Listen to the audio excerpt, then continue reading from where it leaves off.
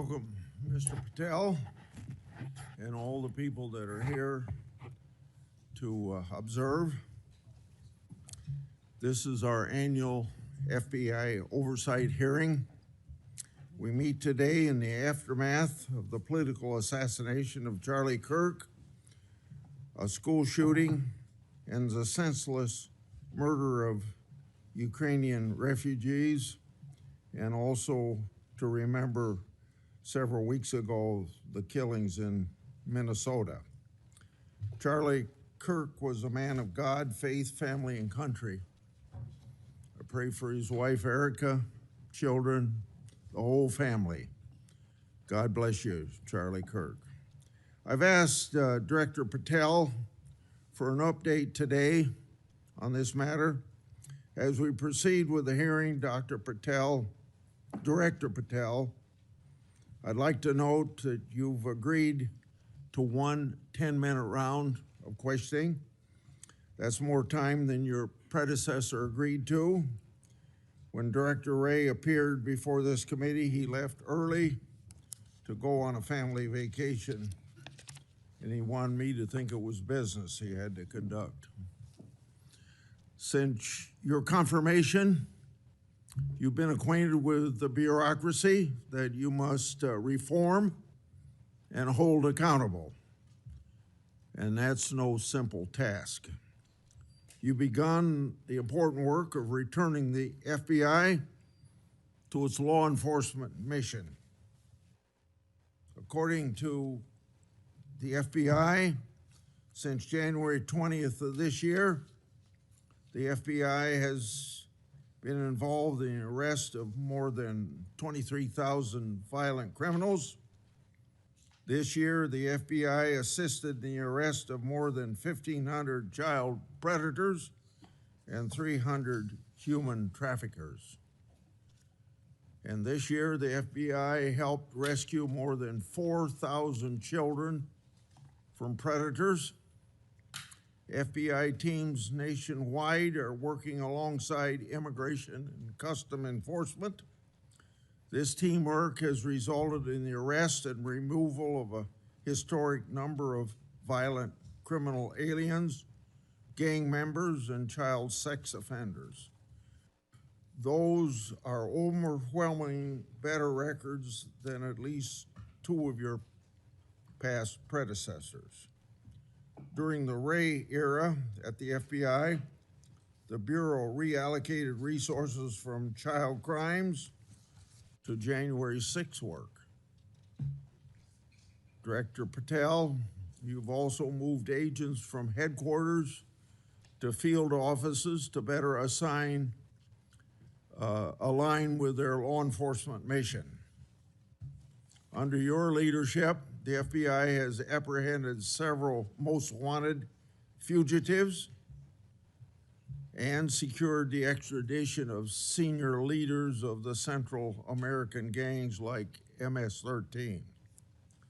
Now, it's well understood that your predecessor left you an FBI infected with politics. I'm going to provide examples of that today, including making public new whistleblower records.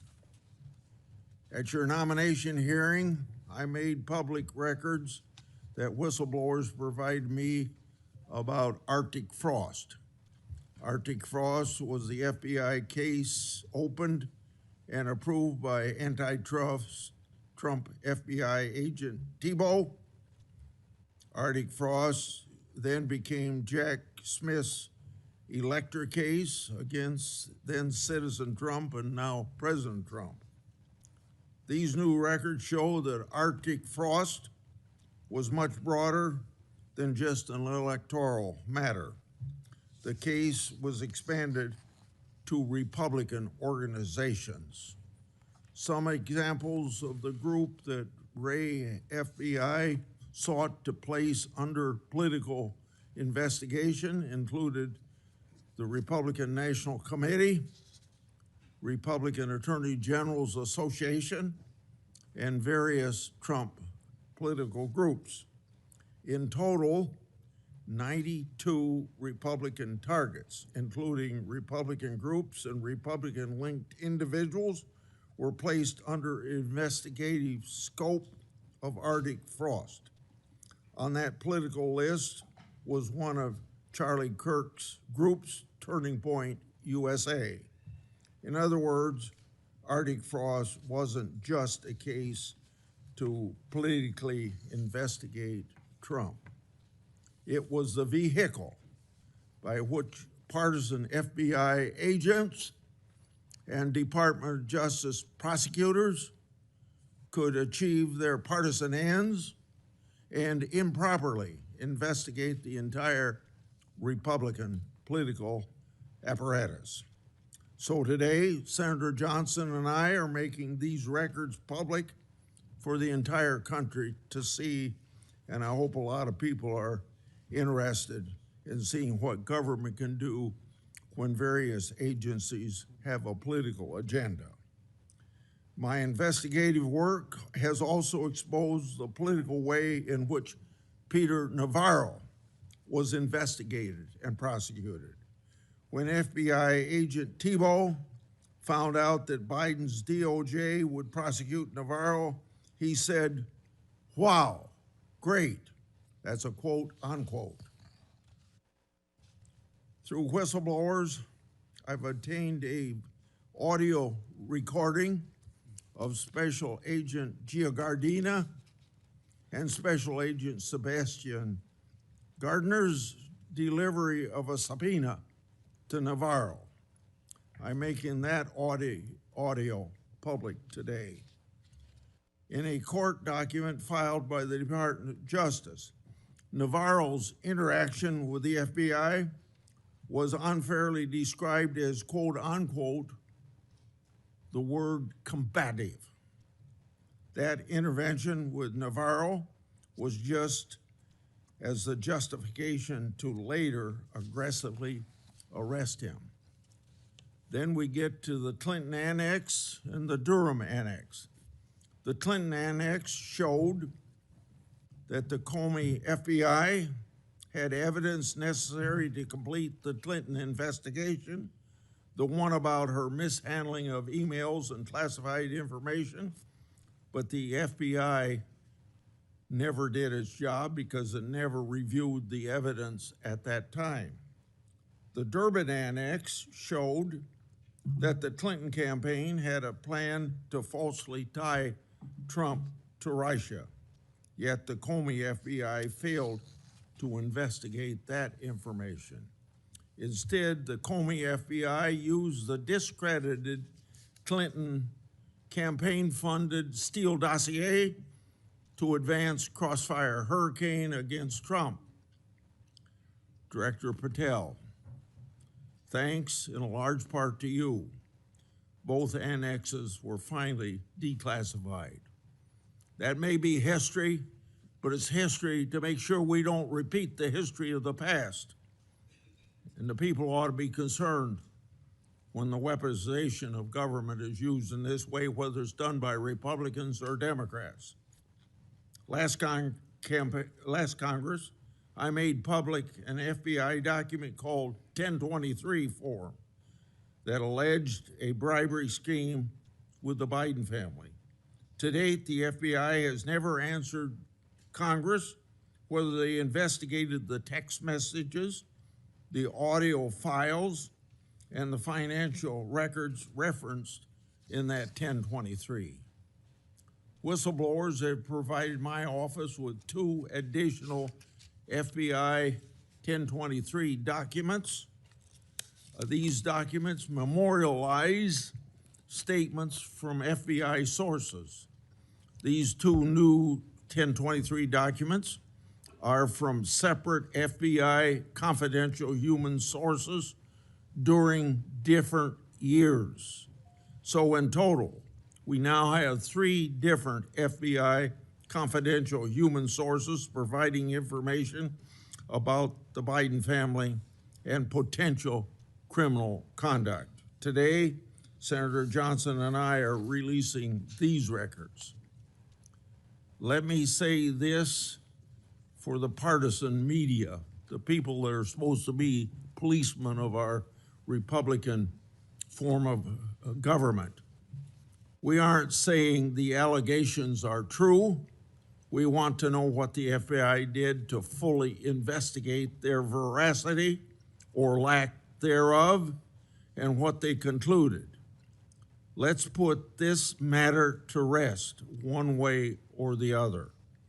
Starting with my chairmanship, I've given one example after another of disgraceful partisan weaponization by federal law enforcement. Since the Trump administration took power, many FBI agents have been removed. The removal included agents and prosecutors who became partisan weapons that lost their way, and I've made records public to prove it. And many of my whistleblowers were aggressively retaliated against by some FBI agents who were subsequently fired. One FBI whistleblower publicly said of these terminations, quote, ensuring that they no longer work at the FBI isn't retribution, it's responsible leadership, end of quote. Which brings me to my final and favorite topic, whistleblowers. In August, 10 of my FBI whistleblowers secured compensation agreement because of your leadership, Director Patel. It included a mix of reinstatement to the FBI, reinstatement of security clearances, and monetary compensation. At the beginning of this month, another of my FBI whistleblowers got their job back. All told, across government agencies, almost 20 whistleblowers have received fixes to their retaliation. Today, you'll get a lot of grief from some members of this committee, but in the short amount of time you've been director, you've corrected whistleblower retaliation, increased transparency more than any other FBI director I've seen, whether that FBI director was appointed by Republicans or Democrats. And I've been around here more than anybody else on this committee. I yield to Senator Durbin. Thanks, Chairman Grassley, for holding this oversight hearing during a critical period in the history of the Federal Bureau of Investigation. During my 4 years as chair, I held 4 hearings with then FBI Director Wray. As a reminder to Republicans who claim the Biden administration weaponized the FBI, President Biden retained Director Wray, a lifelong Republican who was President Trump's nominee for the office. After his second election in an unprecedented move, President Trump forced out Director Wray and nominated Kash Patel, arguably the most partisan FBI director ever. Director Patel came to the FBI with a political mission, and he spelled it out in writing in detail. He wrote government gangsters, quote, "The rot at the core of the FBI is not just scandalous, it's an existential threat to our Republican form of government," end quote. And with the power of his office and the blessings of the president, he attacked the FBI with a vengeance. Mr. Patel had falsely claimed the FBI, quote, "was planning January 6th for a year," end quote. He even went so far as to produce a song by the January 6 rioters who violently assaulted police officers in the Capitol. He compiled an enemies list of public servants he called government gangsters, like former FBI Director Mueller, whom Patel called, quote, "an utter swamp creature." Former Trump officials who served with Mr. Patel warned us he would weaponize the FBI to protect the president's allies and target his critics. And indeed, Director Patel has already inflicted untold damage on the FBI, putting our national security and public safety at risk. Since January 20th, the Trump administration has engaged in an unprecedented purge of FBI officials. As we heard from highly credible whistleblowers, Mr. Patel was involved in directing this purge even before he was confirmed, despite his sworn testimony to this committee. It began with terminations and forced retirements of all 6 nonpartisan career officials who run all 6 branches of the FBI, the executive assistant directors. Since then, at least 18 of the 53 special agents in charge of FBI field offices have been removed, along with many other senior officials. Individual agents have been targeted for termination simply due to the work that they were assigned, such as January 6th investigation. In fact, according to former acting FBI Director Brian Driscoll, in a lawsuit filed last week, Director Patel made this very plain, telling Driscoll personally, quote, that his own job depended on the removal of agents who worked on the cases against the president, end quote. And even though he knew, quote, the nature of summary findings were likely illegal. At the same time, Director Patel has installed MAGA loyalists as political appointees in key career positions, including conspiracy theorist Dan Bongino as FBI Deputy Director, the first time in the history of the FBI that this position has not been held by a career FBI agent. Director Patel has also reportedly initiated loyalty test, requiring dozens of officials to sit for polygraph exams and answer inappropriate questions about whether they've made negative comments about him personally. Of course, as is often the case in the Trump administration, the rules apply to thee, but not to me. As we understand it from highly credible sources, key members of Director Patel's senior executive team and others on the 7th floor had disqualifying alerts on their initial polygraph exams. Well, how did they survive?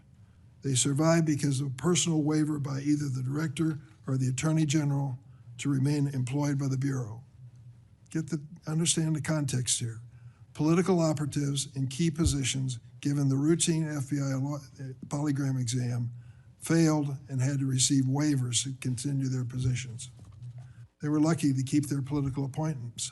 They were, but the 5,000 career civil servants the director has so far forced out of the Bureau's ranks were not offered that same courtesy. 5,000. This mass exodus has created a disastrous brain drain, particularly in the fields of cybersecurity, counterterrorism, and counterintelligence. For example, my office has received information indicating that cuts to the Bureau's cyber division will cut personnel by half, despite the ever-increasing threats posed by adverse foreign actors. The brain drain is exacerbated by Director Patel's misuse of remaining FBI personnel and resources to focus on other priorities of this administration. According to reports, the 25 largest FBI field offices have been ordered to divert 45% of their agents from their primary missions to work on the mass deportation of immigrants. Just as concerning is Director Patel's plan to hire fewer qualified agents by removing the college degree requirement and reducing new agent training at Quantico from 18 weeks to just 8. So we have a brain drain and a significant watering down of training. Quite a record, Mr. Patel. As recently fired special agents and others have warned, fast-tracking inexperienced and improperly trained people into critical national security jeopardizes the Bureau's ability to effectively protect America. Director Patel himself had no training or life experience for this position. The result of that incompetence is staggering.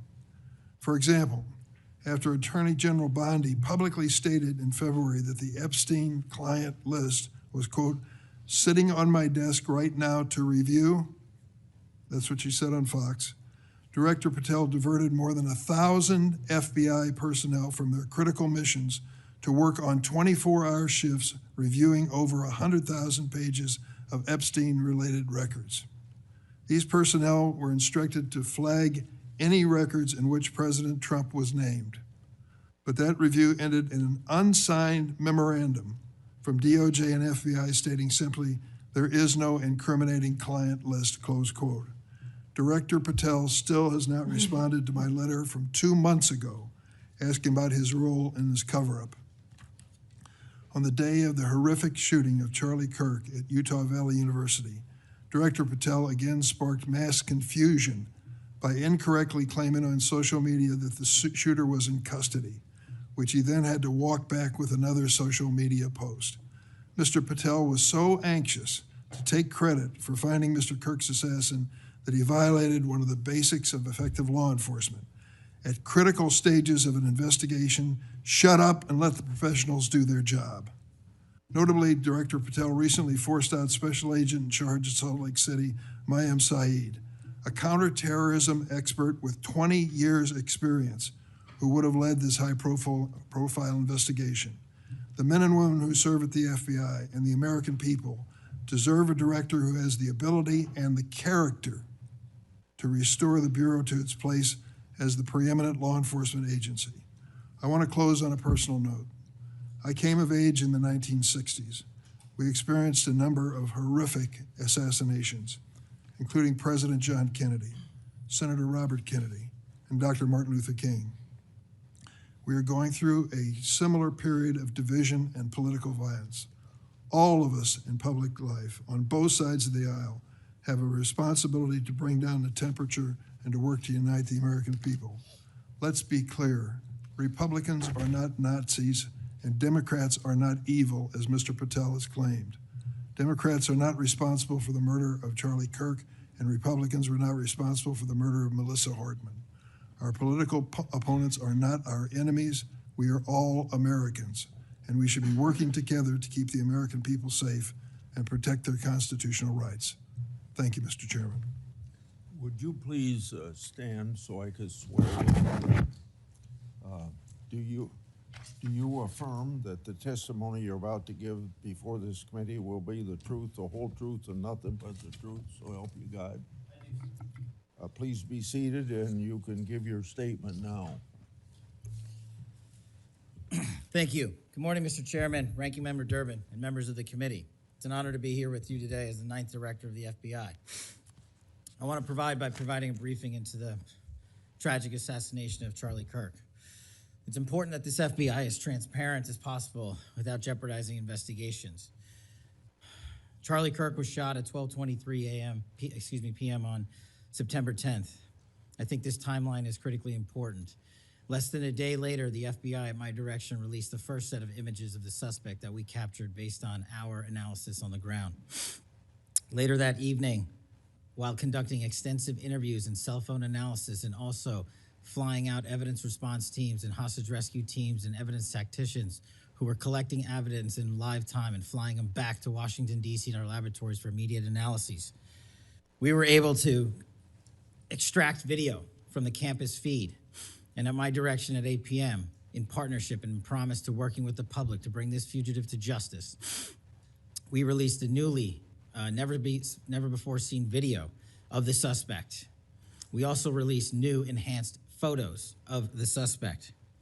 A few hours later, that suspect was in custody, pursuant to the interrogation of the suspect's own father, who stated, "When I saw that video that you released, I recognized it was my son, and I confronted him, and he was handed over to lawful law enforcement authorities." That is the FBI working with the public, as I promised, being transparent and providing critical information along the way in the manhunt for the suspect and suspects involved in Charlie's assassination. We received over 11,000 tips in the first 24 hours alone. We received 16,000 submissions to our digital media enterprise and tip lines. That is a large number of material to go through. I want to thank President Trump and the Attorney General, Pam Bondi, for their unwavering support and commitment of resources to this and all investigations. I also want to especially thank our colleagues in Utah, the Governor's Office, DPS, and the sheriffs out there. State and local law enforcement partnership has been a cornerstone since I took over at the FBI, and it was no different here. And our teams in Salt Lake City, our SACs out there across the country, our lab technicians in Quantico who raced to complete the evidence analysis so the public could have the answers they need. These people worked through the night without sleep for days on end. They are to be commended. They are not to be attacked.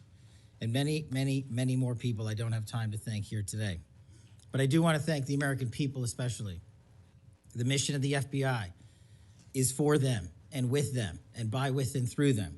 And it's that mission and that ethos that I brought to this investigation and so many others, and that's why that suspect is in custody. We cannot do our job without the American public and credible reporting in the media, and that's why Tyler Robinson is in custody today, about to face charges.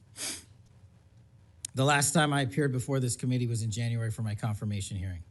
I told you then that if I were confirmed, I would provide and do everything I can to provide a safe and secure America. I promise to provide the courageous men and women of the FBI the tools and resources they need to crush violent crime and defend the homeland. I pledge myself to commit to full transparency, oversight, and accountability so we could restore the public's trust in the FBI. And that's exactly what I've done. Under this administration, the FBI has arrested more than 23,000 violent criminals. That's more than twice for the same time period from last year alone. 23,000, more than twice from the same time period last year. We've taken over 6,000 illegal firearms off the streets. That number is an exponential increase. We've identified and located more than 4,700 child victims. More than 4,700 child victims have been found by this FBI. That is a 35% increase from the same time period last year. 1,500 child predators have been arrested. That's a 5% increase from the same time last year. 300 human traffickers have been arrested. That's a 10% increase from the same time last year. Over 350 members of Tren de Aragua, foreign terrorist organization, have been arrested, and we have 42 ongoing cases. That is a 250% increase from the same time last year. Those are just some of the things the FBI is doing differently and better because we are leading the mission to crush violent crime and defend the homeland. We have also arrested captured four top 10 fugitives from the FBI's top 10 most wanted list. To put that in perspective, that's the same amount I've captured in 7 months than my predecessor did during the entirety of the Biden administration. Those are real results, and the credit is to the men and women at the FBI. We've been able to achieve these results because the FBI recognizes violent crime doesn't just happen in Washington, D.C. That's why one of my first decisions as a director was to get the people, the Bureau's professional staff, out to the field. And we've done that with great speed. And every single one of your districts and states has received a plus up of FBI personnel, agents, and special operators to the tune of almost 1,000. We did that because crime had unexpectedly and unacceptably exploded across the country. In fact, one of the stats that the American people should thank the FBI the most for is we are on track to have the lowest murder rate in modern American history.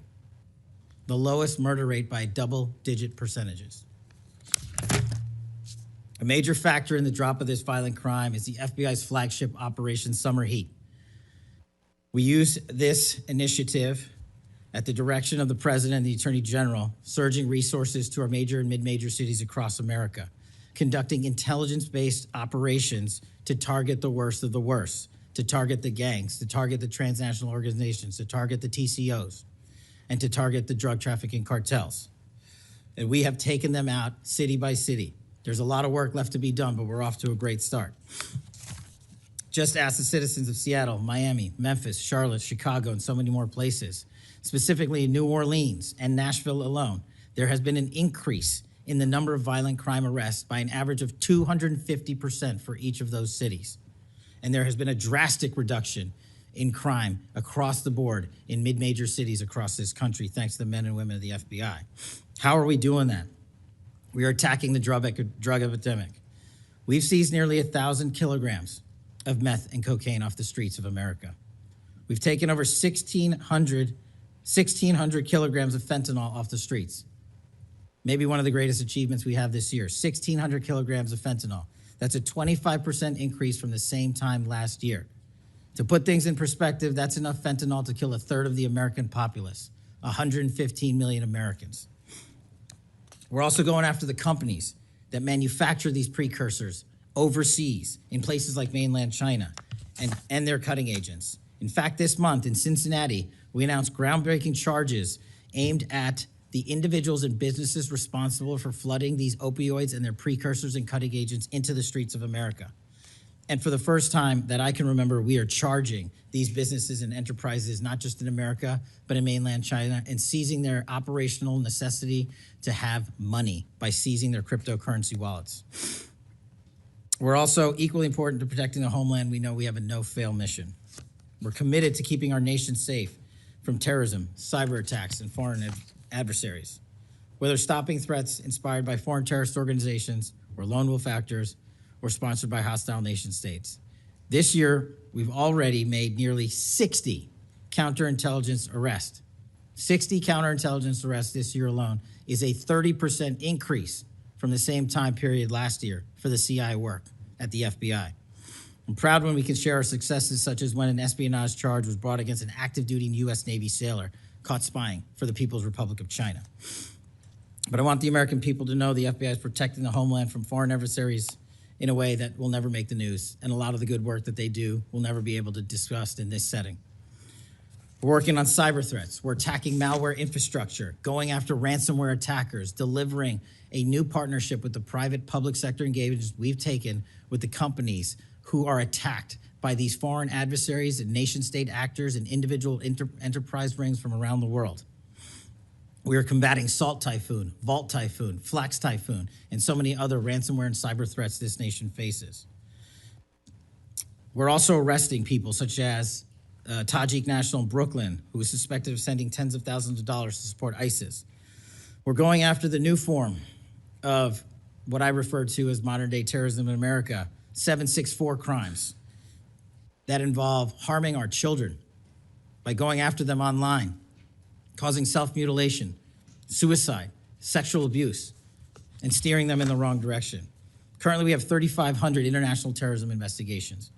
Specifically, we have in this country 1,700 domestic terrorism investigations, a large chunk of which are nihilistic violent extremism, NVE. Those who engage in violent acts motivated by a deep hatred of society, whatever that justification they seem is. The FBI has seen a 300% increase in cases opened this year alone versus the same time last year. In the last couple of months, the FBI secured a guilty plea for a man in Tennessee who attacked an energy facility with drones and explosives. We secured the indictment of a violent Sinaloa cartel faction leader in Chicago on narco-terrorism charges. Our folks in Sacramento collaborated with domestic and international partners to secure a guilty plea for a leader of a transnational terrorist organization who solicited the murder of federal officials. But the Bureau's job is not done. I'm committed to this transparency. Mr. Chairman, you alluded to our work with Congress. To date, in the 7 months that I've been FBI director, we have produced 33,000 pages to the United States Congress, 33,000 pages. Just to put that in perspective, my predecessor in his 7-year term issued 13,000 pages to Congress, and his predecessor in his 4-year term issued 3,000 pages to Congress. I've issued 33,000 pages in 7 months, and we're gonna keep going. I'm dedicated to restoring the trust that the public has and needs in the integrity at the FBI, and it's being done every day by the men and women of the FBI. Now, I know that there's a lot of talk about Epstein, and I'm here to testify that the original sin in the Epstein case was the way it was initially brought by Mr. Acosta back in 2006.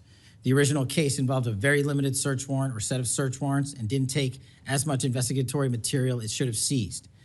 If I were the FBI director then, it wouldn't have happened. The search warrants were limited to small time periods to include 2002 to 2005 and 1997 to 2001. Mr. Acosta allowed Epstein to enter in 2008 to a plea and non-prosecution agreement, which then the courts issued mandates and protective orders legally prohibiting anyone from ever seeing that material ever again without the permission of the court. The non-prosecution agreements also barred future prosecutions for those involved at that time of those individuals. Still, this administration, at the direction of President Trump, has done more to turn over all the credible information we are legally able to do so, and we will continue to work with Congress to achieve that end. Under the direction of the President, thank you for your support for our mission to working to jointly deliver transparency and congressional oversight to the United States. Lastly, I want to close with the President's initiative here in Washington, D.C. as an example of what we're doing around the country. And I think our next city is Memphis. 21,000 arrests in D.C. with our federal partners, a huge decrease in violent crime. 60% decrease in gun crimes in Washington, D.C. in the last month. 74% decrease in carjackings in Washington, D.C. in the last month. 53% decrease in homicides in Washington, D.C. in the last month. The drugs are disappearing, people are freely walking around the states, and we're restoring the nation's capital to its glory.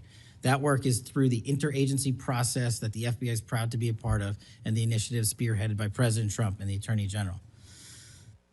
And perhaps most notably for investigations in Washington itself, it was the intelligence that the FBI gathered through our source network here in D.C.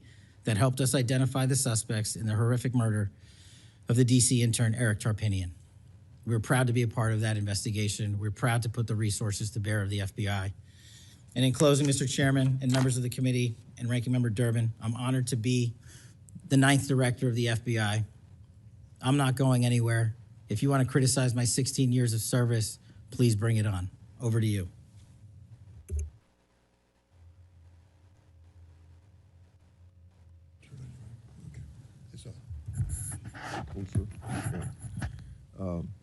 I've observed whether it's Republican or Democrats want a yes or no answer, that the witness and the senators talking over each other. So I thought what I'd do this time, rather than have that happen, if there's something you don't get a chance to answer because of the demeanor of a Republican or Democrat senator, before when we get done with that questioner, I'd give you a chance to fill in if there's something you didn't get a chance to say. Since 2019, I've sought greater transparency about Jeffrey Epstein and the government handling of the matter. I've continued to investigate during this Congress. Director Patel, was Jeffrey Epstein an intelligence asset for the United States government or the foreign government? And if so, which agencies or governments? Mr. Chairman, I can only speak to the FBI as the Director of the FBI, and Mr. Epstein was not a source for the FBI. Okay. Would you commit to providing my office with all classified and unclassified records relating to the Epstein matter? I will commit to providing all records I'm legally permitted to do so under the court orders.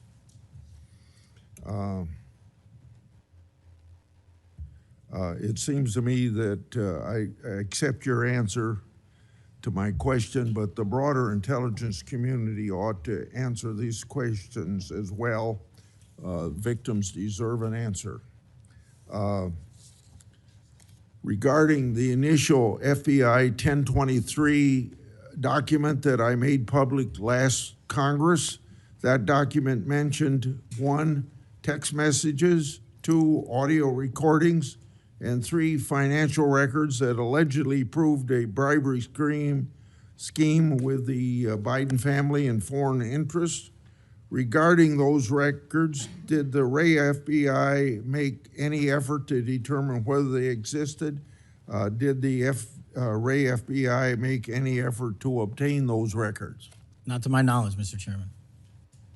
Since this matter hasn't been fully investigated, the FBI has an obligation to the public to do exactly that and figure out why it wasn't investigated. Next question. I've done a lot of oversight relating to sexual misconduct by the FBI agents. In fact, I believe this is something I discussed with Ray, one of his appearances before this committee. According to the FBI Inspection Division, it opened nearly 300 investigations based on sexual misconduct referrals between 2017 and 2024. According to whistleblowers, the Biden-Ray FBI totally dropped the ball on this question. One credible accusation of sexual misconduct is too many, of course. Are you committed to reviewing the Bureau's policies to ensure responsible responses to credible allegations of misconduct, that they're swift and adequately protect victims? Yes, Mr. Chairman. Relating to a similar subject, during child crimes and sexual misconduct related investigations, are any private sector companies less than cooperative with you What improvements in information sharing need to be made to catch those criminals?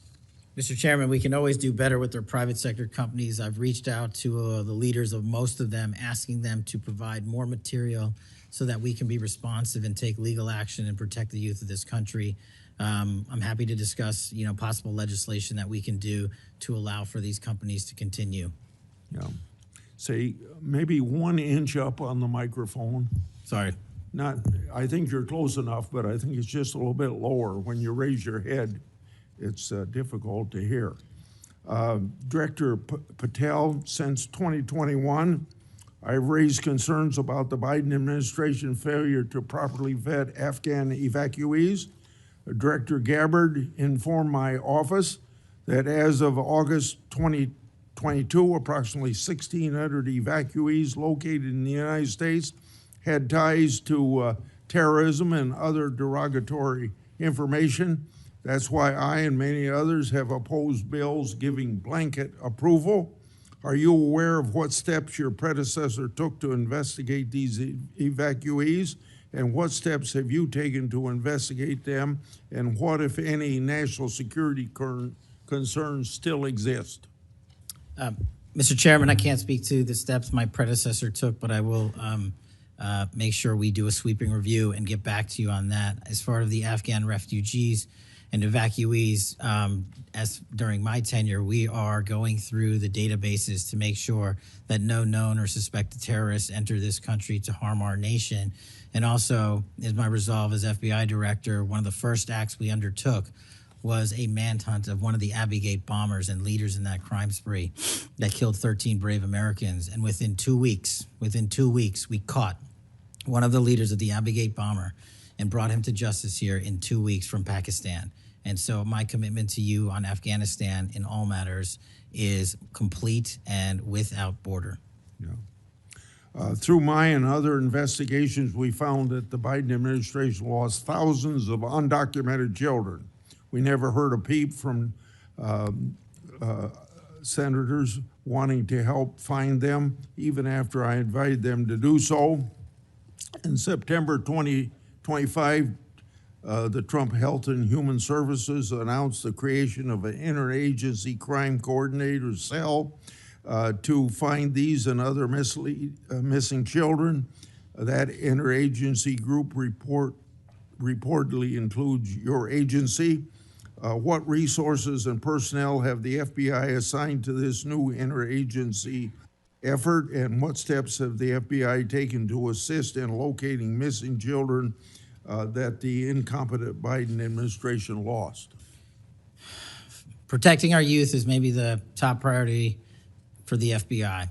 As it specifically relates to your question, Mr. Chairman, as I stated, we've surged resources not just to this cell, but across the nation to our FBI's field office to locate children who have been trafficked, who have been victims of sexual abuse. And we have located 4,700 children in the 7 months since I've been FBI director. And that is a 35% increase from the same time period last year. And we're not stopping, and we're committed to doing that work on our tribal lands as well. And we are finding victims of child trafficking and child abuse every county and every district, and we're not going to stop. Okay. As I mentioned during my opening, I'm releasing documents with Senator Johnson about Arctic frost. Specifically, the documents show its scope expanded to include 92 Republican organizations. From evidence that I've seen, it looks to me like another political hit job against Republicans. What steps has the FBI taken to make sure improperly predicated investigations and weaponizations like this don't happen again? The simple answer, Mr. Chairman, is the FBI will only bring cases that are based in fact and law and have a legal basis to do so. And anyone that does otherwise will not be employed at the FBI. We are doing a prospective and retrospective analyses of individuals who may have weaponized the department and the agency. And as I've committed to you during my confirmation hearing and my conversations with you, this FBI will not be weaponized anymore in either side of the aisle. In June of this year, I raised concerns about the FBI's use of restricted access and prohibited access systems. According to the FBI, quote, when search teams that exist in a prohibited access status cases are searched in Sentinel. The particular search will receive a false negative Sentinel search response, end of quote. Clearly, this is not only affects FBI agents, it impacts congressional requests and court cases, and the Biden administration used it to thwart oversight. How are you ensuring that restricted access and prohibited access files are produced to Congress during court cases? And have you identified any Biden family records in restricted and prohibited status? As I've committed to you with my transparency initiative, whether it's restrictive or prohibited, every single thing we can legally provide to Congress, we will. We've also restructured how these restrictive and prohibited cases are labeled and provided access to more people in the chain of command so that more people have knowledge of what these restricted and prohibited cases are, including myself and the deputy. Do you commit to providing any records that are available? I do, sir. You've publicly said that your team, quote, found a room that Comey and others hid from the world in the Hoover building full of documents and computer hard drives no one had ever seen or heard of. That's a quote from you. I've received a whistleblower disclosure that the room contained some information kept outside the FBI record keeping. I also have been informed via a whistleblower disclosure that the room included materials related to Special Counsel Mueller, former Director James Comey, and other documents maintained outside of the FBI. Has the FBI now reviewed and analyzed those records? Has the FBI properly recorded the documents? And these records are clearly responsive to my, as well as my colleagues' congressional requests. What steps have you taken to ensure all responsive records are produced to Congress? That has to be my last question. What's supposed to happen is leadership at the FBI is supposed to, pursuant to the Records Act, correctly store these records at our Information Management Division, IMD. In this room, we found a plethora of hard drives, computers, hard documents, soft documents that were not so recorded, a voluminous amount of information. So we are continuously processing that information. So A, we subscribe to the Records Act and commit that those records will be kept permanently at the FBI. 2, we are reviewing those materials. A lot of those materials are related to ongoing investigations. And 3, we are on a rolling basis providing Congress the documents that we can, and we will continue to do so. Okay, thank you very much, Senator Durbin. Thank you, Mr. Chairman. Director Patel, in addition to the extensive purge of nonpartisan career FBI official reports indicate that dozens of remaining officials have been subjected to polygraph exams to test their loyalty. My understanding is that approximately 40 officials have been asked to sit for a polygraph during your administration, and several have been asked whether they have ever made negative comments about you. Director Patel, FBI agents pledge their loyalty to the Constitution of the United States, not you personally. What is the basis for requiring polygraph exams of your workforce and asking them if they've made negative comments about you? I don't know what reports you're referring to, Ranking Member, and I reject any reporting that has false information in it, so I'm not going to respond to that. As far as polygraphs go, generally they are always and always have been utilized at the FBI to track down those that leak sensitive information and have unauthorized disclosures to the media, and we will continue to use them to ensure the integrity of the FBI. Did any individual on your senior executive team, the director's advisory team, or who serve in the positions on the 7th floor receive disqualifying alerts on their polygraphs? Senator, I'm not going to get into the personnel discussions that were had on a polygraph. Those are private discussions, and many of them relate to ongoing investigations. Did you or Attorney General Bondi provide any individual with a waiver so they could remain employed after they received disqualifying alerts on their polygraphs? I'll have to get back to you. You don't remember that? No, sir. My priority is protecting the American public, not getting into the weeds of polygraphs. And to have a decent memory when you come before a committee.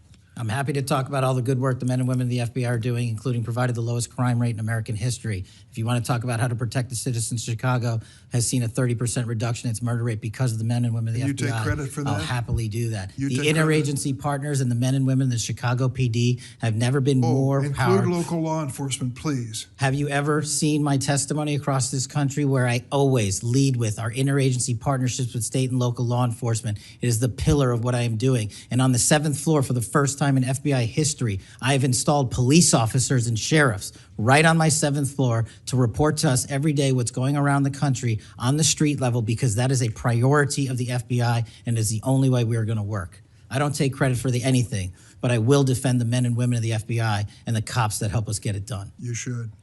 Director Patel, to your knowledge, did a whistleblower ever make a disclosure to Attorney General Bondi indicating that the New York field office was withholding Epstein-related records?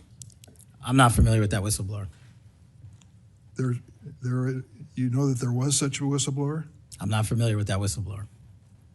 In response to the blowback she received, Attorney General Bondi also pushed the FBI to review approximately 100,000 Epstein-related records on an arbitrarily short deadline in March, and the FBI was directed to flag any documents that mentioned President Trump. Nothing came of that review until July, when DOJ and FBI released an unsigned memorandum stating there is no incriminating client list. Why was this July 7th memorandum unsigned? Would you prefer I've used AutoPen? Why was it unsigned? The memorandum had the insignia of the Department of Justice and the Federal Bureau of Investigation. And in our effort to secure transparency for the American people, because the 3 prior administrations had not done so, we conducted an exhaustive search of everything related to the Epstein cases, and we produced what was legally and permissibly able to be produced to Congress and the American public. So and there's a congressional subpoena, and we're continuing to do so. Did you personally direct that investigation so that you would sign such a... Did I personally direct what investigation? Of the Epstein records for any reference to President Trump? Again, you are citing reporting that I think is baseless. We conducted an investigation of the Epstein case files pursuant to the direction of the President of the administration to provide all credible information, and we are working with Congress pursuant to a congressional subpoena to turn over all the documents we can. All individuals. Who at DOJ and FBI was responsible for its drafting and conclusions? Many individuals at the Department of Justice and the FBI are responsible. There was no lead person? The Attorney General leads the Department of Justice, and I lead the FBI. So the Attorney General is responsible for that? The Attorney General leads the Department of Justice. Director Patel, much like you, Deputy Director Dan Bongino was a conspiracy theorist who built a lucrative career making inflammatory and unsubstantiated statements about the FBI that would be disqualifying in any administration that cared about nonpartisan law enforcement. For instance, Mr. Bongino called the placement of pipe bombs outside the DNC and RNC headquarters on January 6, quote, an inside job, and went on to say, this was a setup. I have zero doubt, and whoever goes into the FBI, you better get an answer about why. Director Patel, you and Deputy Director Bongino are now leading the FBI.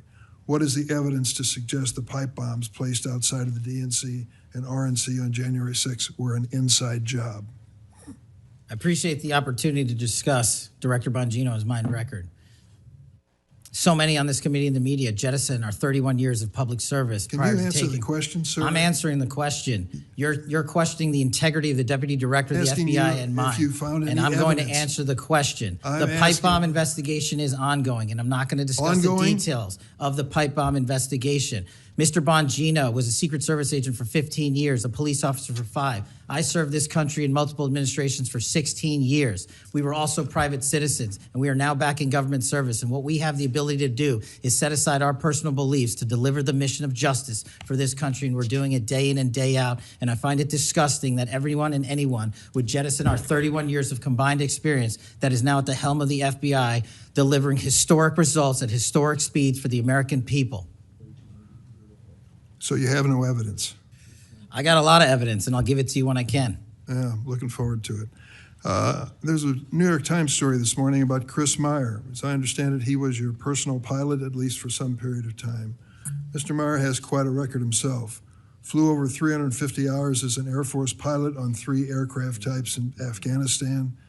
Mr. Jardina, another former FBI agent, a 1999 graduate of U.S. Naval Academy, commanded 100 Marines in combat during the 2003 invasion of Iraq, participated in several firefights, followed up with 2011 deployment as reservist to Afghanistan, where he interrogated senior Taliban officials. It appears that you terminated these two agents. Why? I'm not going to get into personnel decisions that we made. So you're not accountable for your decisions to take people who served our country so admirably and terminate them without any cause? That's a one-sided story. Anyone that has been terminated from the FBI, tell your generally side speaking, of the story. fail to meet the needs of the FBI and uphold their constitutional duties. And you providing a one-sided story from your perch is absolutely disgraceful, because the men and women of the FBI deserve better. And your attack on the current leadership of the men and women of the FBI is equally disgraceful, because now you're attacking the leaders that are our brave SACs in the field who are doing the job that this country needs. It's disgraceful. And we will continue to do it. Excuse me, it's disgraceful when Mr. Meyer and Mr. Jardina, who served our country so well, are terminated apparently because of the rants of a broadcaster.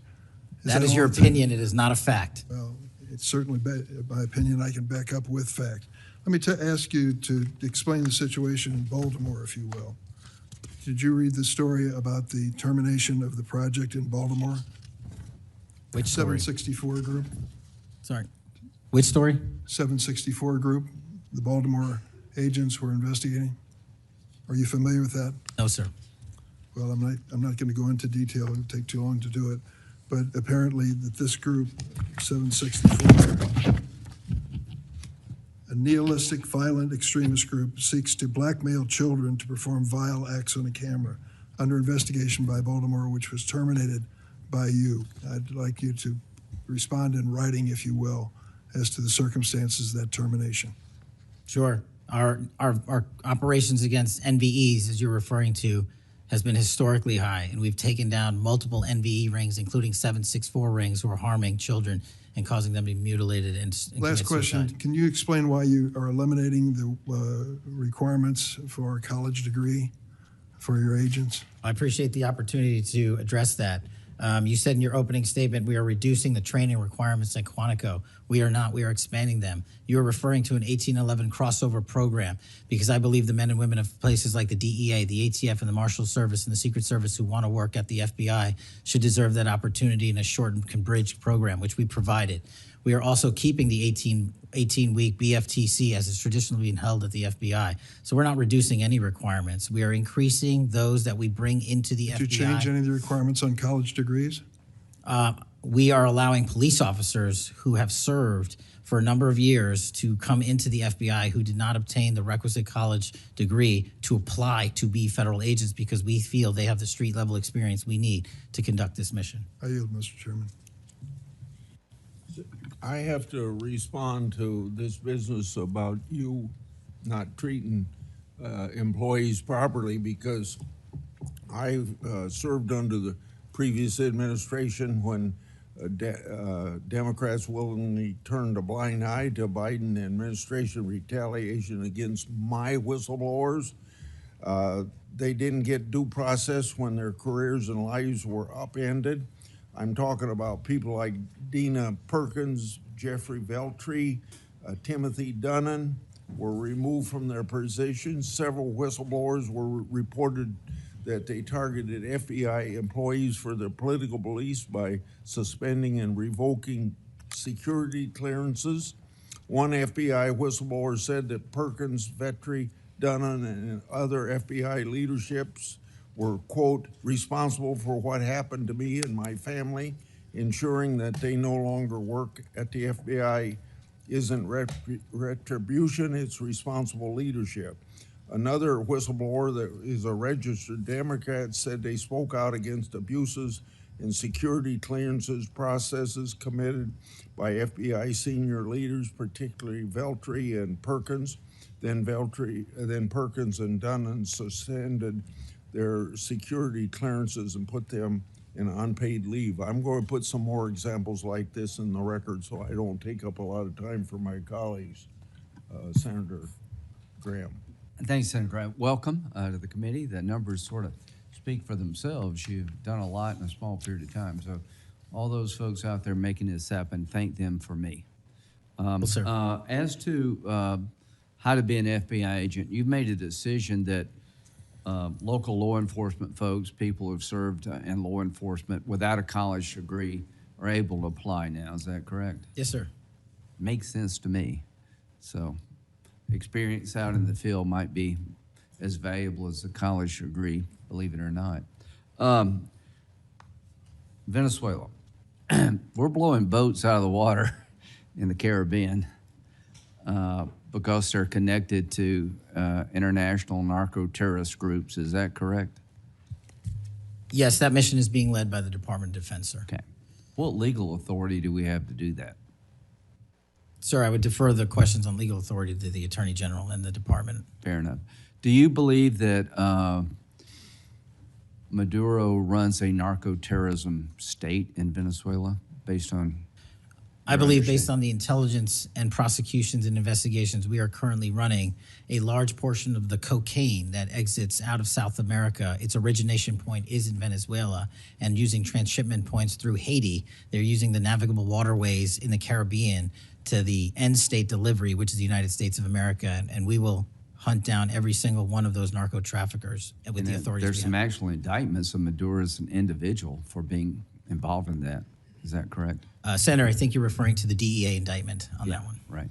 So I guess the point is, would it be fair to say that Venezuela is a good candidate to be labeled as a state sponsor of terrorism under U.S. law? Senator, from my perch, we will provide the intelligence necessary for anyone who meets the threshold to be a state sponsor of terrorism, and this administration has I expanded. think they are, so we'll be going down that road. China, on a scale of 1 to 10, 1 being nothing, 10 being great, how is China helping with the fentanyl problem here in the United States? Under this administration, we have taken, as I highlighted the Cincinnati case, the precursors are the problem. The fentanyl is the end state that kills American citizens. Well, the precursors are made in China, right? They're made in China. And so for the first time in a decade, I had a call with my counterpart in the MPS, the Ministry of Public Services, to attack the precursor chemical companies and have those chemicals Is it labeled. too early to rate the success? We have indicted multiple businesses in China. We've also cut off the transshipment points of those precursors. They switched. Once we got on their track about their delivery routes to the Mexican drug cartels directly, they started going to India. We called the Indian authorities and they shut down those transshipment points. So we're continuing to work with our partners So China overseas. is helping, would you say? They are starting to help, and we are hoping under this administration's leadership we can get more of Let their me help. know, in the coming months if that continues, because if they are helping, that's a good thing. Yes, I think sir. we need to celebrate the breakthrough. If they're not, that would be a bad thing. So after the assassination of Charlie Kirk, there seems to be one refrain from everybody, and that's about the effect of social media. Do you believe that social media is one of the instruments radicalizing America and inciting violence? Well, it's not. My belief is based on the data, and the data shows that social media is wildly out of control when it comes to You're radicalizing. dead right. So what did you just say? This guy's the FBI director. He says that social media is wildly out of control. Now, free speech, we all agree with that, but you can't yell fire in the theater, right? Yes, sir. Free speech doesn't allow you to go online and groom a child for sexual. No, it does not. Okay, free speech doesn't allow you to go on the internet and basically incite somebody to kill another person, right? Absolutely not. So if it's illegal offline, it should be illegal online, agreed? Whatever the law is. Yes, sir. We Just had a- because you're online doesn't give you a get out of jail free card. No, sir. So if a parent is worried about a child being bullied on a website, what rights do they have under U.S. law? We have to balance the rights, as you said, Senator, of free speech versus those that encroach Is there upon any violence. law that can shut down one of these sites for bullying children or allowing sexual predators on the site? We are able to attack certain sites on the dark web. When it comes to the open internet infrastructure system, we have to reach a threshold to attack a company's position that only subscribes to violence. Can the parents sue that company? They can. They can? They can sue not the social media companies. That's what I'm talking about. They can sue the companies. No, I'm talking about the social media company that gives lives to this behavior. No, you're referring to Section 230, sir. Would you advocate a sunsetting of Section 230 to bring more liability to the companies who send this stuff out? I've advocated for that for years. All right. We need to do this, folks.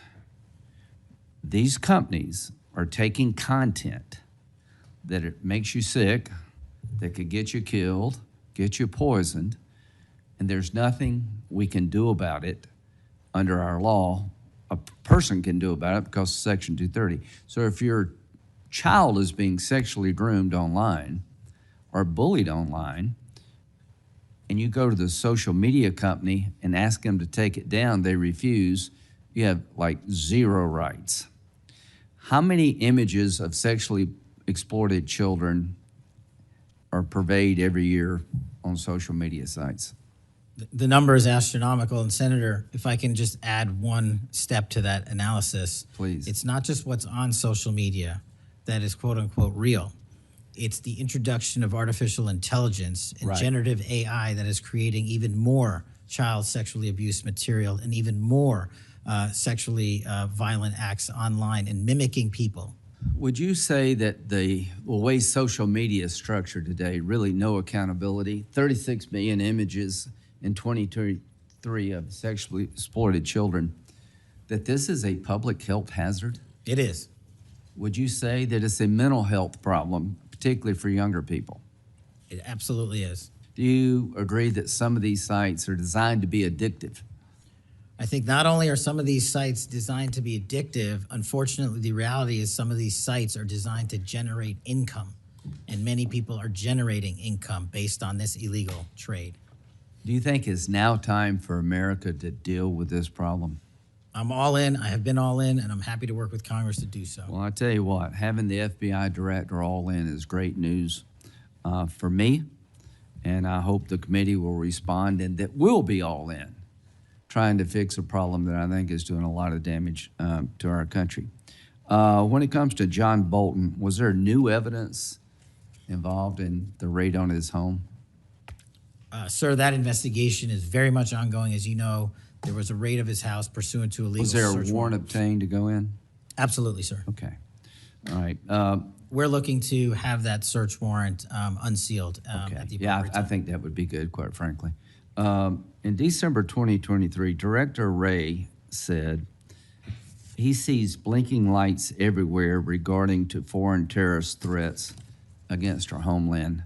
How would you characterize the state of threats to our homeland by foreign terrorist groups?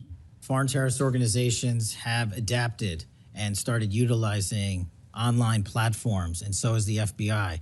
And so while they are adapting and expanding how they harm our country, we have as well. They have not stopped. There's been a resurgence in places like West Africa and elsewhere of foreign terrorist organizations, and also the newly emboldened drug trafficking organizations in Mexico. It's going to take a whole of government approach to get. Does Hezbollah fall within that group? Yes, sir.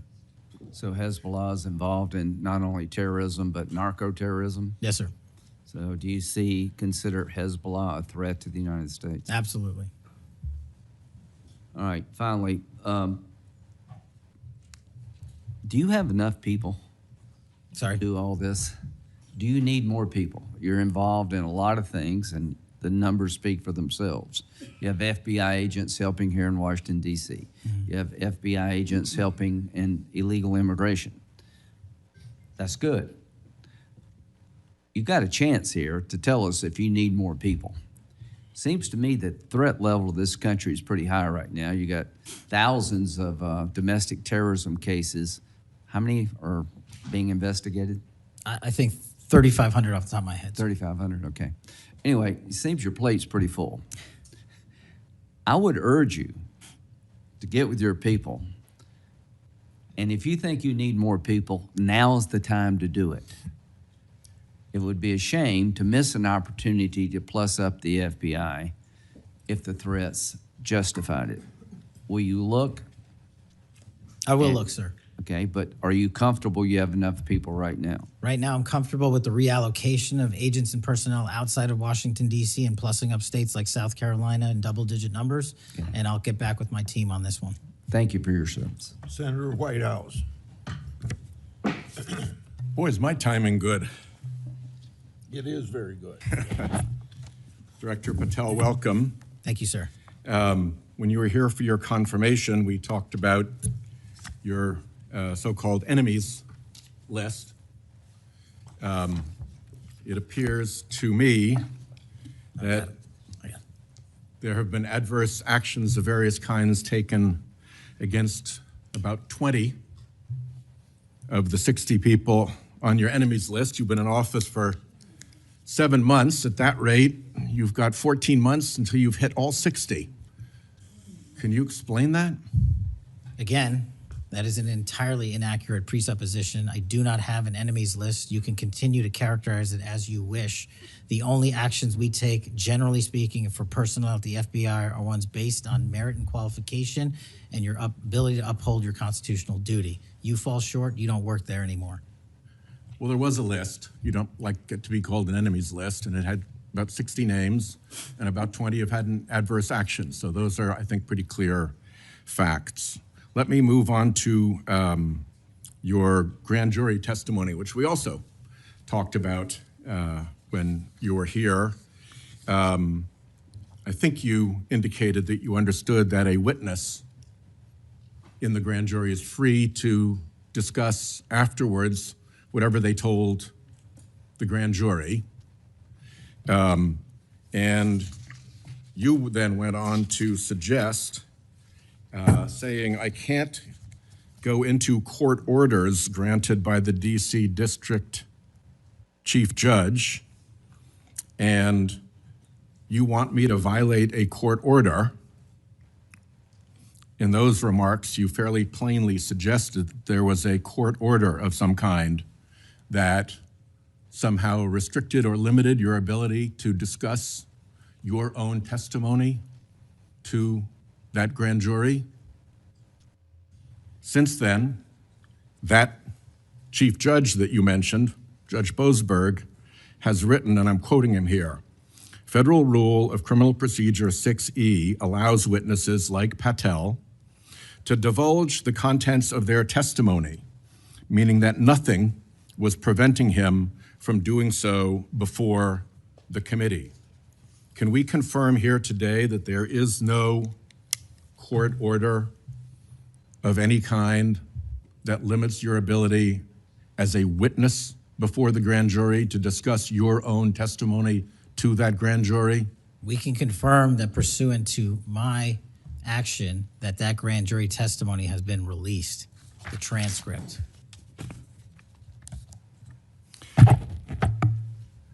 Let's, in what forum was it released, may I ask? Publicly. Okay, we'll check on that. The FBI does background investigations. In the case of a U.S. attorney, Janine Pirro, it has come to light that in a civil proceeding, that Fox News executives, prior to her confirmation, called her, I'm quoting here, a reckless maniac who makes, quote, insane comments, and said, I don't trust her to be responsible, and noted her penchant for what they called random conspiracy theories on weird internet sites. My question to you is, did that turn up in her background investigation? For any background investigation, Senator, we do not discuss those publicly. And for every background investigation, when there's an adjudication, it is not made by me. It is made by the career professionals who run the inspection division and background check system. Do you know if that information was found? You see, we're an oversight body here, and there are really three possibilities here. One is that the FBI background investigation didn't find that stuff. That's worth noting because these investigations, full field background investigations, are supposed to find that stuff. That's possibility one. Possibility two is that the FBI did in fact find that information and then did not report it to the administration or to the committee. And the third is that you found it, you reported it to the administration, and they went ahead with her nomination knowing that she had been described as a reckless maniac who made insane comments, who wasn't trusted by colleagues to be responsible, and who had a penchant for random conspiracy theories on weird internet sites. Are you saying that this committee does not have any authority or reason to look into which of those things is true? This committee can look into anything it wishes. I'm telling you that the background investigations that are done by the HRD division are done by career individuals. They do not report the details of those to me. They adjudicate those independently and individually. That's how it's always been done. What happened during the pause of FBI background investigations that was alleged in the complaint against you and the FBI by the FBI agents who were terminated? On February 12th, Emil Bovee directed the FBI, quote, to pause any FBI background investigations of Trump nominees until Patel was confirmed, which happened on February 20th, is the general description of what they alleged. Why, do you know, were background investigations paused? Was it so material like this could be scrubbed out of them? And have they been resumed without that pause fully and normally after your arrival on February 20th? I can speak to the time period since I got there. Background investigations have been ongoing across the board at the FBI. Why was the pause, do you know? I was not there. Wasn't explained to you when you got there? Oh, by the way, boss, they've had an 8-day pause on background investigations. You think that would be something that would be explained to you at some point? Again, I leave it to the men and women at the HRD division to run background investigations. I do not interfere with them. I get that. But what I don't get is whether you were told about that pause, and why would you not be told about that pause? I don't recall that, sir. All right. The allegation also relates that part of the employee review of senior staff was whether or not they voted for Kamala Harris in the 2024 election. Since when is who you voted for a proper question for agents to be asked? I don't know what allegation you're referring to, Senator. If it's from an ongoing matter in litigation, I can't discuss that. But what I can discuss is I can only speak to the FBI's background investigations. There are other background investigations conducted across the government. I can only speak to mine. So just to clarify, I'm not talking about the FBI full field background investigations. I'm talking about internal employee reviews for promotion, for termination, for job actions of various kinds. And my question to you is it now the policy of the FBI to ask agents who they voted for, and since when is who agents voted for a proper question for the FBI to ask? Taking those in reverse order, it's not a proper question, and it's improper to allege that I'm doing that. And also at the FBI specifically, under my leadership, we do not ask who you voted for. And just one correction for the record, if I may, Senator, it's Security Division that runs background investigations, not HRD. Okay, I'll accept that correction. And in the event that we cannot locate your grand jury transcript, just expect a question for the record that will give you the chance to either provide that transcript again if it had been previously provided, or to make the statement that Grand Jury Rule 6E allows you, to the best of your recollection, truthfully, about what it is that you told that grand jury. Do you understand that? That's why I wanted the transcript released, and we'll get it to you, sir. Thank you very much. Thank you, Chairman. I think I want to take an opportunity when we hear about your political weaponization to remind my Democratic colleagues that what's happened the last decade, federal law enforcement, intelligence community, even when Trump was president, has thrown everything at him. They've even gone after his associates and Republican Party organizations. One investigation after another, one prosecution after another. I use examples you've heard me already say today, Crossfire Hurricane and Arctic Frost. These were all built on defective foundations of political bias. And then we released the Clinton Index and the Durham Index and the FBI's failures to investigate. So I've been acquainted with this because I've been trying to get to the bottom of it, and we had to get a new FBI director to get all this information, Senator Cornyn. Director Patel, welcome. Thank you for your willingness to serve in this very challenging position. How many people work for the FBI today? Approximately 36,500, give or take. I've always wondered whether an organization that big and that diffused all across the nation was actually capable of being managed.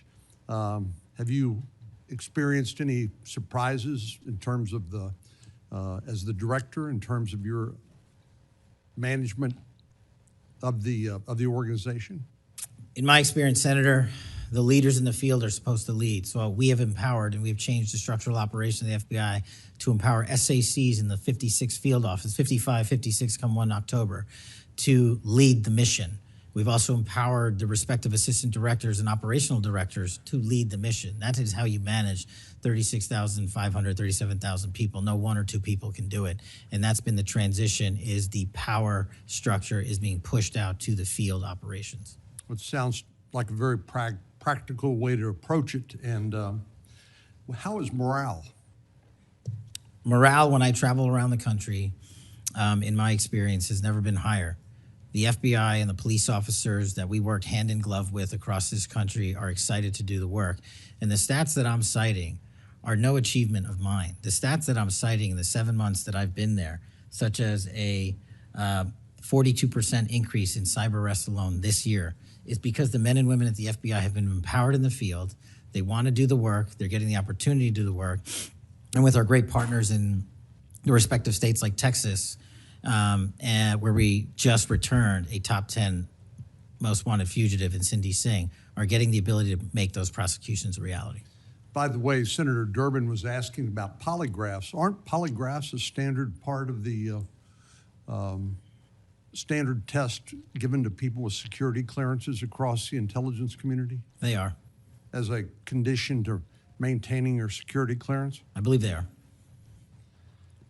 Speaking of intelligence, one of the things that I've wondered about over time is, you know, the FBI is a premier law enforcement agency in the nation, but you also have other important responsibilities in counterintelligence.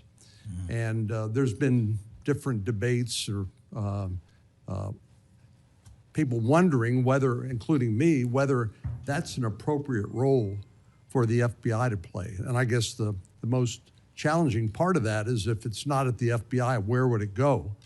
But can you, given your background, I know as working on the HPSI and your intelligence background, can you talk a little bit about what you think about the counterintelligence role of the FBI agents and how that's working, whether you think it's performing the way it should, or whether there are other changes or reforms need to be made in order to improve its functioning? As you know, the threats from our adversary nations are just proliferating every day. So what do you think?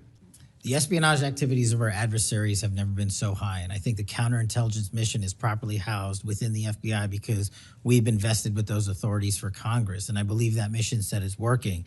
And if I can, sir, since January 20th of this year, the FBI has made 55 arrests on the counterintelligence mission alone. That's a 30% increase in CI arrests from the same time year-to-date last year.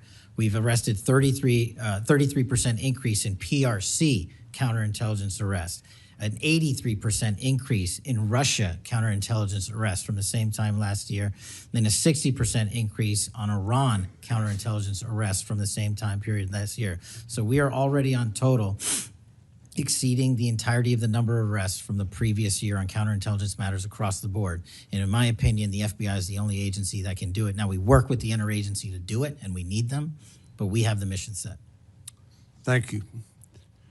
You know, sometimes I wonder whether we sort of repeat the way we do things because we've always done it that way. And I'm getting up to building up to this issue of the narco trafficking and what President Trump has ordered the Defense Department to do in terms of to take out some of these transnational criminal organizations that are importing poison into the United States and responsible for killing tens of thousands of Americans, maybe hundreds of thousands of Americans over time.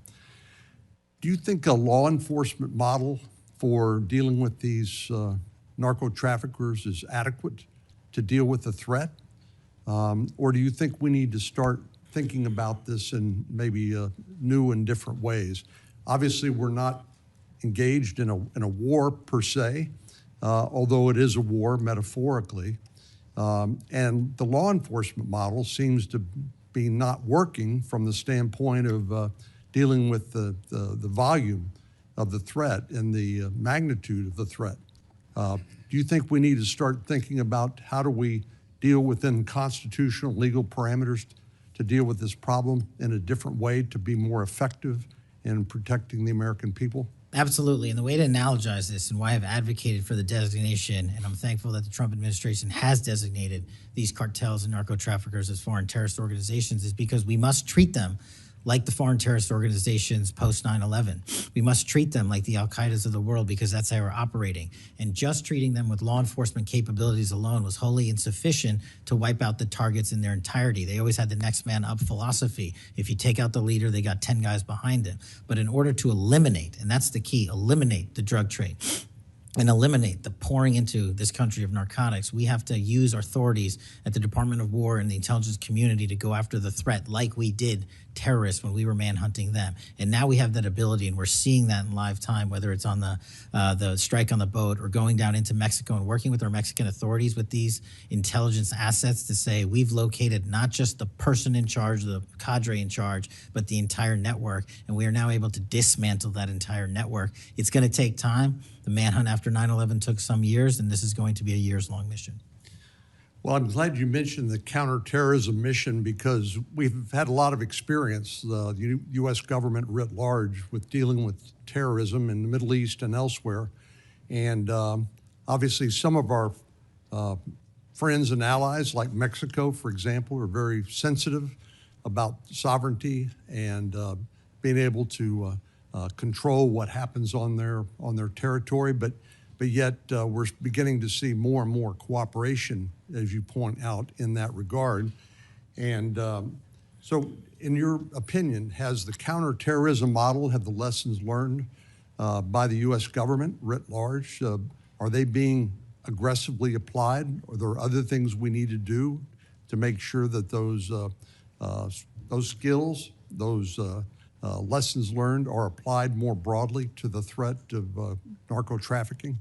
I can only speak to the FBI. We are applying all of them to our the CT mission set to the CN mission set, and we're using the new authorities given to our intelligence community partners in the Department of War to combine these collective efforts and in a new way, meeting together and creating an interagency process that gets after the threat dynamic. And whether that's a kill operation, a capture operation, a surrender operation, or a host nation takedown, like we did with the counterterrorism mission sets in Afghanistan, in Iraq, and Pakistan, and elsewhere, we are applying that to the drug traffickers in Mexico and Venezuela and Colombia.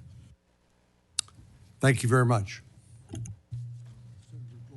Thank you, Mr. Chair. We have seen too much political violence in this country. We all know that. Just last week, Director, your friend Charlie Kirk was gunned down on a college campus. I'm sorry for your loss. In Minnesota, only 2 months ago, a madman took the life of my friends, Melissa and Mark Hortman, shot Senator John Hoffman and his wife Yvette a combined 17 times. And evidence indicates that he would have killed a lot more if law enforcement hadn't intervened. Just last month in my state, we were again shook to the core when little kids were shot down through stained glass windows in Annunciation Catholic Church in Minneapolis. And while the victims weren't politicians in this case, they were 6-year-olds and 8-year-olds, the manifesto that the shooter left behind was political. But in the words of your own federal law enforcement, this person was an all-purpose hater. Went after blacks, Hispanics, the president, Muslims, Jews, nearly everyone. And this happened during the first Mass of the year for these kids. They were excited to see their friends, meet their new teachers, and 2 children, 8-year-old Fletcher Merkel, 10-year-old Harper Moisky were murdered, 21 other people injured, some of the kids, 18 kids, severely. Fletcher was just starting 3rd grade. He loved his family, his friends, he loved fishing and cooking, in his dad's words, any sport he was allowed to play. Harper, the other child, we celebrated her life this Sunday, thousands of people. Her parents described her as bright, joyful, and a deeply loved 10-year-old whose laughter, kindness, and spirit touched everyone that she knew. We've heard the words of young children who were saved because 12-year-olds laid on top of them, or a kid with disabilities who was paralyzed, whose teacher pulled him out of the wheelchair, threw him under the pew, and laid on top of him. We do thank the local FBI director and the local U.S. Attorney's Office for their work in both of these cases, the Hortman case and this. But I did want to focus on one local law enforcement moment that I'm not sure has made with all the news going on in Minnesota. When the first 911 call, and you've heard about other places where this waited and waited, the first 911 call was made at 8:27 a.m. The first officer was on the scene just 4 minutes later, local Minneapolis police, at 8:31 a.m. The Chief O'Hara, shared with me the actual numbers. Listen to this. Over 20 people were in ambulances just 14 minutes, all of them, after the police got on the scene. 14 minutes after the first call. Tourniquets, stretchers, and they got them all to Hennepin County Medical Center or Minneapolis Children's Hospital. And I think it is worth looking at what happened there, because one of the dads whose daughter was severely injured, still in the hospital, that I met on Sunday, told me that there is absolutely no way his beautiful daughter would have survived if police hadn't been there. So it is worth looking at for all of us. So my focus on behalf of these parents, because I promised I would do this on Sunday, was just to figure out how we can do anything to stop this from happening again. So expanded background checks, ghost gun bans, every shooting is different. Raising the minimum age to purchase an assault weapon, even if we're not going to ban them, I favor banning them. But that's one idea that's out there when so many of these shootings are people who are 18, 19, 20, 21. The one at Annunciation Church was 23. Both shooters in Uvalde and Buffalo had just turned 18 when they purchased the assault weapon bans. I'm not saying any one of these things would prevent every single shooting, but I really ask everyone to look at these. We also need to tackle social media, and I really did appreciate Senator Graham's questions. I think we have to protect free speech and not engage in censorship. But for years, I have supported repealing Section 230, which was made when these companies were little companies starting up in garages. And I think it is one way to get at making this better environment online and preventing violence. So my first question is on the assault weapon ban. Do you think that would be helpful in reducing gun deaths, Director? Senator, if I may, I want to answer the question, but thank you for your remarks. Especially it relates to my friend Charlie, and I share and relay my remarks, my sentiments to you. Minnesota has suffered untold tragedy in these last few months, and whatever creativity we can use to eliminate even just one shooting, one horrific death, I am in favor of engaging with Congress fully to do. I don't have the answers. I don't know what will eliminate it in its entirety, but I'm willing to engage and explore new ways with you, Senator. Okay, thank you. And so, assault weapon ban. What do you think? Senator, I think there are instances on this legislation that could prevent future attacks, but I'm not going to weigh into the creation of legislation. Could you also look at, and I favor just assault weapon ban, not getting these guns in the hands of people that shouldn't have them, but could you look at the numbers on the ages?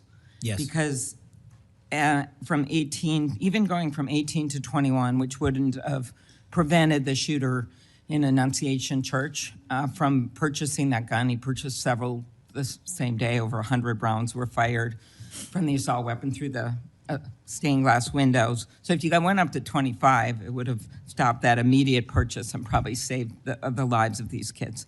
But if you go to 21, that is the same age that already applies to purchasing handguns from federally licensed dealers.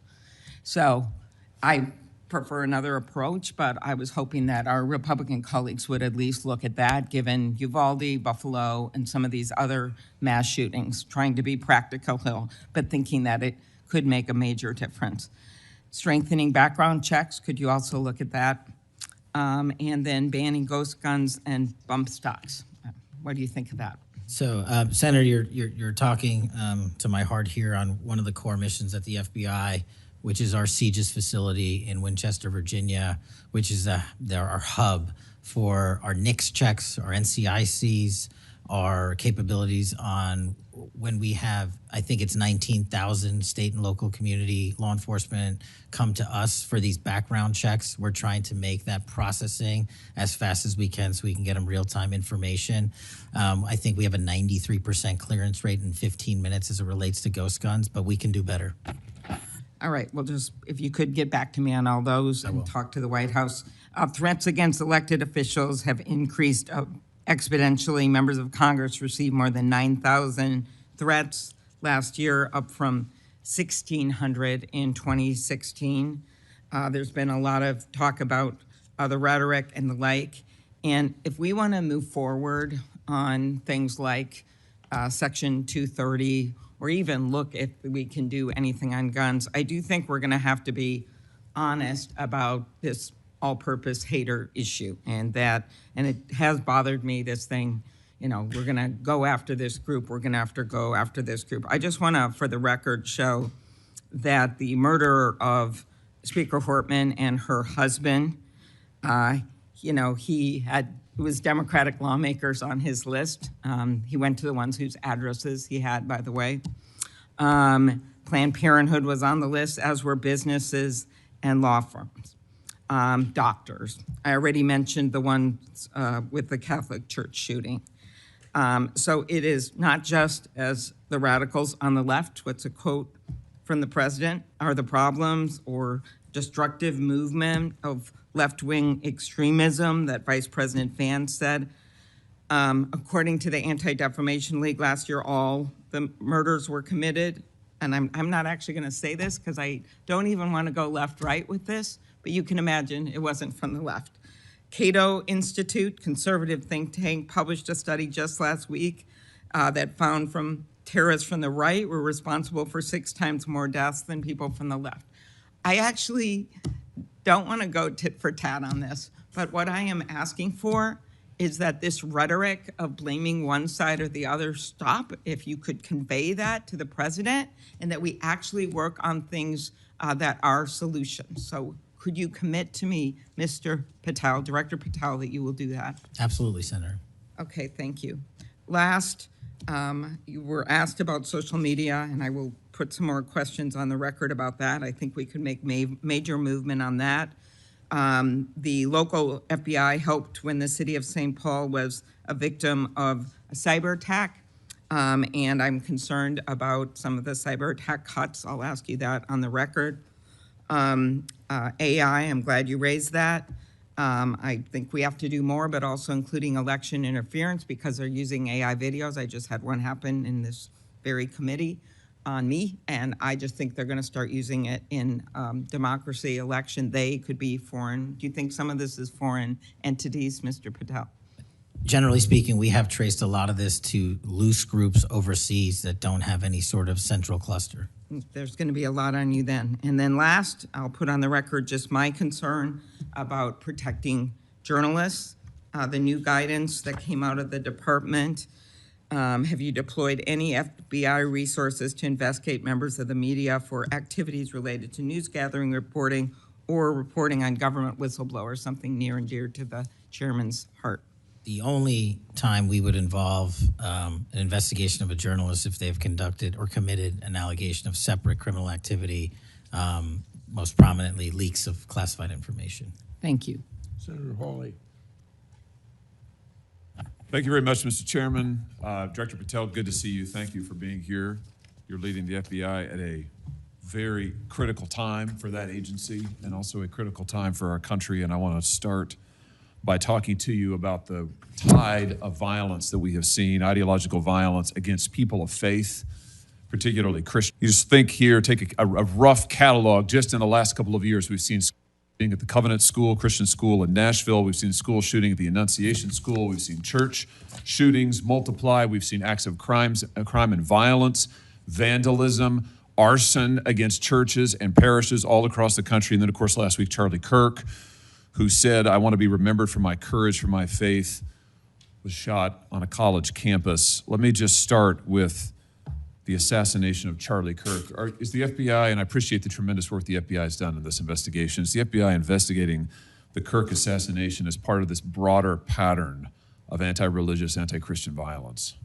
We are investigating Charlie's assassination fully and completely and running out every lead related to any allegation of broader violence, and we're producing results on that we'll disclose when appropriate. Good. I'm glad to hear that. Let me just ask you a few questions about that if I could. Sure. Reports have suggested that the FBI is investigating a broader network of groups that may have had some knowledge of the shooter's plans.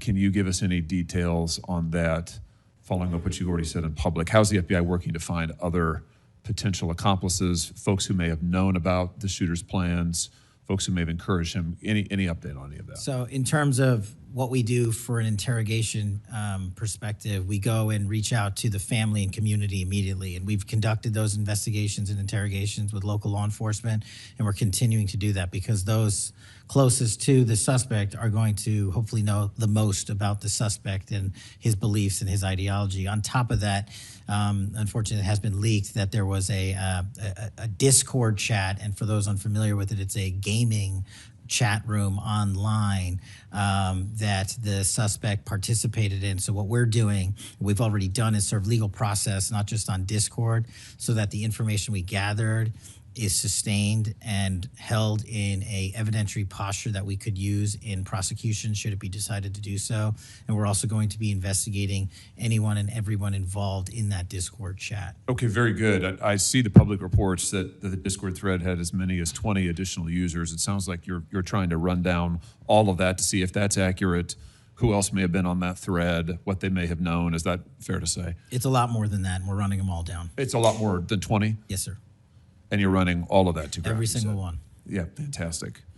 Let me just turn to the broader question here of anti-religious, anti-Christian violence. Let me just give you a few stats that I'm sure that you're all too familiar with. Every person of faith in America certainly is. Major report this past year found that there have been over 400 instances of hostility against churches in the United States in the year 2024. Those included arsons, bomb threats, shootings, and firearm incidents. Another organizational report found that there were 500 attacks on Catholic parishes alone. So that number, 415, that's all Christian churches in 2024. Another organization found 500 separate attacks on just Catholic parishes since May of 2020. Of course, we have the Covenant School shooting, the Annunciation School shooting in Minnesota, where 2 children were shot dead as they were praying in a pew. Here's my question. What is the FBI doing to take on this rising tide of violence that seems to be motivated by anti-religious hatred? Specifically, sir, we've have 60 anti-Catholic hate crime incidences reported to us that are being investigated. Publicly, I can tell you we have 5 hate crime investigations with anti-Catholic bias ongoing currently in the states, in the cities of Kansas City, Louisville, Houston, Nashville, and Richmond. That's what I can say publicly, but any ideologically based attack against any faith, as a man of faith myself, will not be tolerated, and the full resources of the FBI are committed to all of it.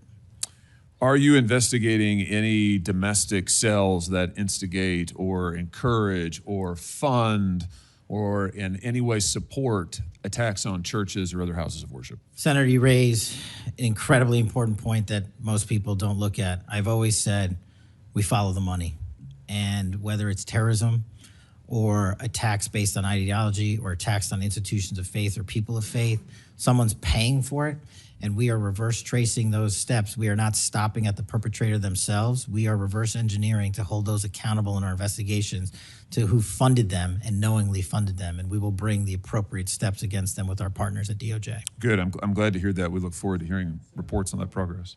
Yeah. Sorry about that.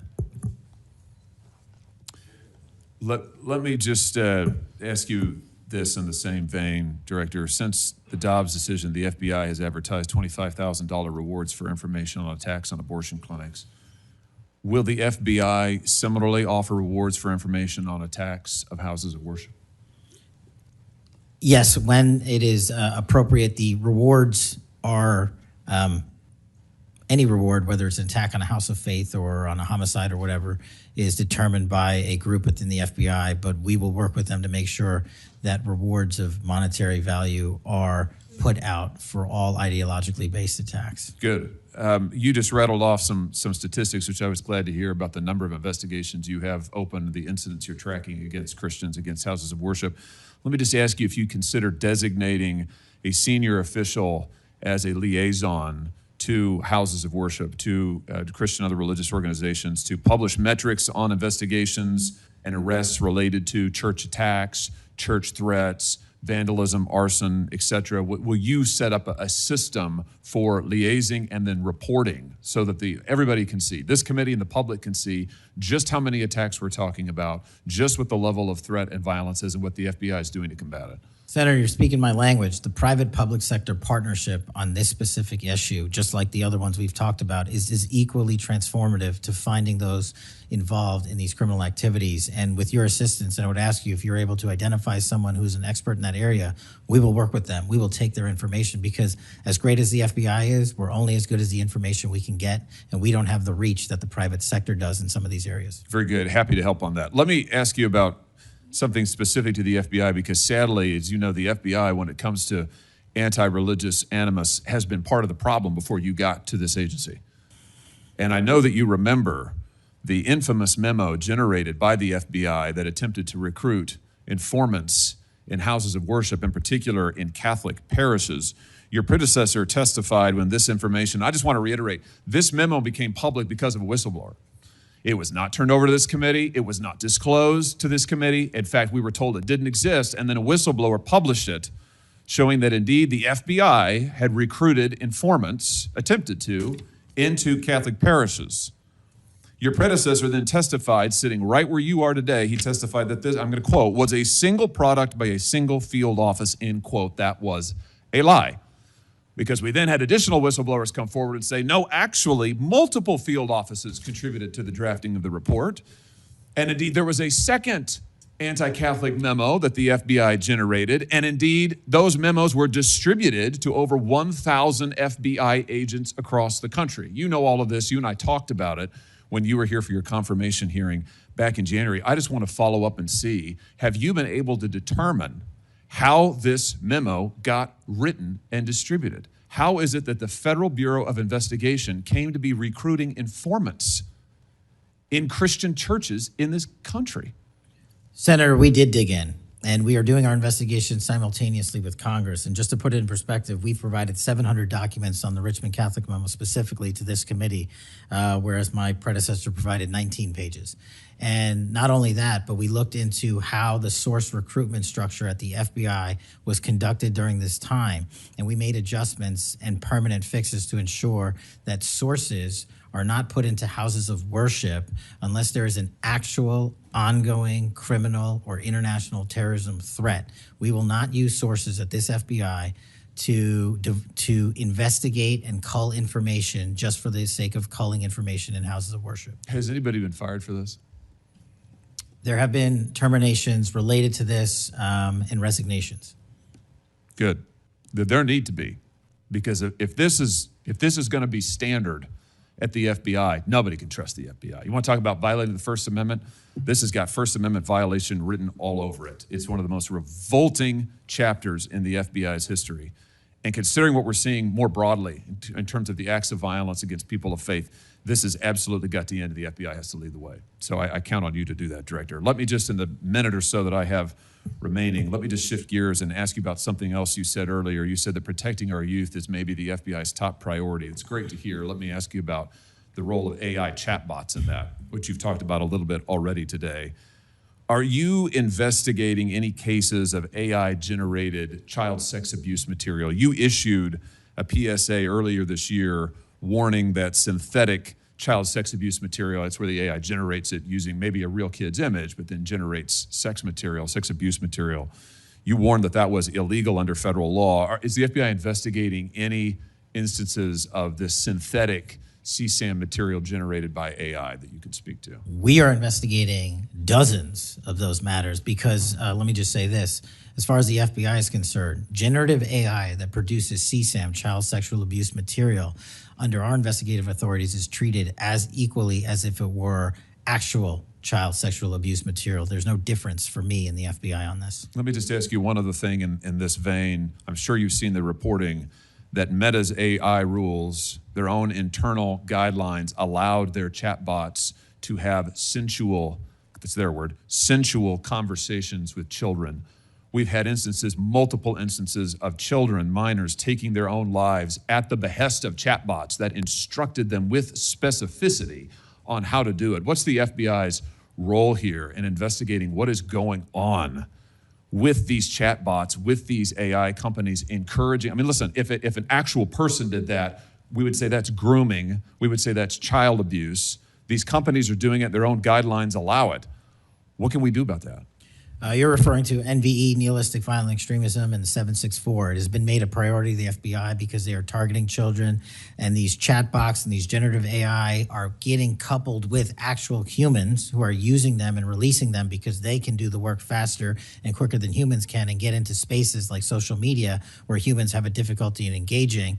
And what we're doing is treating any extension of generative AI as the criminal themselves. And we have, I think, I've got to get the number back to you, but over 1,000 investigations related to NVE. We've had numerous takedowns and arrests of 764 individuals.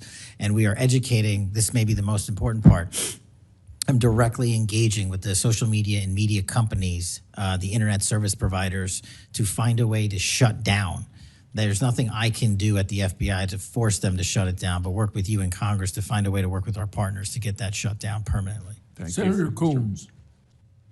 Thank you, Chairman Grassley. Thank you, Chairman, for calling this hearing. I'm grateful we're continuing this committee's long tradition of oversight, and in particularly today, oversight of the FBI. Director Patel, thank you for being here. There's a number of issues I hope that we can speak to. I want to start by reading something you said to me during your confirmation hearing under oath. I have no interest, no desire, and will not, if confirmed, go backwards. There will be no politicization at the FBI. Then you looked me in the eyes and said there will be no retribution actions taken by the FBI should I be confirmed as director. I told you that in your office. I tell you that again today. I'm concerned that that's not what's happened, that since you took over as director, you've cleaned house or forced out senior leaders across the Bureau, in particular targeting those that worked on investigations of President Trump. The former acting director has just sued you for firing him for political reasons. So did a leader in the DC field office.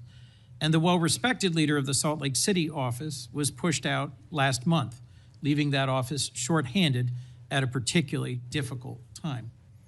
I'm worried that these actions compromise the Bureau's ability to keep Americans safe. Hundreds of agents have resigned. You are lowering application standards to fill vacancies. You've reassigned large numbers of agents to work on immigration and street crime, issues other law enforcement agencies can handle, perhaps more effectively with the FBI, but I'm concerned that this compromises the Bureau's ability to address national security risks, uniquely its capability.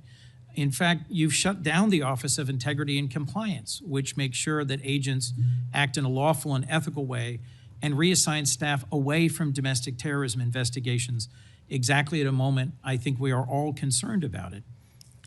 I also have to ask, you came before the Appropriations Committee in May and told us you wanted a $500 million budget cut for the FBI, literally an effort to defund the police. I am grateful for the work of the men and women of the FBI. They've done great work this year in Delaware, partnering with the Dover Police Department to support human trafficking victims, partnering with the Middletown Police Department on armed robbery and carjacking. And it's urgent, I think, that we fix the direction and the prioritization within the FBI. And I wish we could focus on those efforts today. But I'm seeing an FBI leadership more focused on social media clout and on political revenge than on fighting crime. Director, have you ever ordered that an FBI employee be terminated because he or she worked on an investigation into President Trump? Senator, thank you. One quick correction for the record. There's 280 NV investigations. I gave the incorrect number to Senator Hawley. Thank you. Understood. As far as a lot of your statement, I disagree with it, and I'm happy to address it. But the only way, generally speaking, an individual is terminated at the FBI is if they have violated their oath of office, violated the law, or failed to uphold the standards that we need them to have at the FBI. So those who say that they've been fired because of working on investigations into President Trump are lying or misrepresenting? Well, those matters are alleged in litigation, which is ongoing, so I can't comment on those specifically. Could you comment on why you fired former acting FBI Director Driscoll? I can't because it's ongoing litigation. Could you say now definitively under oath that the rank and file agents who were assigned to work January 6 cases will not be terminated because that's what they were assigned to do? I've said it before and I've said it again. Your case assignment, as I was given case assignments when I was a young prosecutor, does not dictate your career or your termination. Thank you. Then let me go to the appropriations question. In May, you testified before the subcommittee on which I serve, defending the president's request that we slash the FBI's budget by about $500 million. The day before, you testified the opposite in front of the House. Where are we in terms of the budget request? Senator Graham earlier said if you're requesting more funding for more agents, let us know. We're nearing the end of the fiscal year. In front of the committee on which I serve here in the Senate, your request was for a reduction of hundreds of millions of dollars. Where are we? Where we are in the budget cycle is we at the FBI are in support of the president's budget, and we are in support of eliminating waste, fraud, and abuse. We've already identified tens of millions of dollars of duplicative contracts that the FBI was spending on software and private sector engagements.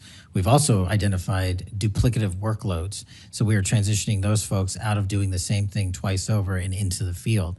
And that's my focus right now. And the move of the FBI headquarters is also going to save the FBI $3.5 billion in the American taxpayers. So we're focused on eliminating waste, fraud, and abuse. And as I told Senator Graham, if I'll go back and talk to my team, and if we need more, we'll let you know.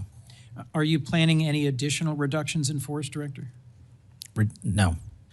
How many vacancies are you currently trying to fill within the agency? In terms of the 1811 ranks, there's a few hundred open vacancies that we have funded. And so we're filling all of those with our hybrid 1811 program and our new recruitment program, and I think a lesser amount of IAs and SOS. So if hundreds of agents have retired or taken the fork in the road offer, and you have vacancies, but you're requesting $500 million less, how does having fewer FBI agents help you tackle violent crime and address our national security issues? Just to put it in perspective, Senator, sorry, I didn't mean to cut you off. If we had this $500 million, we've done the math. It would take us 14 years to onboard every vacancy that's on the books currently at the FBI because we can't hire these folks and train them overnight. It's a years-long process. So we are currently focused on recruiting the best and filling the positions to the best of our needs. And we, even if we had this extra money, wouldn't be able to hire them overnight. We're looking for where the need is greatest, where in the country we need to send them, and how we can change the training requirements, which is why I'm thrilled to have police officers. They might not have a college degree, but they got the street smarts and the cop smarts to become FBI agents, and that's what we want. Let me turn to Section 702. Yes, sir. When you testified in front of the CJS subcommittee, we talked about this issue. You told me you were in favor of reauthorizing FISA Section 702 when it expires next year, Right. so long as the reforms implemented last year, reforms like better training for agents and real consequences for inappropriate searches of Americans' communications, were maintained.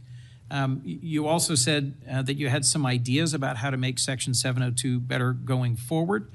Can you give me an update on the FBI's implementation of these reforms and the direction you think it should go? Absolutely. I think you're referring to the query process, and if you're not, let me know.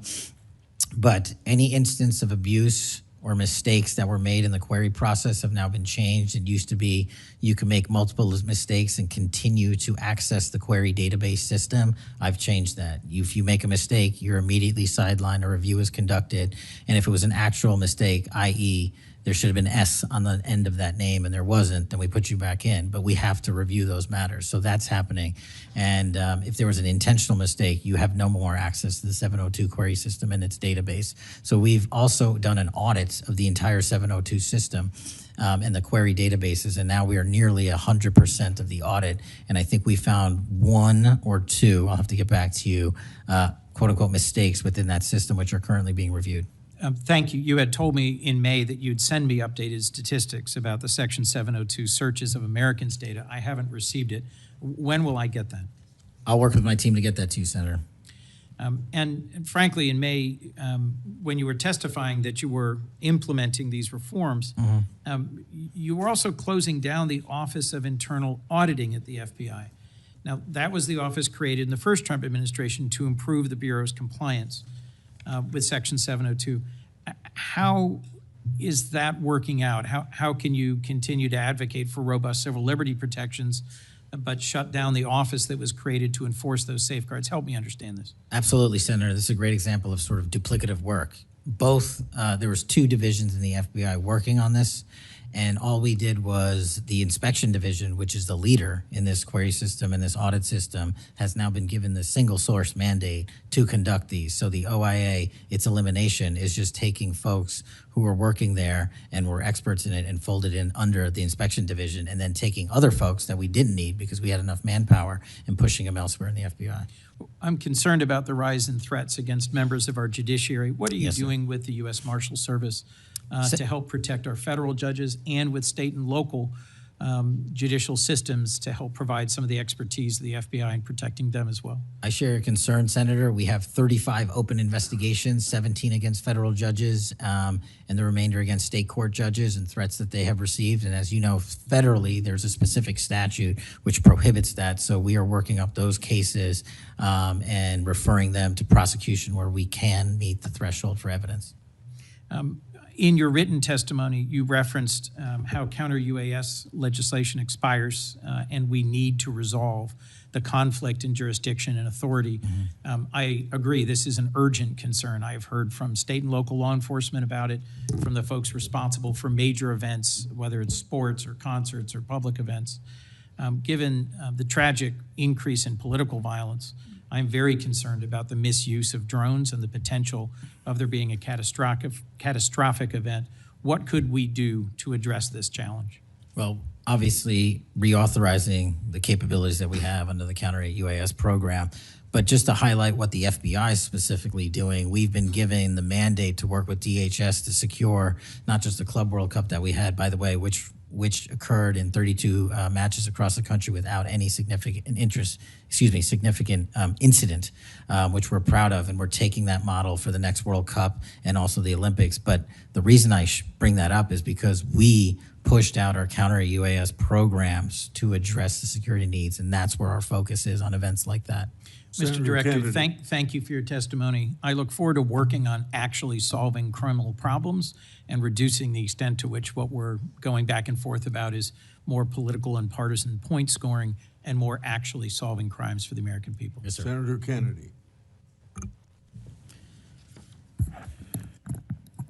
Mr. Director, you and the FBI, working with state and local law enforcement officials in Utah, have caught the assassin of Mr. Charlie Kirk. Is that right? We have a suspect, yes, sir. And you did that within 48 hours, did you not? 33 hours. 33 hours. Congratulations. We've had other political assassinations. Back in June, an assassinated Representative Melissa Hoffman, Mr. Hoffman, Senator John Hoffman, and Mrs. Hoffman in Minnesota. You and the FBI and Minnesota state and local law enforcement officials caught the assassin within 48 hours, did you not? I believe that timeline's correct, Senator. Congratulations. Sometimes we miss the forest for the trees. Good work.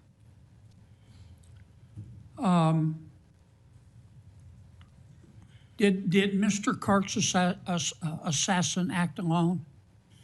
As I've said since the beginning, Senator, it is very much an ongoing investigation, and I can't speak to the state charges. That's for the state to address on their own, but we are providing them with the same investigatory findings we're parting the department. And as I noted to Senator, I believe it was Cornyn or Hawley, that there are a number of individuals that are currently being investigated and interrogated, and a number yet to be investigated and interrogated specific to that chat room. So we are very much in our ongoing posture of investigation. So others could have been involved? Yes, sir. Okay. I asked you this last time you were here. Kash, you remember Mr. Peter Strzok and Ms. Lisa Page? Yes, sir. Mr. Strzok was an FBI agent. Ms. Page was an FBI lawyer. They were both very aggressive anti-Trump political activists who allowed their political opinions to affect their work at the FBI.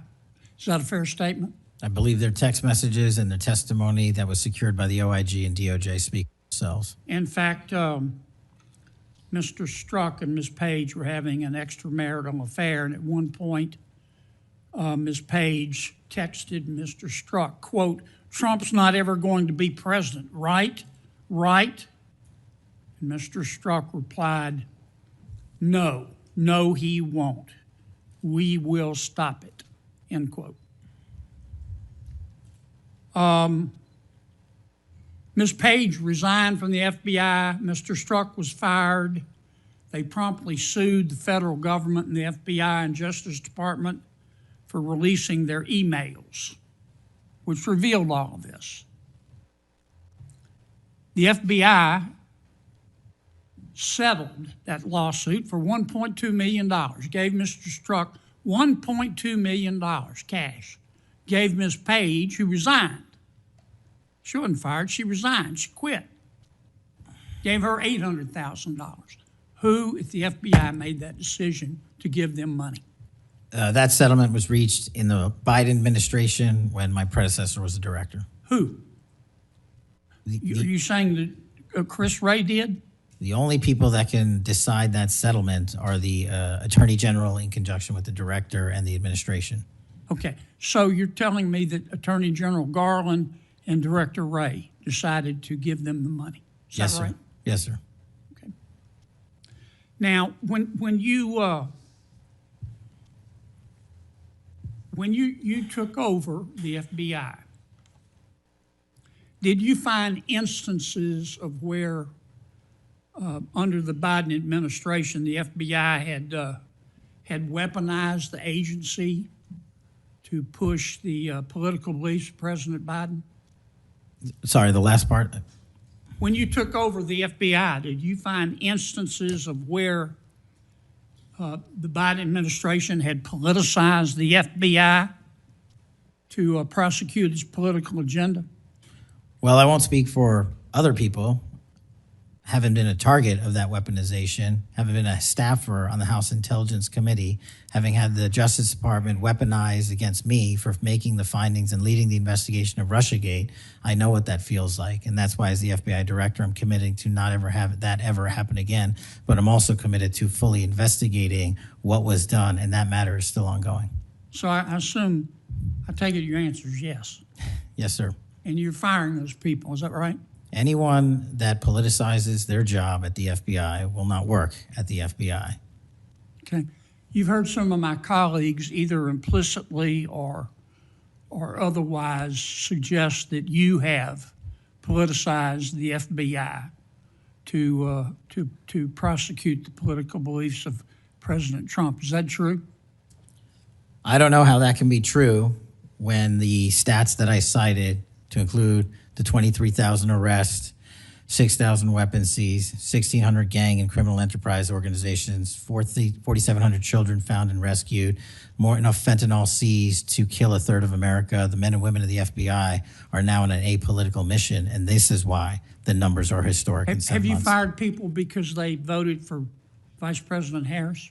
I don't ask people who they vote for, and neither does the FBI. Okay. But you've given people polygraphs, have you not? Many people in the FBI take polys.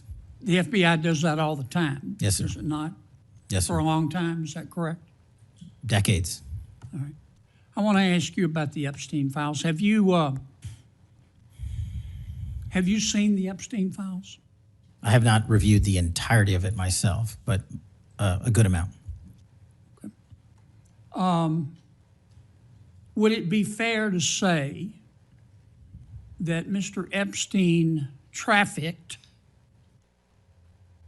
young women, including, in some instances, minors, for sex to himself?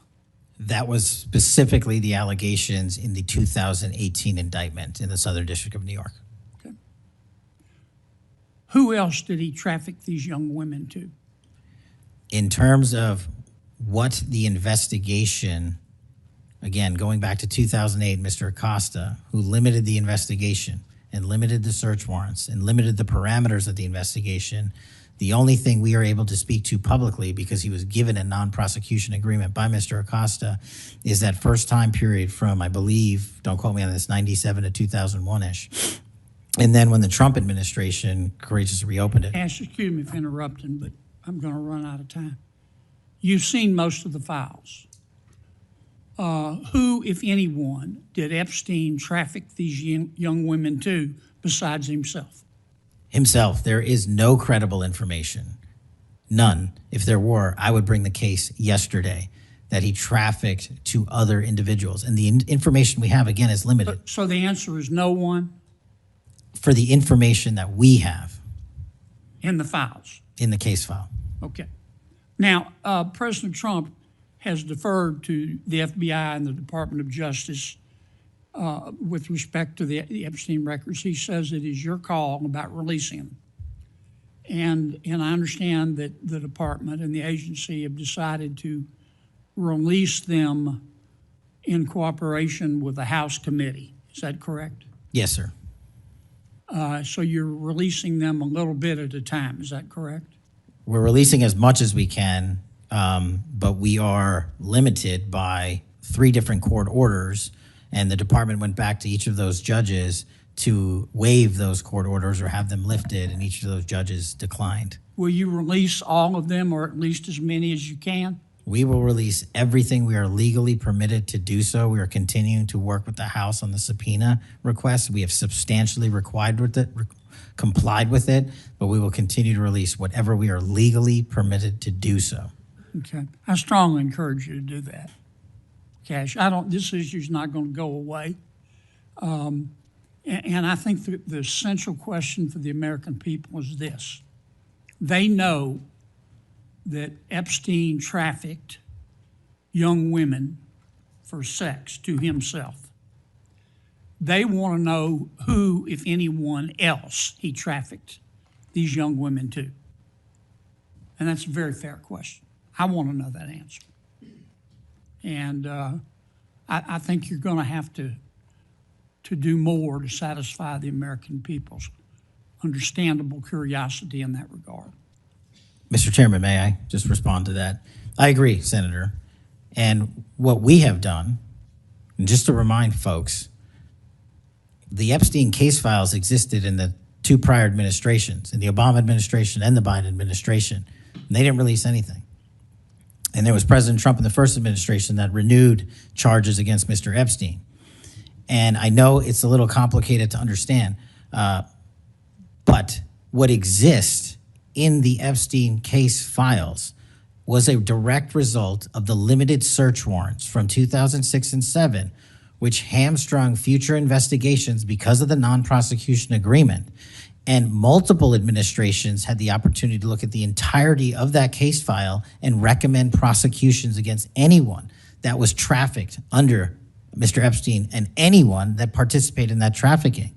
And the only person to bring charges was the prior administration against Mr. Epstein. Now, I am not saying that others were not trafficked and others were not involved. What I am telling you is that based on the information we have, and we have continuously and publicly asked for the public to come forward with more information. If there is, we'll look at it. But based on credible information, we have released all credible information, and the information that the Department of Justice and the FBI never releases is information on investigations that are not credible. And we don't release the names of victims who weren't credible, but in the same time, we don't release the names of victims who were credible. And so the information, that's by law. And so the information we are releasing now is historic, and it is also to the maximum capacity that the law allows. And I know that's not going to satisfy many, many, many people. But if they wanted it done right, then the investigation from its origination should have been done right, and he should not have been given a get-out-of-jail-free card to do jail on the weekends for 12 hours a day, and he should have been investigated fully for the entirety of his crime and criminal enterprise, not just from 1997 to 2001. Senator Blumenthal. Thank Thanks, you, Mr. Mr. Patel. Thank you, Mr. Chairman. Director Patel, thank you for being here today. You'll recall well in January at your confirmation hearing before this committee, I raised the prospect of politically motivated retaliation, and you promised me, as you did other members of this committee, quote, every FBI employee will be held to the absolute same standard and no one will be terminated for case assignments. You went on to tell me, quote, all FBI employees will be protected against political retribution. And you assured one of my colleagues that you would honor the internal review process of the FBI. I'm not going to mince words. You lied to us. In the short time that you've been FBI director, you've presided over a rash of retaliatory firings. 3 FBI agents have recently sued you. They are FBI agents with 60 years between them of distinguished service, rescuing hostages, saving kids from predators, dismantling drug cartels, and their allegations, their civil allegations, are a searing indictment of your tenure as FBI director. But it's not just those 3. The FBI Agents Association has said that your actions, quote, distract agents from their work, foster fear that their assignments could cost them their careers, either now or under the next administration, and increase the risk of criminal and national security threats by undermining unity and morale within the Bureau, end quote. This association, as you know, is voluntary. It represents 14,000 members, 90% of all the active agents. These are your employees saying that your performance has been unqualified and unfit. And there is mounting evidence that these retaliatory firings were the result of direction from the White House.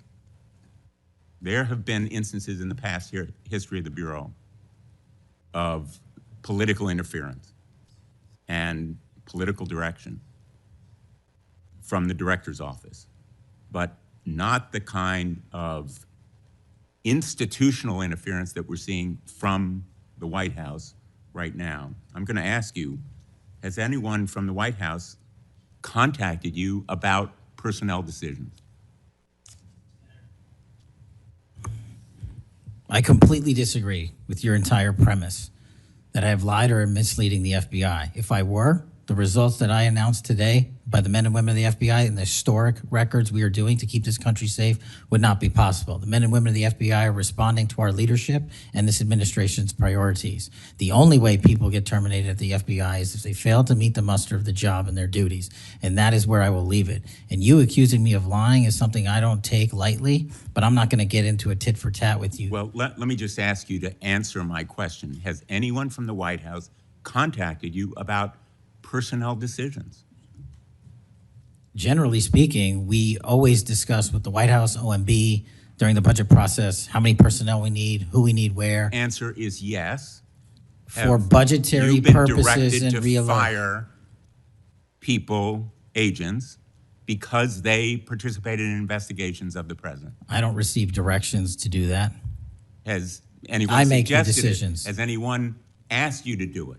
The best information is, yes, you've taken suggestions and direction from the White House in firing qualified agents. Any termination at the FBI was a decision that I made based on the evidence that I have as a director of the FBI, and it's my job, and I'm not going to shy away from it. And as you stated, those are allegations, and that is an ongoing litigation. So they'll have their day in court, so will we. The allegations are not just in that lawsuit, Director Patel, and I think your testimony confirms that, in fact, you've taken direction from the White House in those retaliatory firings. It literally does not. Because you've acknowledged that, in fact, they have been in contact with you about personnel decisions. The White House has been, do not put words in my mouth, we're on the record. The White House, like any administration, contacts its agencies on the budgeting process and where it needs personnel and where the mission priorities are. That always happens. If they didn't do that, they would be abdicating the responsibility to law enforcement. I will always work with my partners in the chain of command at the Department of Justice and the White House to ensure that this FBI is delivering the results we are delivering, to include the lowest murder rate in modern U.S. history, to include the most fentanyl seizures in modern U.S. history, to include the most lives saved and the most children found in modern U.S. history. That is a working FBI. That is not a failing FBI. Let's move on to a related area. In White House discussions, have you been asked or directed by the White House or others to engage in a crackdown on political groups or organizations, nonprofits, after the murder of Charlie Kirk? To direct at political organizations? No. I've been asked by my chain of command to properly root out criminal activity wherever it is in whatever investigation we are conducting, and that's what we're doing. Have those distinctions about whom you're going to target been based on direction from the White House? Nobody gives me a list on who to target. My targeting list is from the men and women at the FBI. Have you talked about investigating certain groups, nonprofits, or foundations or institutions? Whatever those investigations are, they're ongoing, and I'm not going to get into those. Have you used polygraphs to determine loyalty of agents? No. Have you committed that you will respect the First Amendment rights of agents? I have wildly committed to respecting the First Amendment rights of agents, but at the FBI, you have to balance your First Amendment rights with your mission. Have you imposed any sort of loyalty test in the course of using polygraphs or in any of the other personnel decisions? Polygraphs have been utilized at the FBI for decades. They will continue to be utilized in the fashion by the professionals that administer them. Have you asked under the polygraph test about individuals' loyalty or about their voting records or any kind of past statement? Just to make it abundantly clear, I don't tell the professionals how to conduct polygraphs or what questions to ask. They make those decisions. And I, as the director of the FBI, never ask anyone who they voted for. Have you investigated donors to a political party simply because they are donors? Simply based on that fact alone, no. Have you investigated donors for another reason? Many donors may be involved in criminal enterprises and criminal activities, and those individuals will be investigated. Can you commit to make public the Epstein files that so far have not been released if this committee is able to review them on a classified basis? I think this is an important distinction. The Epstein case file is not classified to my understanding. So we are providing what we legally can, and we are going to give Congress what we are legally permitted to do so to the maximum extent of the law. Will you enable the chairman and the ranking member to review them on a classified basis? That doesn't make any sense. If the material in the Epstein file is not classified, there is no basis for a Well, it would classified review. protect the confidentiality of them if they were able to review them on a classified basis. If anyone in this room can get the multiple district court judges to lift their court protective orders in the ceilings, we will happily provide you with more information. Are you in favor of merging the DEA and the ATF? That's not something for me to comment on. Well, those agencies work with you, don't they? With me, not for me. Are you in favor of orienting the FBI toward a national police function as opposed to the enforcement of federal law? The FBI does enforce federal law across the country. That's what we do. But isn't it a fact that you have told the leadership of the FBI that you view it as moving toward a local and state police function?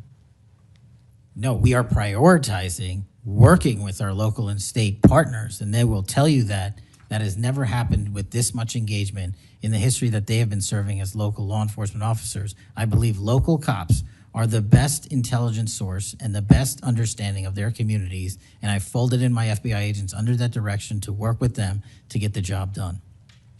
Thank you, Mr. Chairman. For the fourth time today, I want to remind people that my oversight has made clear that Director Ray's FBI was politicized. I've released a trove of records to prove it, not only today, but in past days.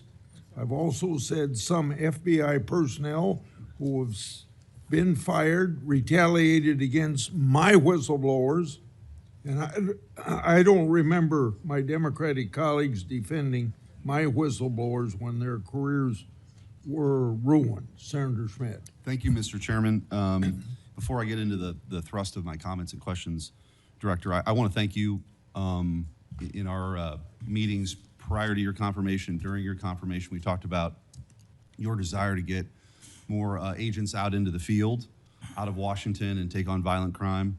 And you fulfilled that. St. Louis received the largest permanent per capita infusion of FBI agents anywhere in the country. And I know it's not only an isolated event, but we certainly appreciate your honoring your commitment to do that. And I know there's a lot of great opportunities ahead to take on violent crime, which you've highlighted many of the successes in your introductory comments.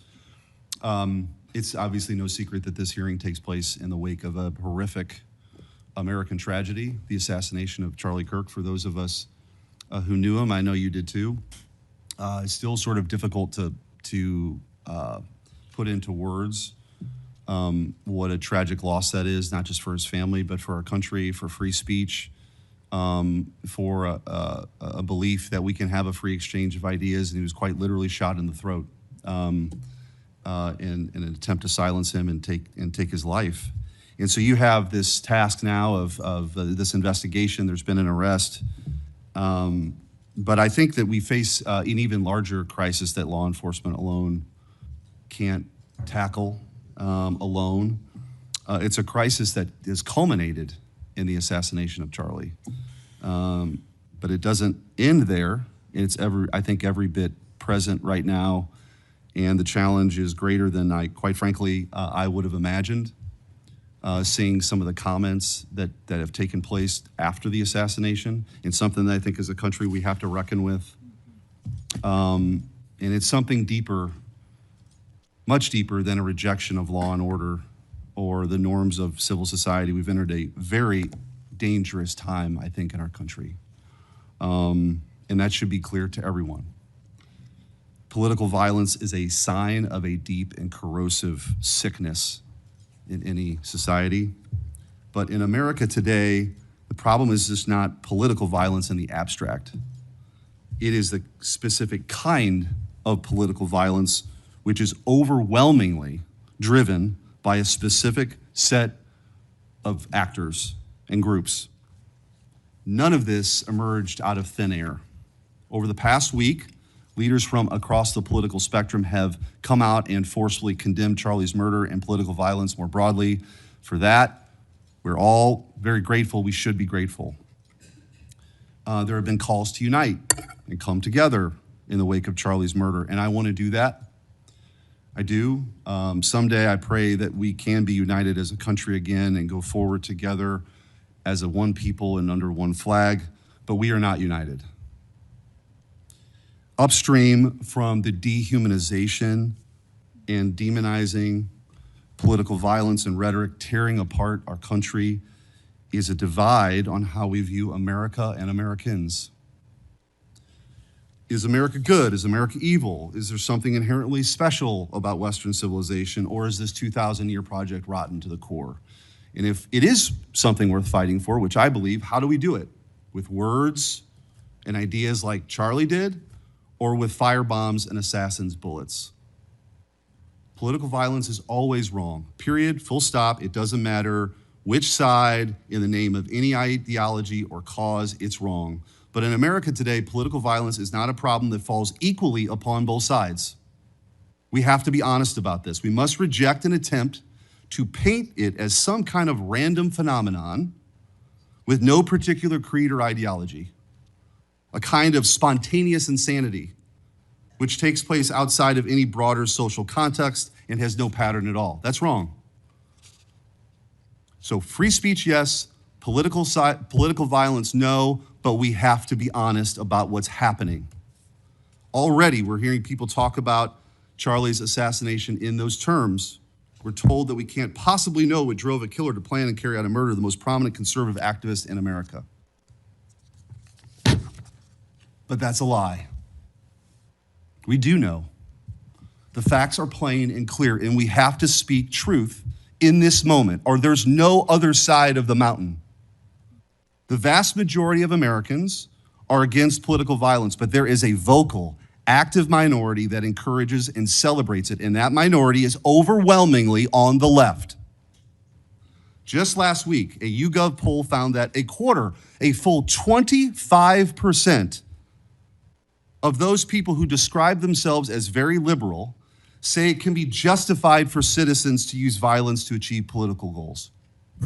Less than 3% of very conservative Americans say the same. That's too many. That is 3% too many. But we are lying if we think that this is a both sides thing. It's not. We have to confront it. And you're going to have an important job of rooting out these terrorists. This is an ideology that runs very deep. The numbers are virtually identical to the ones I just noted when it comes to whether or not it's okay to celebrate the deaths of people whom we disagree with.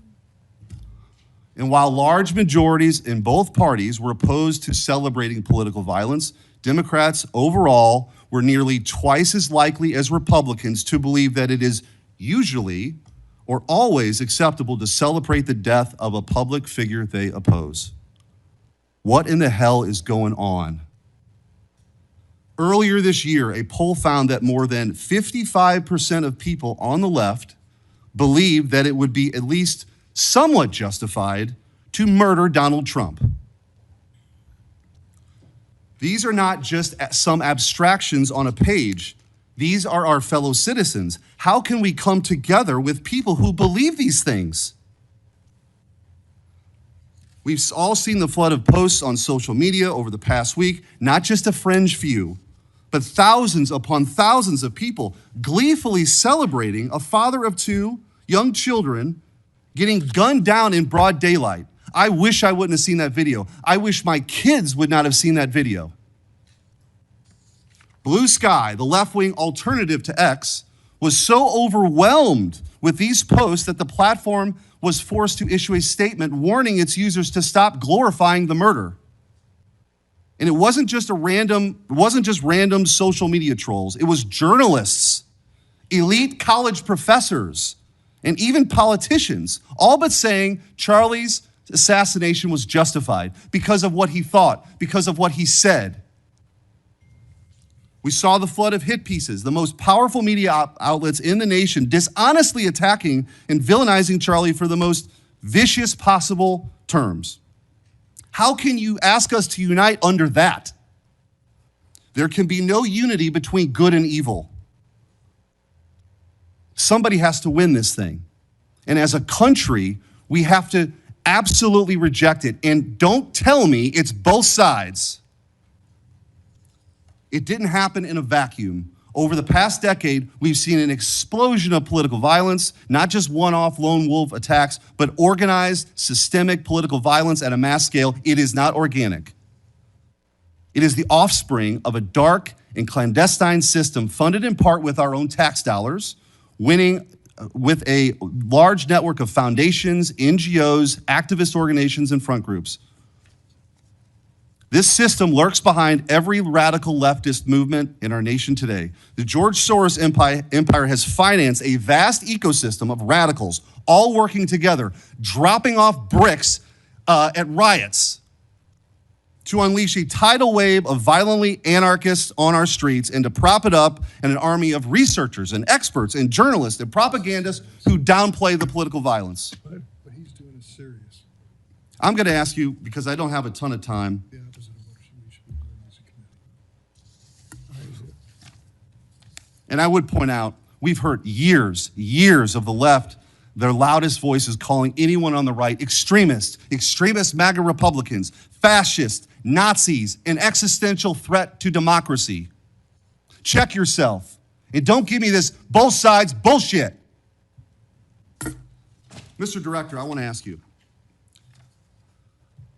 Tell me if each one of the following perpetrators or alleged perpetrators were acting from a left-wing or right-wing political violence. The man who tried to kill Republican congressman at the congressional baseball practice, nearly killing House Majority Leader Steve Scalise, left-wing or right-wing violence? Sir, I believe it was a left-wing ideology. Okay. Burned down cities during the Summer of Love in the George Floyd riots, left-wing violence or right-wing violence? Sir, I'll rely on you on these. I don't have off the top of my head. I'm sorry. Okay, left-wing. The Waukesha Christmas Parade massacre, left-wing or right-wing violence? Left-wing. The Lee Zeldin stabbing attempt, left-wing or right-wing? Left-wing. The Covenant school shooting in Nashville, left-wing or right-wing? Left-wing. The Butler, Pennsylvania assassination attempt on President Trump, left-wing or right-wing? Left-wing. The Trump International West Palm Beach assassination attempt, left-wing. The Abundant Life Christian school shooting, left-wing. The United Care CEO's murder, left-wing. Tesla's burned, keyed, damaged, firebombed, left-wing. The murders at the Israeli embassy, left-wing. The ICE facilities firebombed, left-wing. The Minnesota Catholic school shooting, left-wing. The anti-white Charlotte and North Carolina stabbing, left-wing. The attempted Utah News State firebombing, left-wing. And now, of course, the culmination of this vile trend, a left-wing assassination of Charlie Kirk. So don't give me this both sides. If we want to get to unity, let's be honest. Let's be honest. Free speech, yes. Political violence, no. But let's be honest. Senator Hirono. Thank you, Mr. Chairman. Director Patel, just like the rest of the federal government, there have been significant personnel changes at the FBI since President Trump took office. I want to better understand the scope of the turnover and the changes occurring at the FBI. Since January 2025, how many FBI employees have retired, resigned, been fired, or otherwise separated from employment? I need a number. We'll get you a number. What is the number? You don't have it? Not off the top of my head, and I want to get you the right number. Would it surprise you to know that it's probably in the thousands, like 5,000? I don't think that number's accurate. You don't know. Next question. How many special agents or analysts have left or been fired from the FBI since January 20th, 2025? Say, we will get you the numbers, and anyone that retires is of their own volition, and anyone that is terminated at the FBI, as I've said before, is done so because they have failed to meet the standards and uphold their loyalty and oath to the Constitution. Yeah, so you say. Next question, how many executive assistant directors, or special agents in charge have left or been fired from the FBI since January 20th, 2025? Again, people leaving on their own accord or terminations were done by the standards set at the FBI that have been carried out With this question, I'm getting consistently. to the leadership of the FBI, and you don't have that answer. Next question, which field office, division, or directorate has lost the most personnel since January 2025? And, do you have the answer to that question? Yeah, actually, every single field office in the country, including Hawaii, has received a plus-up of FBI agents because we're pushing them out to the field. Okay, so you're telling me that no field office, division, or directorate has lost any personnel since January 20th, 2025? That's your answer? In Hawaii, there's been a plus-up. In every single state that I'm looking at, we have allocated a plus-up for field offices across the country so that the FBI can continuing the historic achievements it's done in these last 7 months. When you're talking about firings, you're looking for a media hit and a fundraising clip, and I'm not going to give it to you. It doesn't matter under what basis they left. I just want to know how many have left. And I think your testimony is nobody has left. Next question. Nope, that's not my testimony. You asked it one time. I answered it one time. You didn't get the answer you wanted for your clips. So you keep question. asking it, and I told you I'd get you the numbers, but you can keep asking it. Which field office, division, or directorate has gained the most personnel since January 2025? You noted that there have been plus-ups, so which offices have received these plus-ups? The greatest allocation that I believe was given to California and then Florida. Where were those offices? California and Florida. Thank you. Director Patel, you often refer to FBI agents as cops. All of us, Democrats and Republicans, support the police officers who keep our communities safe. But while our states, cities, counties, and towns all employ police officers to protect our communities, Congress has empowered and equipped the FBI to take on missions that local police cannot, especially taking on terrorists, hackers, and spies. I'd like to assess how well the FBI is able to handle its specialized missions under your leadership. The FBI is the nation's lead federal law enforcement agency for investigating and preventing acts of domestic and international terrorism. And yet the executive assistant directors in charge of the FBI's national security and intelligence branches were both forced out at the beginning of the year. Who replaced them in those positions? Excellent qualified personnel to lead the mission of arresting 23,000 violent criminals this year alone. That's twice as many as before. Who took the places of I'm not going to give you any names so you can attack them. Why not? So you can attack them. I'm not doing that. The You're not people gonna sitting give in me the those seats names are of- extremely qualified to handle the job. You're We not would gonna not give have me the the names results. of personnel who we would should not be have the on your- reduction Right, of fine, violence in the moving state on. of Hawaii if we did not allocate the Earlier resources we this did. year, FBI counterterrorist special agents and investigators were reassigned to assist with immigration enforcement. Reportedly, these counterterrorism experts were returned to the jobs they trained for in late January after Iran threatened to retaliate for our strikes on their nuclear facilities. Have those experts remained in the jobs they trained for since that time? Yes or no? FBI agents' primary responsibility is exactly what they are assigned to do. We always work with our So since they interagency returned part. to their positions, If you're not are going to they let me still in answer, those why don't you positions? just do your soliloquy in the 4.5 minutes you have I left? am not asking for a soliloquy. It's just a yes or no. Are those people who were returned to their jobs still on those jobs? Yes or They no? never left. What was that? They never left their primary job. It is a surge of resources in law enforcement working with the interagency to combat violent crime and reduce They were violent never- crime in okay, they were never historic reassigned to do immigration. proportions. That's your testimony. Okay, Director Patel, the FBI is also the lead federal agency for investigating cyber attacks and Yes. cyber intrusions, both by foreign nation states and by non-state hacker groups. Since President Trump's inauguration, the executive assistant director in charge of the criminal and cyber branch and the head of the FBI's cyber division have both left the FBI.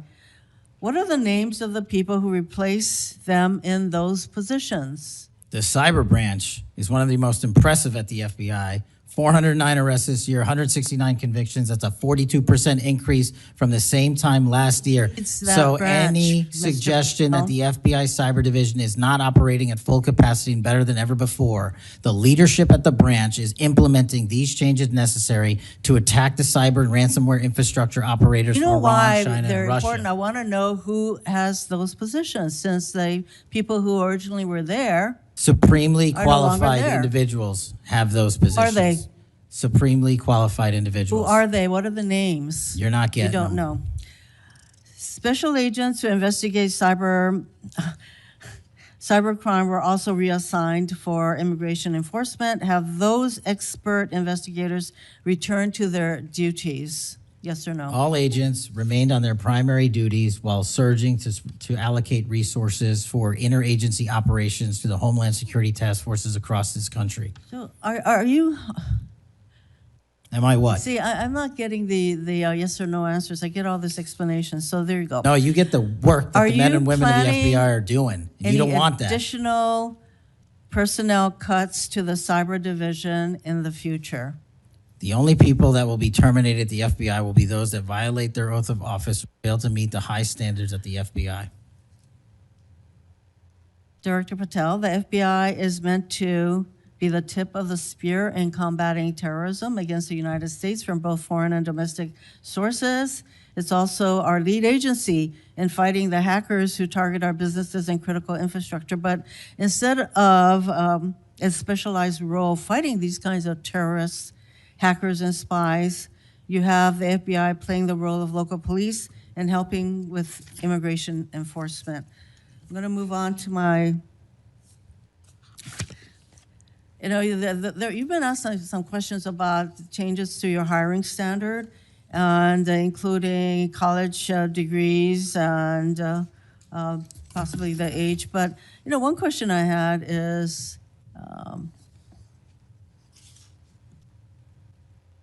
that you are now requiring applicants to be able to do a certain kind of pull-ups, which a lot of women cannot because of physiological differences.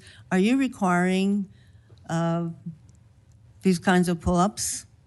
We are requiring a physical program at BFTC at Quantico because FBI agents carrying guns in the field have to chase down bad guys and do really hard work. The physical fitness standards of those agents So are are being you requiring appropriately these assessed. kinds of pull-ups? We are requiring everybody to pass the 1811 standards at BFTC. If you want to chase down a bad guy Excuse me, and put the him in reason I handcuffs, you asked- better be able to do a pull-up. The reason I ask is that there are concerns about whether or not being able to do these kinds of harsh pull-ups is really required of FBI agents. Doing Anyway, one pull-up Mr. is not Patel, harsh, I and there are am always gravely medical concerned. exemptions to that. I am gravely concerned by the state of the FBI under your control. And in fact, you are willing to take a cut on your agency of almost $500 million.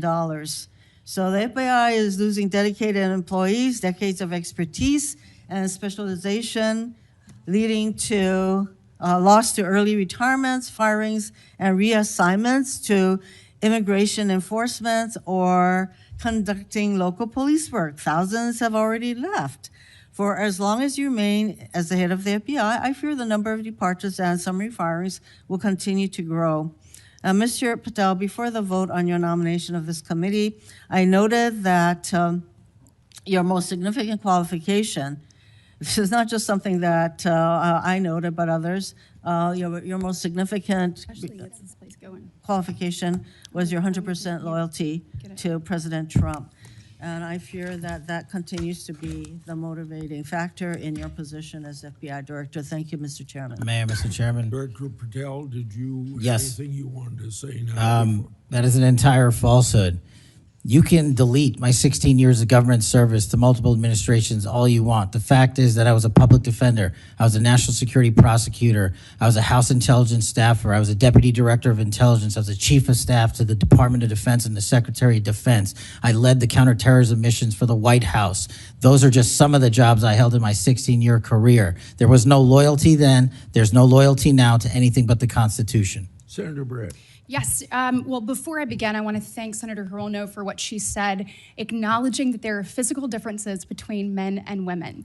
Talking about that women wouldn't be able to do as many pull-ups, and I think that she was making a case here that there should be different standards. There's a thing called Title IX, and this is why we continue to say we should have biological men and men's sports and biological women and women's sports. And so I look forward to utilizing that to talk to all of my colleagues on the other side of the aisle.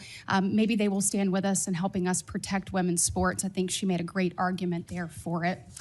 Moving on to today, Director Patel, thank you for being here. Thank you for your commitment to making sure that America is safe again. Thank you for doing that coast to coast and within our cities. I certainly look forward to talking about that and talking about your historic gains in these areas. But I would be remiss if I didn't begin my questioning with you about the horrific events that we have seen over the last week. Obviously, our heart breaks not only for Erica and Charlie's two children and for parents and families, but for America and for those of us who knew him, you being chief among those. So just my sincere condolences and thank you for the steps that you and the FBI have taken to make sure that we have someone within custody and we're going to be able to move forward with that. But if you look over the last, since last summer alone, we had 2 assassination attempts on the president. We've had the governor Shapiro there in Pennsylvania. You have the murder of the state representatives, Melissa Hortman and her husband in Minnesota, along with the shooting of State Senator John Hoffman and his wife. Several anti-Semitic attacks, several attacks on Christians that were noted by Senator Hawley. We had the killing of 2 Israeli embassy staffers here in DC, the June firebombing in Colorado. We could go on, and we saw a culmination, as Senator Schmidt said, with the brutal assassination of Charlie Kirk last week. I appreciate you committing to both Senator Hawley and Senator Kennedy, talking about making sure that all that are involved are held accountable. I think that is critically important, and I think that America needs that transparency. I want to read you some words of Vice President J.D. Vance. He said, "If we want to stop political violence like what happened to Charlie Kirk, we have to be honest about the people who are celebrating it and the people who are financing it." My question to you is, in light of Charlie's murder and all of the things that we have just referenced and have been talking about today, what steps is the FBI taking to more aggressively crack down on those who promote, encourage, finance, fund these types of engagements and this type of political violence?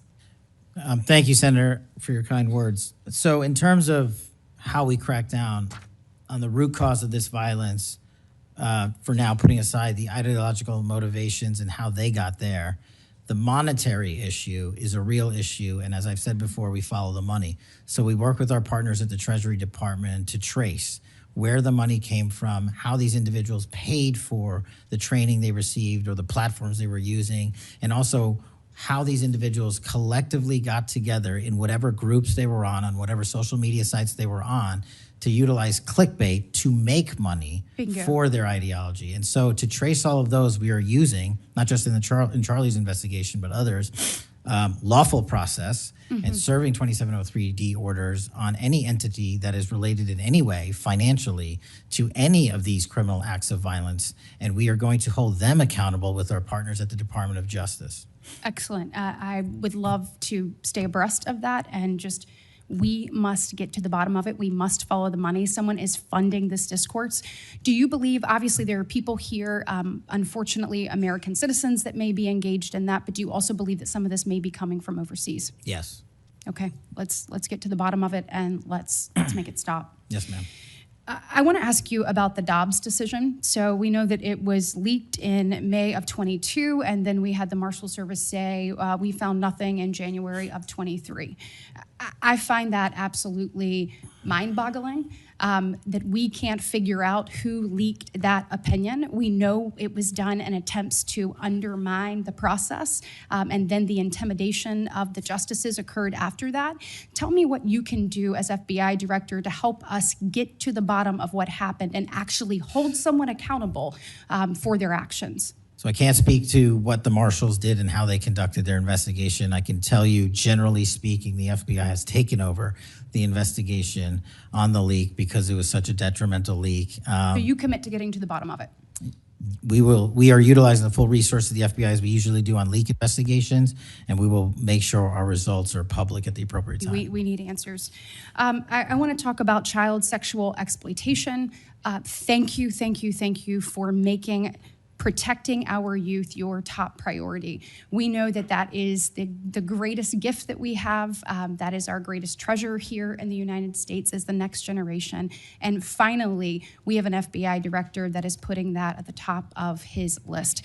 Can you tell me the steps and the different initiatives? I've heard you talk about a couple of them. You've mentioned 764 amongst other things. Tell me what you're doing, and specifically, I want to know about when it comes to sextortion. So as a parent who is raising children right now, teenagers, and you're looking at what's happening, whether people are snapping photos and then what's happening online, I have had a number of parents sit in front of me telling me terrible, heartbreaking stories about their children ultimately taking their own life because of being blackmailed. I want to know, what steps are you taking to get to the bottom of that and to absolutely end this? If this were happening in a storefront, Mr. Director, that store would be shut down, no matter where it was, coast to coast, and yet we continue to allow these things to happen, and we've got to have a more targeted approach when we're looking at this. And so what are you doing to protect children, and specifically sextortion? So in our VCAC initiative, our Violent Crimes Against Children is our umbrella enterprise operations hub for things like Operation Enduring Freedom and Operation Not Forgotten and Operation Justice. And in things like that, those are producing the results that I told you about: 1,500 child predators arrested, 300 human traffickers arrested, 4,700 children identified and saved, a 35% increase from year to date last year alone. But specifically on your sextortion question, Senator, that is a problem that we are seeing explode on generative AI in private sector and social media companies. And what we're doing is engaging with NCMEC, the National Center for Missing and Exploiting Children, because this one stat alone should probably cause great pause. They have seen a 1,325% increase in generative AI leading to sextortion and child sexual abuse. That cannot be countermanded by the FBI alone. We have embedded people at NCMEC and have a great partnership with them. But what we need to do is what we did in the month of May, and we're doing it over and over again. We arrested 400 individuals in 1 month in 1 month surge. Wow, These individuals have prioritized. The agents and intel analysts have never left that mission. They're doing multiple missions at the same time. That's what the FBI is called upon to do day in and day out, and we won't stop doing two things at once. But we need help from social media companies. We need help from the private sector and the internet service providers that allow this generative AI to be hosted on their platforms. We have got to get a resolution on that with our partners in Congress and the private sector. Well, we are definitely committed to working on that. I know the people up here. So you let us know what tools you need, and I know we've got several ideas that we look forward to pushing forward. In my remaining 2 minutes, I want to talk to you about your historic results when it comes to crime. In particular, we've seen here in DC just a total transformation. You mentioned earlier 60% down in gun crime, 70% down in carjackings. You said 50% down in homicides, to name a few. We have a success story, and we appreciate President Trump's leadership on all of this. We have a success story in Alabama, where the Alabama Law Enforcement Agency, so ALEA, they just marked their 1-year anniversary of the Metro Area Crime Suppression Unit. There in Montgomery, it is a coordinated effort with ALEA, with our Attorney General, with Montgomery PD, and our sheriff, Montgomery County sheriffs. They've seen a 30% drop in violent crime and a 19% drop in overall crime. So it is actually producing results. It's this type of interagency connectivity that I think ultimately ultimately is going to lead us to safer cities and safer streets. I know that you are committed to that, committed to working with your partners. You said earlier you've elevated sheriffs and police officers there to the 7th floor. Thank you for doing that. I am grateful for the men and women of Alabama in uniform that have made this happen, and want to know, how is the FBI working to collaborate in these types of ways across our country to make sure that we have even greater success stories to tell? Well, the collaboration's happening at our Redstone Arsenal in Alabama. We bring 4,000 students through our Redstone Arsenal for training every year. In terms of our future plans, in the next few years, we will bring 13,000 students a year through Alabama's Redstone Arsenal. And by students, I mean FBI employees, I mean sheriffs, I mean police chiefs, I mean cops, I mean intel analysts, because that is their future gem of how we're going to train local law enforcement. And we're so thankful for the dedication of resources to that facility. And I encourage everyone to go down there and take a look, because if you want to see where the FBI is going and how we're going to train the future, it's happening at Quantico and Redstone. We are very proud of it, and thank you so much for your leadership. Senator Booker. Thank you, Mr. Chairman. Mr. Patel, I want to start off where we left off last time. I asked you whether you had any knowledge or discussions about removing FBI officials and installing political personnel before you were confirmed to that position. And I wonder, did you then understand or have conversations with the White House about the intentions to do so? Before I was confirmed? Yes, sir. Did I have discussions with the White House to remove FBI personnel? Yes. No. So you're saying that you had no discussions with the White House before you were in the position about the removal of any personnel from the agency? As I was preparing for my confirmation hearing, I had numerous discussions involving the type of people that would be employed, and that those that were failing to meet the mark at the FBI would no longer be employed if I were confirmed. And I'm assuming that mark had to do with loyalty to the Trump administration. No, you're wrong. Okay.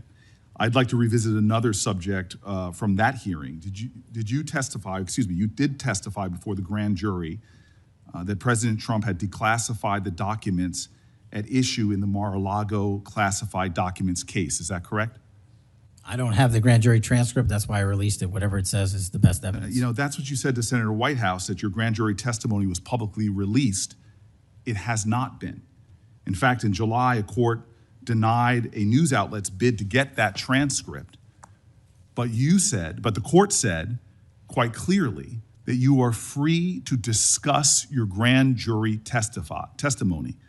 So I ask you again, did you testify before the grand jury that President Trump declassified the documents at issue in the Mar-a-Lago classified document case? And that is why I took your invitation to work with the department and the court to have that transcript released. And the transcript is the best evidence of what I said then. So you're saying right now this committee can have access to what you said before the grand jury? To whatever was released. Under my understanding, Senator, that the Department of Justice You and I both released... understand the law. Let me finish. I understand under Rule 6 of the Federal Rules of Procedure, a grand jury witness, in this case you, is not barred from sharing their grand jury testimony. This is an oversight hearing. This is germane to your integrity and credibility. You know right now whether or not you testified that President Trump declassified the documents at issue in the Mar-a-Lago classified documents case. Why are you refusing to answer that simple yes or no question right now? Because the premise of your question is inaccurate, and there is no premise to my question, but trying to get to an order of what is truth or not. How do you How do you know what was asked in the grand jury if you weren't there? Mr. Patel, this is a mockery you're making of this hearing and simple questions. It's a simple question. If you have Mr. a transcript, Patel, during you can your read the question, nomination but you don't have hearing, it. you promised that, quote, all FBI employees will be protected against political retribution. When I asked you, are you aware of any plans or discussions to punish in any way, including termination, FBI agents or personnel associated with the Trump administration, you explicitly said under oath that you were not aware of any plans to punish FBI agents associated with criminal investigations of Donald Trump. I don't believe you were truthful. Firing FBI employees based solely on the cases that they are investigating, their case assignments, is illegal, and you know that. A new lawsuit that's been discussed numerous times, filed by 3 FBI officials, alleges that you carried out Donald Trump's campaign of retribution, in quotes, against FBI employees for, quote, failure to demonstrate sufficient political loyalty. One of those plaintiffs has been discussed today, Brian Driscoll. Now, we know 20 years of distinguished service to the FBI before you terminated him. Special agent in charge of FBI's Newark field office, where he operated with distinction. Medal of Valor winner, Shield of Bravery awards. He's a patriot. You terminated Driscoll via a letter dated October 8th, 2025, and in that letter you said that you were firing him pursuant to Article 2 of the Constitution. Well, you're not the President of the United States, and so I'm wondering under what authority you were allowed to terminate him. That matter is under litigation, and I'm not able to discuss it. Okay, well, discuss this. Did you have discussions with Stephen Miller about firing this particular person or about his continuance in the FBI? Not that I recall. How often do you speak to Stephen Miller? Frequently on our Homeland Security task forces. You frequently talk with Stephen Miller about subjects other than Homeland Security task force issues, correct? I frequently talk to Mr. Miller about Homeland Security task forces. Has Stephen Miller ever given you his opinions on how to run your agency? Mr. Miller's interagency operations are invaluable to the FBI. That's what we talk about. So you frequently discuss your job and your responsibilities with Stephen Miller and Pam Bondi, I imagine, as well. Absolutely. She's the Attorney General. Understood. Okay. Donald Trump promised to make us all safer. You have pushed out senior FBI agents with decades of knowledge and experience. In fact, this is the first time in FBI history that neither the director nor the deputy director have any experience with the FBI. You've shifted the agency's priorities primarily to pursuing Donald Trump's immigration enforcement agenda. According to ICE data, the Cato Institute, which is a conservative think tank, found that 20% of all agents have been diverted from their work to assist ICE immigration enforcement. 20%. Part of this operation is the work of mass law enforcement who jump out of cars, snatch people off streets at churches, schools, and their jobs and hospitals. Have there been any FBI agents who investigate crimes against children that have been assigned to immigration enforcement, yes or no? The premise of what you say is entirely false. Have there been any FBI agents who investigate no. foreign domestic terrorism? You don't get to say America is not safer under this leadership. I am not saying America that. is safer because of the work of the FBI. You're making a presumption of premise. 4,700 children. Sir, we have seized 6,000 weapons and 23,000 violent felons have been arrested. That FBI agents who investigate human trafficking have been reassigned to immigration enforcement. You are not denying that FBI agents who are on the task force that fight against Russian oligarchs have not been reassigned. Public Corrections Squad reassigned. People who defend us, defend children reassigned. You're not denying that. I've seen you time and time again attack my colleagues' premises of questions as a way to not answer the question. So let me end with this. I believe you have made our country weaker and less safe. I believe that we are more vulnerable to a major event, and I pray to God it doesn't happen. You've gutted the Bureau of Institutional Knowledge and Expertise. You fired or pushed out seasoned FBI officials, many with more than 20 years of experience, and were working on cases that were critical. You've been purging thousands of serious law enforcement officials who spent their careers keeping us safe, only to lower hiring standards in order to find anyone to replace them. And shockingly, you admitted in this hearing to Senator Coons that it would take 14 years to fill the vacancies at your agency. Many are the result of your purge. 20% of FBI agents are doing low-level immigration enforcement instead of their mission-critical work. You've disbanded entire task forces that stop election interference, foreign influence, public corruption. And who benefits from this? Well, corrupt people benefit from it. Criminals benefit from it. Vladimir Putin benefits from it. And it really makes me wonder who you're looking out for. It makes me think we can't trust you as a nation. You swear to release the Epstein files, but now you're withholding the Epstein files. You claim that you have a suspect in a serious assassination. Whoops, then you don't have a suspect. You know nothing about plans to remove FBI agents, yet you're directly involved in those plans. In the words of an ex-FBI official, you are overseeing, and I quote, generational destruction of the nation's premier law enforcement agency. Mr. Patel, in just 8 months, you have assaulted the institutional integrity of the FBI. But I know FBI field agents. I've worked with them in Newark. No matter how truly bad you are, you can't undermine the legacy of agents who fight every day to keep us safe, but you can tarnish the integrity of the agency and undermine the agency's capacity. I believe you're failing as a leader, and that your failure does have serious implications for the safety and security of Americans and our families. We're more vulnerable to domestic and foreign attack because of your failures of leadership. I don't think you're fit to hand the Bureau, but here's the thing, Mr. Patel. I think you're not going to be around long. I think this might be your last oversight hearing. Because as much as you supplicate yourself to the will of Donald Trump and not the Constitution of the United States of America, Donald Trump has shown us in his first term and in this term, he is not loyal to people like you. He will cut you loose. This may be the last time I have a hearing with you because I don't think you're long for your job. But I'm going to tell you this, I pray for you. I pray for you that you can step up and defend your oath, defend the Constitution, and do a much better job of defending this country. Thank you, Mr. Chairman. Do you want to say anything? Yes, at this sir. point? That rant of false information does not bring this country together.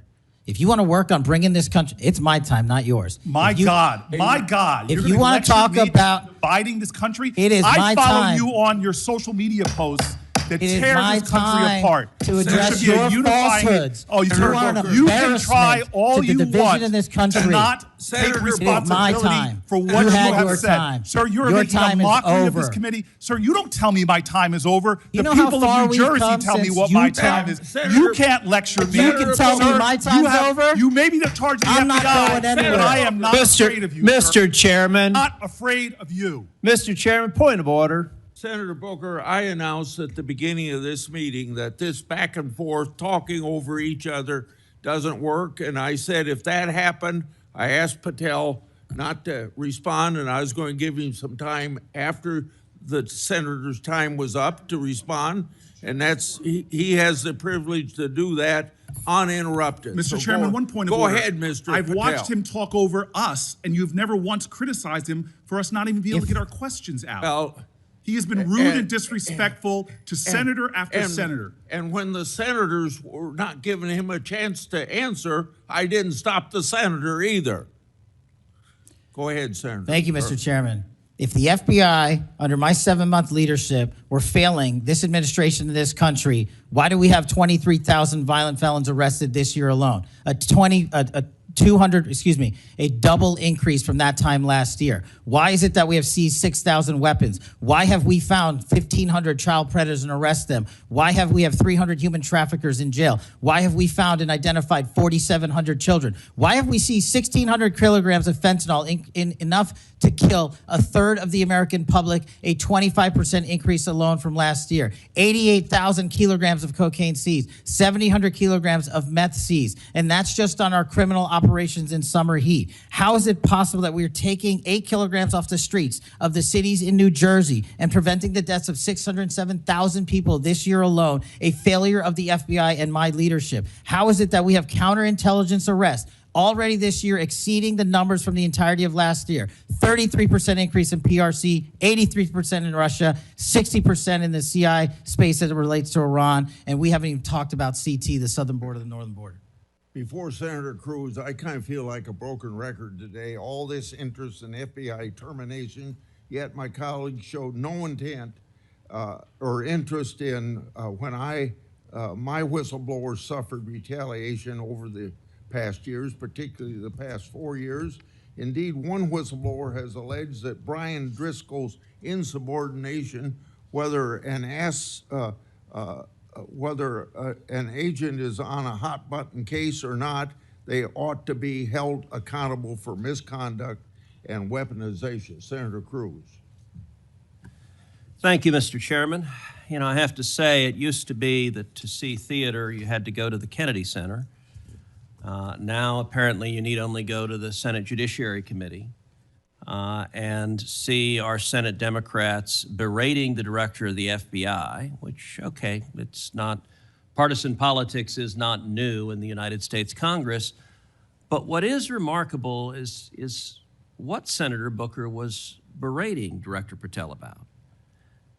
He wasn't berating him for failing to do his job, but rather he was furious for Director Patel for successfully doing his job. For 4 years, the Democrats under Joe Biden had an open border that undermined the safety of every single American. They allowed 12 million illegal aliens to come into this country to invade this country, and every single day Americans were murdered, women were raped, children were assaulted by violent criminals that Democrats released. Now, Director Patel, I found Senator Booker's questioning really bizarre. He asked you, have you reassigned FBI agents from human trafficking to immigration issues? Director Patel, are the Mexican cartels that are bringing people illegally into this country engaged in human trafficking? Yes, sir. What the hell does it mean to reassign someone from human trafficking to immigration? The greatest human trafficking in the world has been over the last 4 years at our southern border. It is modern day slavery that the Democrats still defend. They still defend those open borders. Mr. Patel, he also said, did you reassign FBI agents from protecting children to immigration? How many children have you found that were victimized by the open borders of the previous administration? 4,700. 4,700. And yet, oddly, I don't hear a Democrat here saying, gosh, thanks for protecting those kids. 35% increase year to date last year.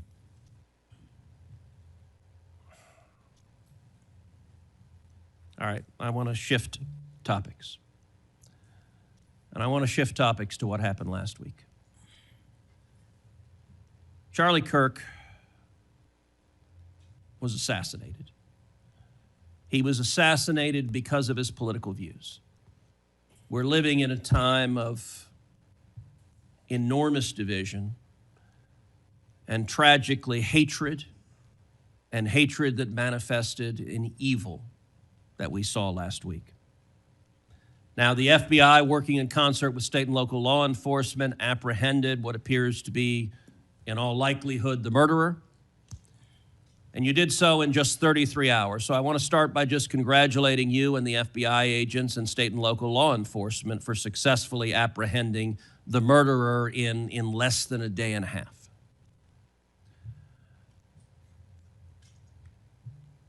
In the wake of that assassination,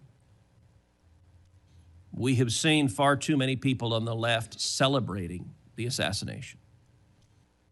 We've seen Democrats, we've seen activists cheering it on. We've seen, tragically, teachers in high schools, teachers in elementary schools, university professors cheering on the murder of Charlie Kirk. You and I both knew Charlie well.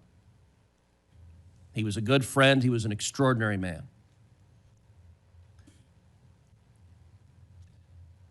And I will say there's a great deal of discussion about what to do about it.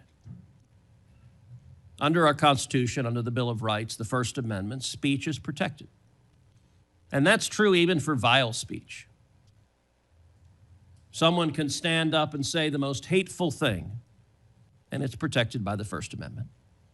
Nazis and Klansmen can march in the streets, and even though their speech is bigoted and horrible and racist, the First Amendment protects it. Conduct, however, is not protected by the First Amendment, particularly conduct that is violent. Violent conduct that is threatening others, that is harassing others, that is injuring, or in this case, murdering others, is most assuredly not protected by the First Amendment.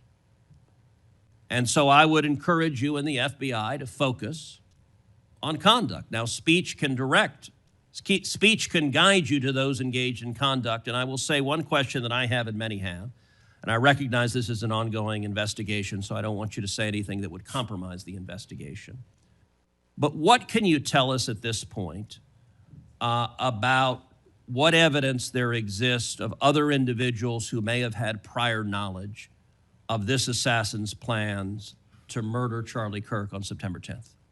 Generally speaking, we've interviewed numerous people, family members and friends, including the partner, to provide us with a detailed history of the knowledge he may have had, the suspect may have had prior to. We're still mapping out who, if anyone, was involved as an accomplice. As I said, the investigation is ongoing. We're also speaking to and going to interview numerous individuals online who were part of a chat group that was involved in this heinous assassination. And we're also going to work with our state and local partners out in Utah to find out what community organizations, if any, participated or had any foreknowledge of this information. But it's very much ongoing. I remind everybody that it's not even been a week since Charlie's tragic death.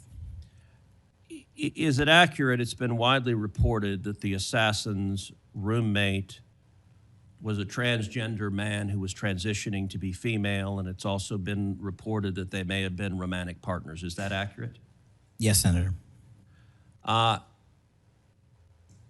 I assume the FBI is investigating. It has also been reported that there were transgender chat rooms that may have had some awareness of the plan to commit this murder. Is that accurate as well? I'm sorry, can you repeat the question? It's been reported that there were chat rooms of transgender activists that indicated some degree of potentially of foreknowledge of this murder. We're still developing that. Do you have any information, the bullet casings had on them both Antifa and LGBT wording on them? Do you have any indication of the source of those engravings and what inspired them? As to the actual source, we're still developing that. I want to encourage you in the course of this investigation, absolutely go after anyone who aided and abetted. But I want to more broadly encourage you, follow the money. The violence we are seeing is not purely organic. There is, I believe, significant money that is spreading dissension, that is spreading violence. Antifa. Do you believe Antifa is a terrorist organization? I believe Antifa is associated with a lot of violence in this country. As to its designation, I'll leave that to the appropriate authorities. So I would encourage the administration to designate Antifa as a terrorist organization, to go systematically after Antifa. They've committed acts of violence all over the country. And the shell casings have multiple references to slogans that Antifa has popularized. I believe there is considerable money funding it. I would note that I've introduced legislation called the Stop Funders Act. Stop Funders Act would add rioting to the list of predicate offenses under RICO. I believe the money should be tracked and prosecuted under RICO. And both the Antifa and Black Lives Matter riots of a couple of years ago and the pro-open border riots in Los Angeles and other cities of this past year, I believe there was significant money behind those riots. I'm not the only person who noticed at the anti-Semitic protests and violent protests on college campuses that many of the tents all matched. And so I would ask, would it aid your ability to prosecute these matters if Congress passed into law the Stop Funders Act and if rioting was added to the list of predicate offenses for RICO? Yes. Talk to me about the efforts of the FBI to go after the funders of the anti-Semitic protests on college campuses, the pro-open border protests in cities, and potential LGBT violence. Talk to me about the efforts to go after the money of those who are funding and promoting violence. As I've always said, Senator, money doesn't lie, and we've been following the money. And so that's what we're doing, issuing lawful process to organizations involved with criminal activity, because the money's got to come from somewhere, and it has to be funded somehow. So we have extensive investigations ongoing into numerous organizations that are related to violent criminal activity. cutting off the money will make America much safer, and that is the core job of the FBI. And I thank you for doing your job. Senator Padilla. Thank you, Mr. Chairman. Mr. Chairman, glad to be on this committee and take our responsibility seriously to conduct oversight of the FBI, obviously one of the most critical law enforcement agencies in the country. As Senator Klobuchar and others on this committee have reminded us, the last several months have provided far too many reminders of the political violence crisis in America today and the gun violence crisis in America today, including the tragic killing just last week. Director Patel, this committee takes seriously its not just oversight role, but recognizing the FBI's important role in protecting the public from gun violence while respecting constitutional rights. If you recall, this was a significant subject area of my questioning during your confirmation hearing. The Bureau plays a central role in enforcing federal firearm laws, ensuring the accuracy of background checks, and monitoring trends like machine gun conversion devices and lost or stolen firearms. Now, during your confirmation hearing, you pledged that the FBI would enforce firearm laws fully and fairly, consistent with the Second Amendment. Yet we continue to see a sharp rise in lost and stolen firearms reported by federal licensees. Can you point to any measurable enforcement results like arrests, not just arrests, but also prosecutions or task force expansions since you became director? I'll get those to you, Senator. Nothing you can share here today? No, I'll get the full list to you. You came unprepared today to respond to questions which you knew were important going back to your confirmation hearing. Now, the Bureau has warned about the public safety threat posed by machine gun conversion devices, which convert semi-automatic weapons to automatic ones. Can you at least reference what resources you're dedicating to this threat? Absolutely, Senator. Part of tracking ghost guns, as you alluded to, is having a sustainable database, which is hubbed out of our SPIEGEL division in West Virginia. And we've allocated more resources so that FFLs can track and trace firearms that are stolen and make sure they don't get into the population. That's one of my primary concerns, that we don't want stolen weapons anywhere near anything. But the numbers continue to go up as reported by federal licensees. Let me get to my next question on this topic. You previously stated that you hadn't reviewed Fixed NICS, a federal law that improves reporting to the National Criminal Background Check System. 8 months into your job, what concrete steps have you taken to ensure that NICS records are complete, accurate, and timely? That's actually a great question that we have dedicated a lot of resources to, again, at SPIEGEL. The NICS system has been trying to get to 100% within 15 minutes. We are currently at 93%, with 87% of those being responsive in less than 60 seconds. So we got more work. Do you think additional resources would be helpful in getting to 100%, or do you still argue that less resources are necessary to get from 93 to 100? No, I just think we have to work on how fast our actual infrastructure processes these things. On to a question about resources. The FBI's core mission is to counter terrorism, espionage, and major criminal threats. Now, recent large-scale reassignments to immigration enforcement or politically motivated investigations cause me concerns that other critical missions are being neglected. One example, in March of this year, you created a Tesla-related task force and diverted personnel from the domestic terrorism operations section to work on that task force. What risk analysis justified that decision, and do you still consider domestic violent terrorism to be a lower priority? Any form of terrorism, domestic or international, is the highest priority at the FBI. And But when why you say divert resources away from those missions? I don't believe that's accurate. We did not divert resources away. When cars were exploding and people were being set on fire, I directed resources to address it. Well, then I'll suggest in your follow-up, and we can make this more explicit in our questions for the record, that you provide the accurate information about the diversion of resources. Because, again, when I understand that you authorize large-scale agent reassignments from counterintelligence and cybercrime to not just immigration cases, but others, it has an impact on the other priorities like nation-state threats and ransomware investigations. Moving on to a different subject area. Safeguarding our elections is a core FBI responsibility. The public needs confidence that election security work is driven by facts and free from political influence. Mr. Director, do you agree with Attorney General Bondi's decision to disband the FBI Foreign Influence Task Force? The disbanding of that task force did not in any way reallocate or take away resources from that critical mission set. So then how are you mitigating the risk of foreign actors interfering in U.S. elections heading in? As I've highlighted through our cyber programs, which have seen a 40, 50, 60% increase in arrests for cyber threat actors looking to not just harm our critical infrastructure systems, but also interfere in our elections. We've had multiple arrests this year of individuals who are interfering in that process.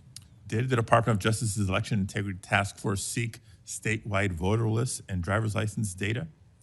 I can't speak for the Department of Justice. You're a member of the Department of Justice. I can speak for the Did the FBI play a role in those requests?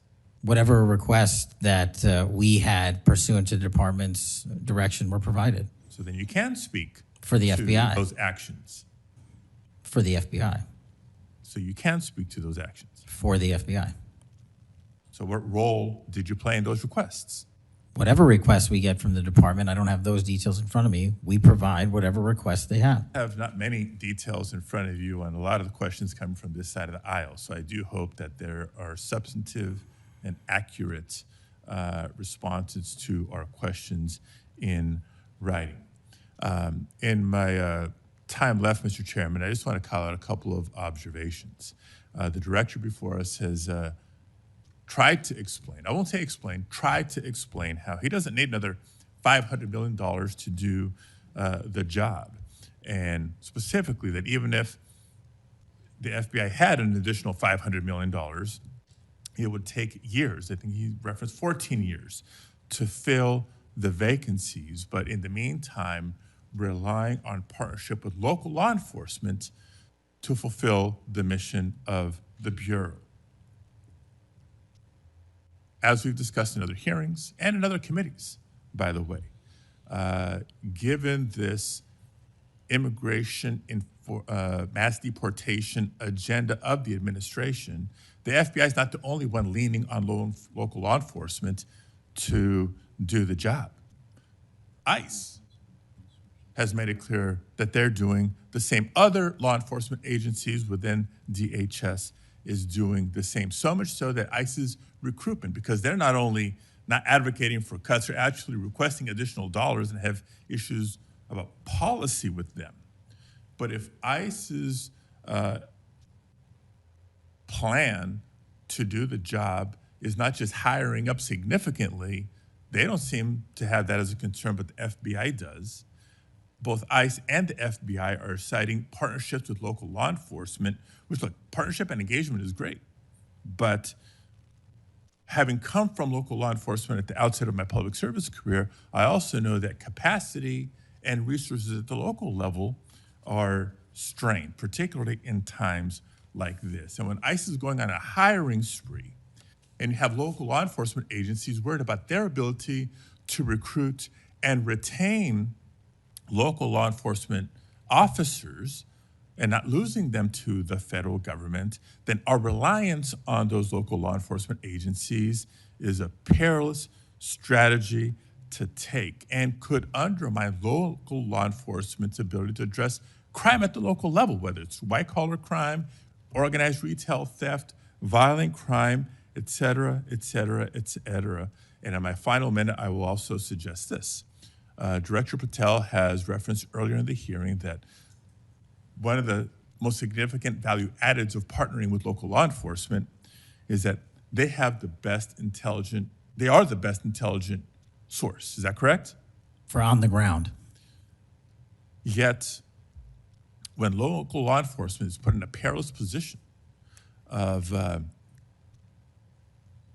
being in a role with this mass deportation agenda, which is consistently overreached has been found to violate the law and the Constitution and has undermined public confidence in law enforcement, not just by immigrants, by the way, but especially immigrants. When immigrants are victims of crime and are afraid to come forward because they don't know what law enforcement is going to do with their information or not, when immigrants, legal or undocumented, are witnesses to crime and are afraid to come forward with that information because they don't know what's going to happen with their information or not, that undermines the credibility of law enforcement with the community and undermines the intelligence, Director Patel, that you say are the best source of intelligence when it comes to law enforcement. So it's shaky, it's worrisome, and in my opinion, overall, you are failing to live up to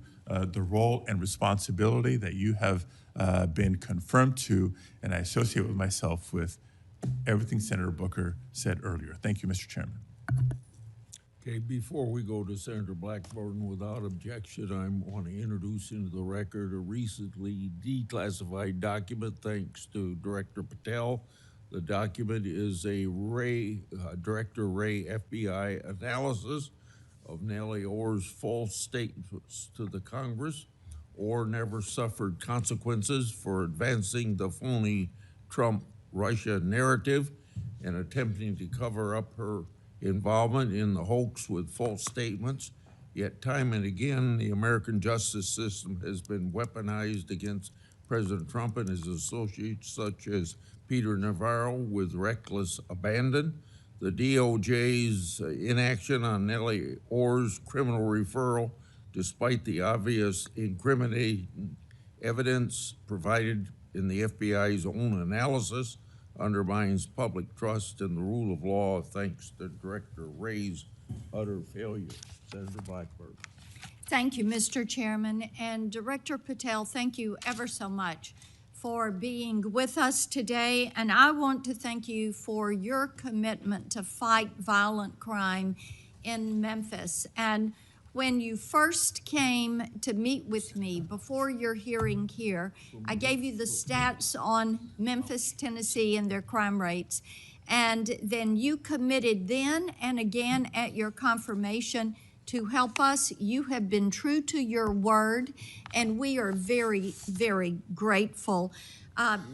Operation Viper has been such a success. The 500 arrests are important. These are gang members and gang leaders out of Memphis, Tennessee. There are over 100 gangs in Memphis. So the impact of these arrests, the impact of 100 indictments of these gang members. And now we have a U.S. Attorney's Office that will actually prosecute violent crimes and actually take up and prosecute federal gun crimes. This is helping to make Memphis safe again. And yesterday at the White House, to have the president announce the second phase of this with bringing in the Guard, and we've got ATF and DEA and the U.S. Marshals and Homeland Security, and the work that you and General Bondi and the President have done is so appreciated by the people of Memphis, Shelby County, West Tennessee, and I am ever so grateful for the work you've done. You know, one of the things as we talk about Memphis and what a vibrant and wonderful historic city it is, it's important to realize Memphis is one of the logistics hubs in our country. You have I-40, which goes East Coast to West Coast. You have the Port of Memphis. You have FedEx. You have all 5 Class A railroads that are there, as well as so many companies that are important to Memphis. And I have found it so interesting that some of my colleagues want to complain about agents being taken out of the DC office and actually put to work in the field because they've been needed in the field. And you can look at the stats from Operation Viper and see the difference that they have made. And we so appreciate that.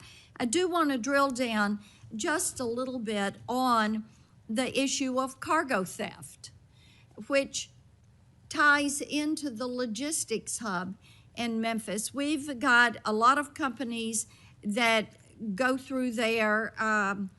IMC is a big logistics company.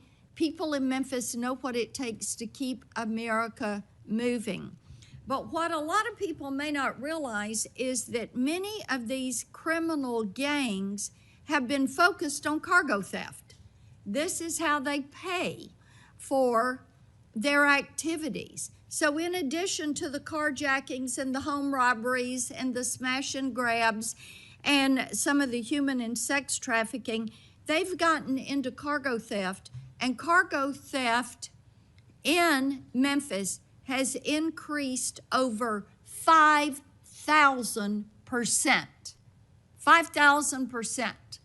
That's what you saw with a Biden administration who wouldn't drill down on this. So having these agents out in the field, having an interagency approach is something that is going to help us with getting our hands around this cargo theft. So talk for just a minute about what your team has done there and the importance of having that interagency approach. Absolutely, Senator. So Operation Viper nests under Operation Summer Heat, and in multiple cities and mid-major cities across the country, we have surging resources based on crime. And Memphis, as you know, Senator, had the highest per capita homicide rate in the country, and that was simply unacceptable.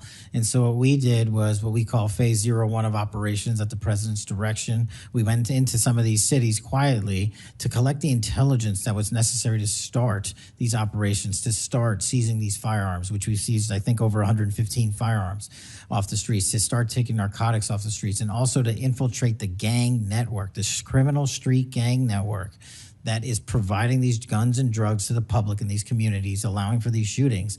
And so what the FBI is good at, what the FBI is great at, is partnering with our local authorities in places like Memphis and Miami, and Chicago, and so many other cities across the country to start the work, because you can't do the work on a dartboard basis. You need ground level intelligence, and that's what we do working with our state and local law enforcement.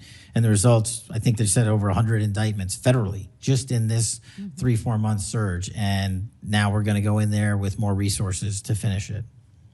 And we are grateful for that, and I think it's so important for my colleagues, what we have seen in Memphis. You mentioned something very important.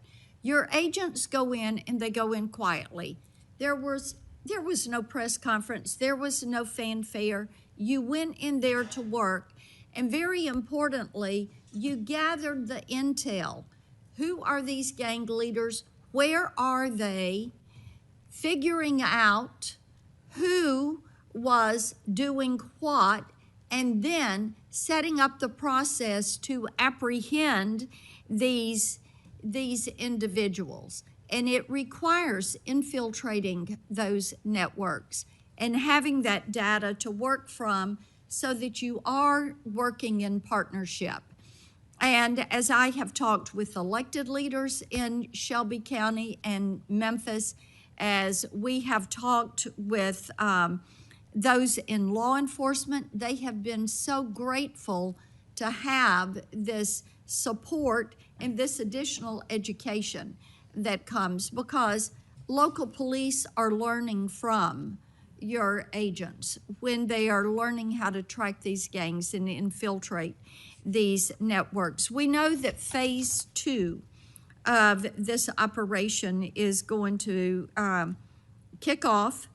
The Guard is going to be there to support the Memphis Police Department to help them kind of catch up, because they still have a lot of people on their board. They know who they are, where they are, what they're doing. They want to apprehend them and bring them forward.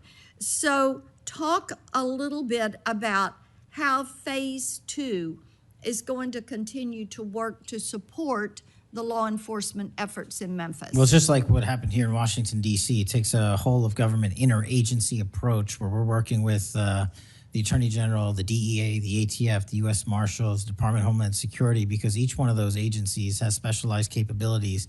And when we surge together to work off of the ground level intelligence was collected, you see what happened in Washington, D.C. here.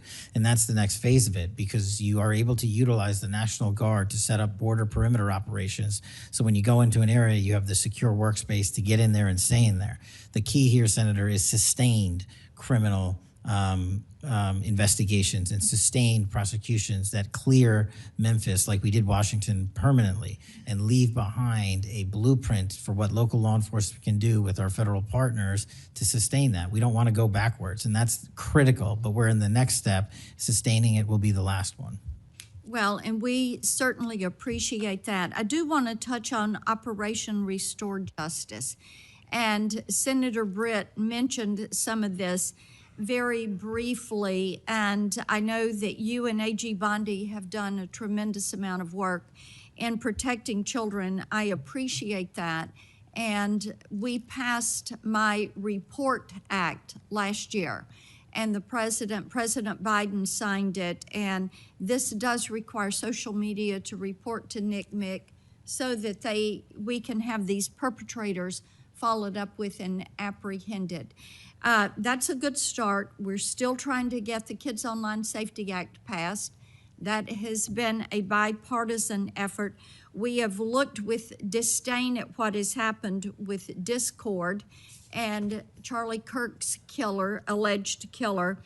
Talk for a moment about what else Congress ought to do in order to give you all the toolbox you need to apprehend these predators and pedophiles. Well, I think we need to go after the monetary backbone of this infrastructure like we discussed earlier. I think we also need to make parents across the country aware of how invasive some of these social media sites are and how much criminal enterprise is going on and how easily these kids can be sucked into it. And also, the only way, in my opinion, to do that, as Senator Klobuchar and I believe Senator Graham had stated, was, we need to work on Section 230. It's been too long since we've addressed it. Nobody's being held accountable. They're making money, and our youth is dying. And that's just unacceptable. Well, we have that reform bill. Thank you, Mr. Chairman. Thank you. Senator Welch. Thank you very much, Mr. Chairman. And just at the outset, I just want to say what I think all of us believe, and that is that the political violence that is so afflicting our country, it doesn't matter whether it's from the right or the left. I mean, all of us have an obligation to fiercely advocate for our point of view. All of us have an obligation to respect people with whom we disagree. The folks we disagree with are our opponents, but they're not our enemies. And I hope all of us keep that in mind and do the best we can to set that example. I want to congratulate the FBI. I want to congratulate the Utah state and local law enforcement for the very good work that it did in apprehending the violent assailant of Charlie Kirk, and that is a terrible, terrible tragedy. Director Patel, at one point you made an announcement that the suspect was in custody. We got our man. It turned out that was not true. In fact, I think that was about 27 hours before the person now in custody was apprehended. Why did you make that statement? Thank you, Senator. Appreciate you letting me address this. What the FBI does is not just locate and find suspects, but we also participate in eliminating subjects. And what we had at the time was a subject in custody in relation to this investigation. So in my commitment to work with the public to help identify subjects and suspects, I put that information out. And then when we interviewed him, I put out the results of that. And could I have been more careful in my verbiage and included an A subject instead of subject? Sure, in the heat of the moment, but I was doing the best I could. In all candor, I don't quite get that, because if we have our man, that would suggest to the public that everybody can rest and relax and not then continue to provide information to local law enforcement and to you. So that was a mistake. I don't see it as a mistake. I see it as something working with the public to identify that there was a subject So if in you custody. put out a statement that says we've got our man, and in fact it turns out that you didn't have your man, that's not a mistake? But that's not what I said. Well, I'll go on. That's my understanding. A second thing that is really important in the FBI, but it's important in every agency, is that the folks who are doing good work get supported for the work they're doing. And a number of highly successful FBI agents have been let go. And I want to just ask you a little bit about that. You know who Brian Driscoll is, right? Yes. Yeah, okay. And my understanding is he served at the FBI for over 18 years. You agree? I believe that's accurate. Special agent in charge of the Newark office. He was commander of the FBI's hostage rescue team. That's a very prestigious and responsible position, correct? It is. Section chief of the Critical Incident Response Group's tactical section. You've got to be pretty good to get that high responsibility. You agree with that? Yes, sir. He oversaw 55 SWAT teams, and they're like the elite of the elite, right? They go in to the dangerous situations, right? He got a Medal of Valor for his participation in a raid on ISIS terrorist Abu Sayyaf, who had kidnapped American citizens Kyla Mueller, right? Mueller? Is that right? I know. You're in agreement, right? I know Kayla Mueller's family, yes. I know the situation. Okay, and he got Kurt Meyer, somebody who had barricaded himself in a bar after he killed 4 people and wounded 2. And Driscoll was part of the team that went in there and took that guy out, right? I don't have all the details, but I'll take your word for it, Senator. And he got into trouble when Emil Bove demanded a list of FBI agents who investigated January 6th and was apprehensive that what did happen ultimately would happen, and that is those folks would get fired. I mean, do you agree with me that a boss who stands up for his subordinates when they did the job that was asked of them is a stand-up person and somebody to be admired? Generally speaking, yes, sir.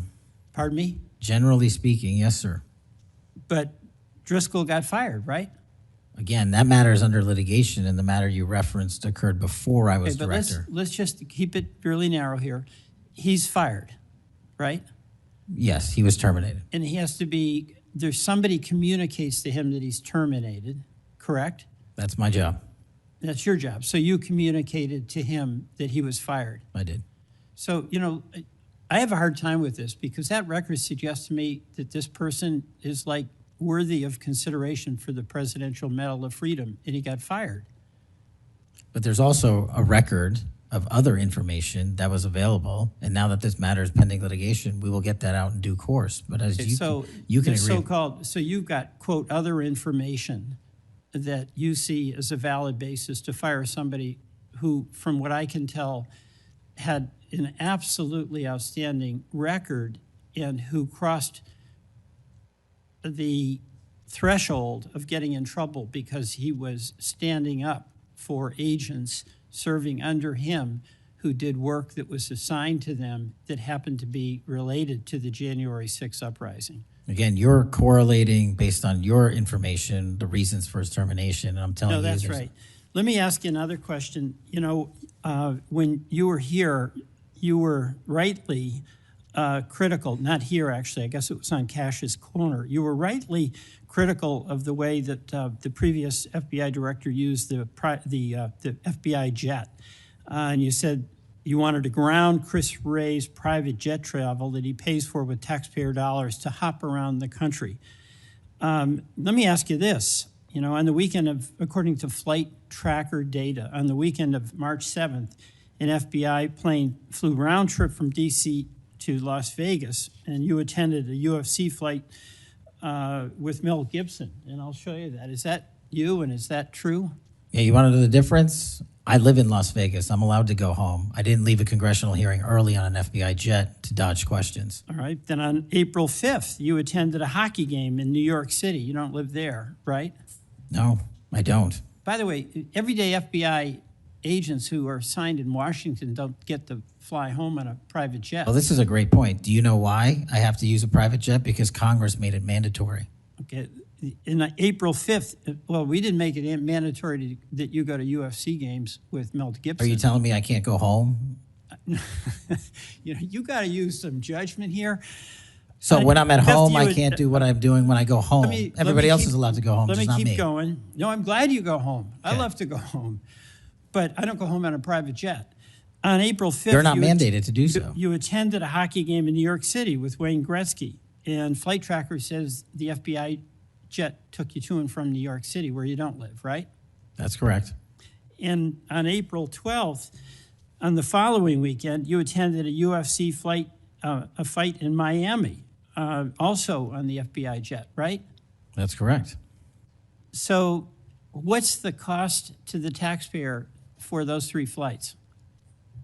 I pay the commercial equivalent per the regs and the law. And so just so you know, when you are comparing me to prior directors. I asked what the cost was, and you don't know, I take it. Yeah, and what I've done with the use of the private jet is use Andrews Air Force Base versus Reagan National as what the other directors have done Bottom line to here, save the taxpayer bottom dollars. line here, you flew home to Las Vegas. There's nobody else in the FBI who gets paid. They have to pay their own way if they want to go home, right? I mean, right? Well, that's not accurate. Depending on where you're stationed, the FBI covers the bill to get home. So are you telling me that FBI agents who are assigned in Washington, but who may live in Charlotte, they get paid by the FBI to Sometimes go home? they do, yes. Right. Another thing I want to say is this. Our local law enforcement has been stiffed. About $500 million in COP grants have been taken out of the budget. Those really help us in Burlington. They help us in Rutland. They really are important. And why in the world would we be cutting those COP grants when we need that local law enforcement, in part to partner with you? Well, I think Do you you're support that? I think you're speaking to the Department of Justice grants, which I don't adjudicate, but also Vermont, just like every other state, has received a plus-up of FBI personnel. Well, I'll tell you, that's not what we're seeing. The other thing, my understanding is that there's a requisition or an effort to get another plane for the FBI that would cost about $72 million. Is that right? That's inaccurate. The FBI, because the jet, as you call it, is not my jet. We use it for operational needs. We use it for FTOCs. We use it for HRT. But that's the one you fly in, right? We have multiple fixed-wing assets, and one of them is on a wildly expensive lease that I deemed a waste of money, and I'm looking for a replacement in which the government can procure assets permanently. Well, but I would welcome you submitting to this committee the cost information about the jets that are under consideration. And according to our research, the specifications that are included in this request would result in an expenditure of between $72 million and $80 million. That's inaccurate, but I'll happily get you the right I numbers. welcome getting the specific information. Absolutely. Thank you, Mr. Chairman. I yield back.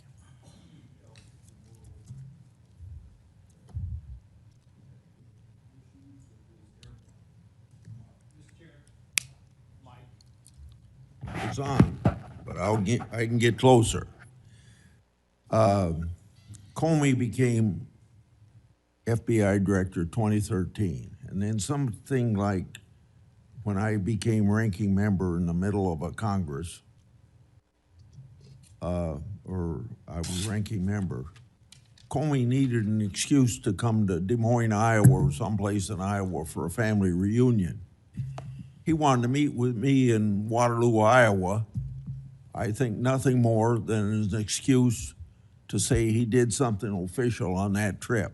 Now, I can't accuse him of that because I don't know, but I can't recall that we discussed anything very serious that had to be meet him in Waterloo or Cedar Rapids at the airport before he went to the reunion. And then 2 or 3 years ago, Ray was sitting where you were, and we had 2 Republicans wanted to have second round of questioning, and it would have taken about 10 minutes, and he refused to because he got on this airplane that you're talking about going to the Adirondacks.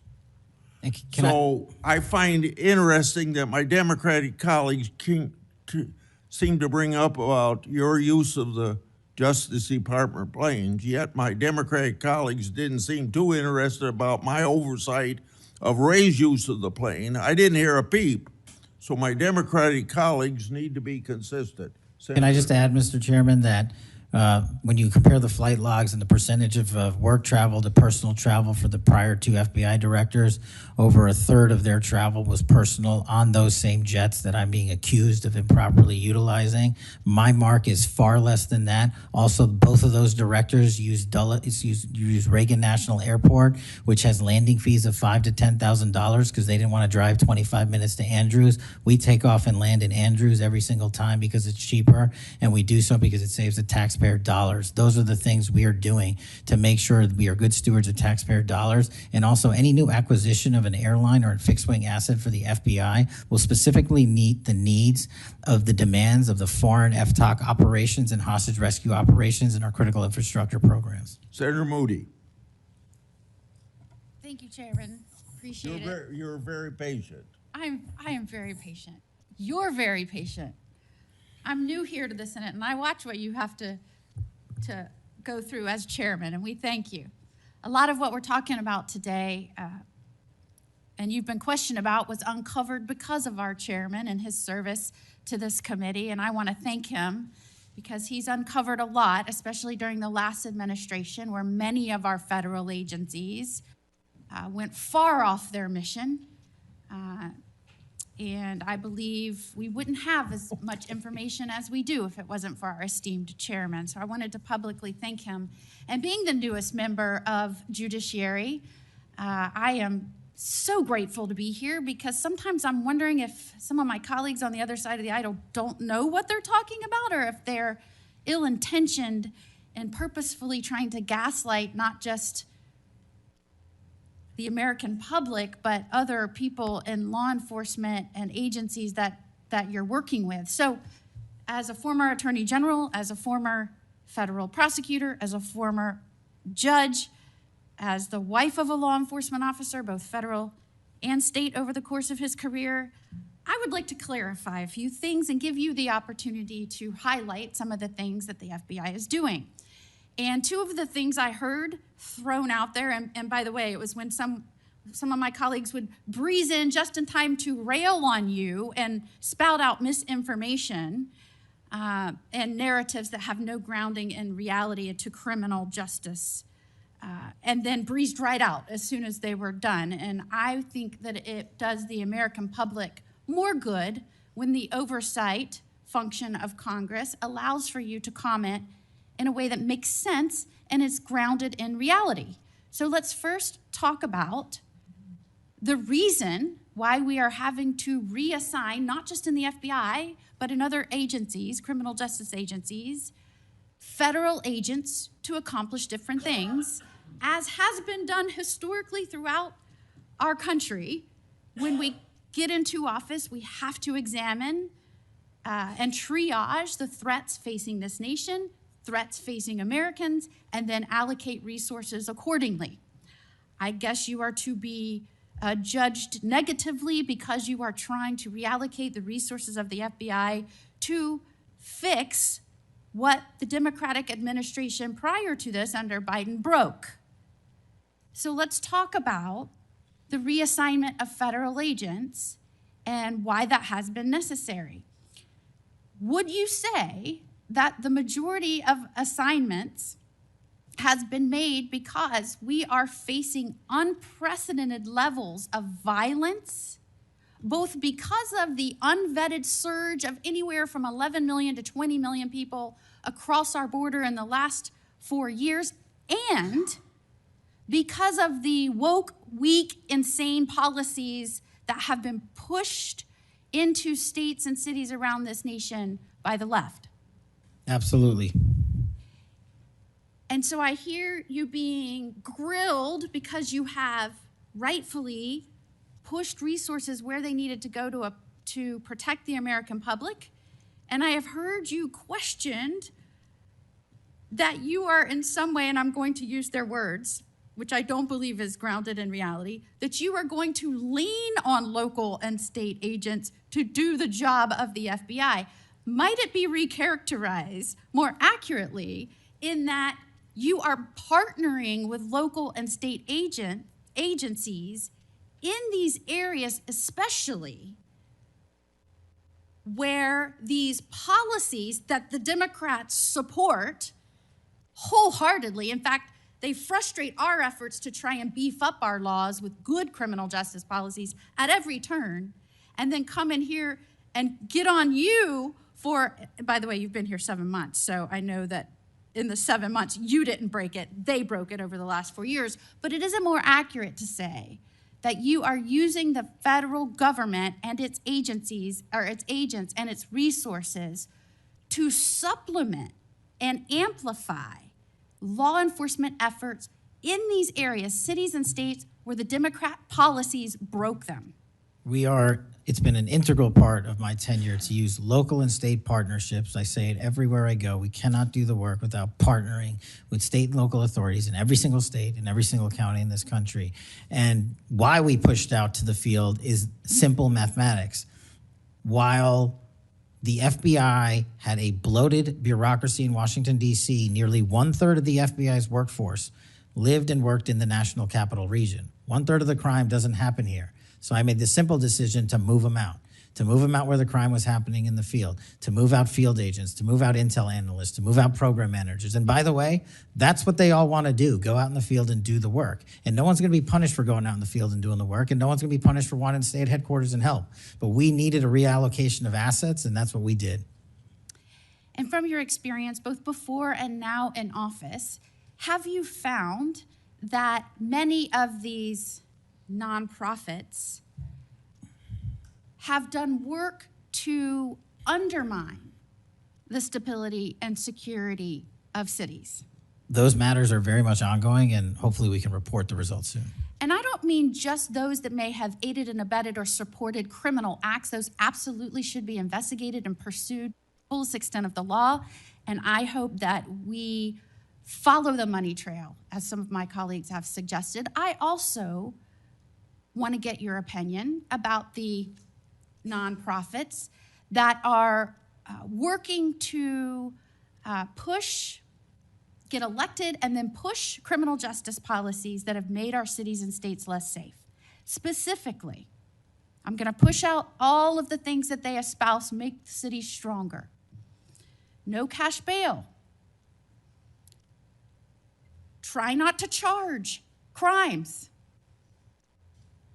Don't call people offenders or felons or rapists or drug traffickers.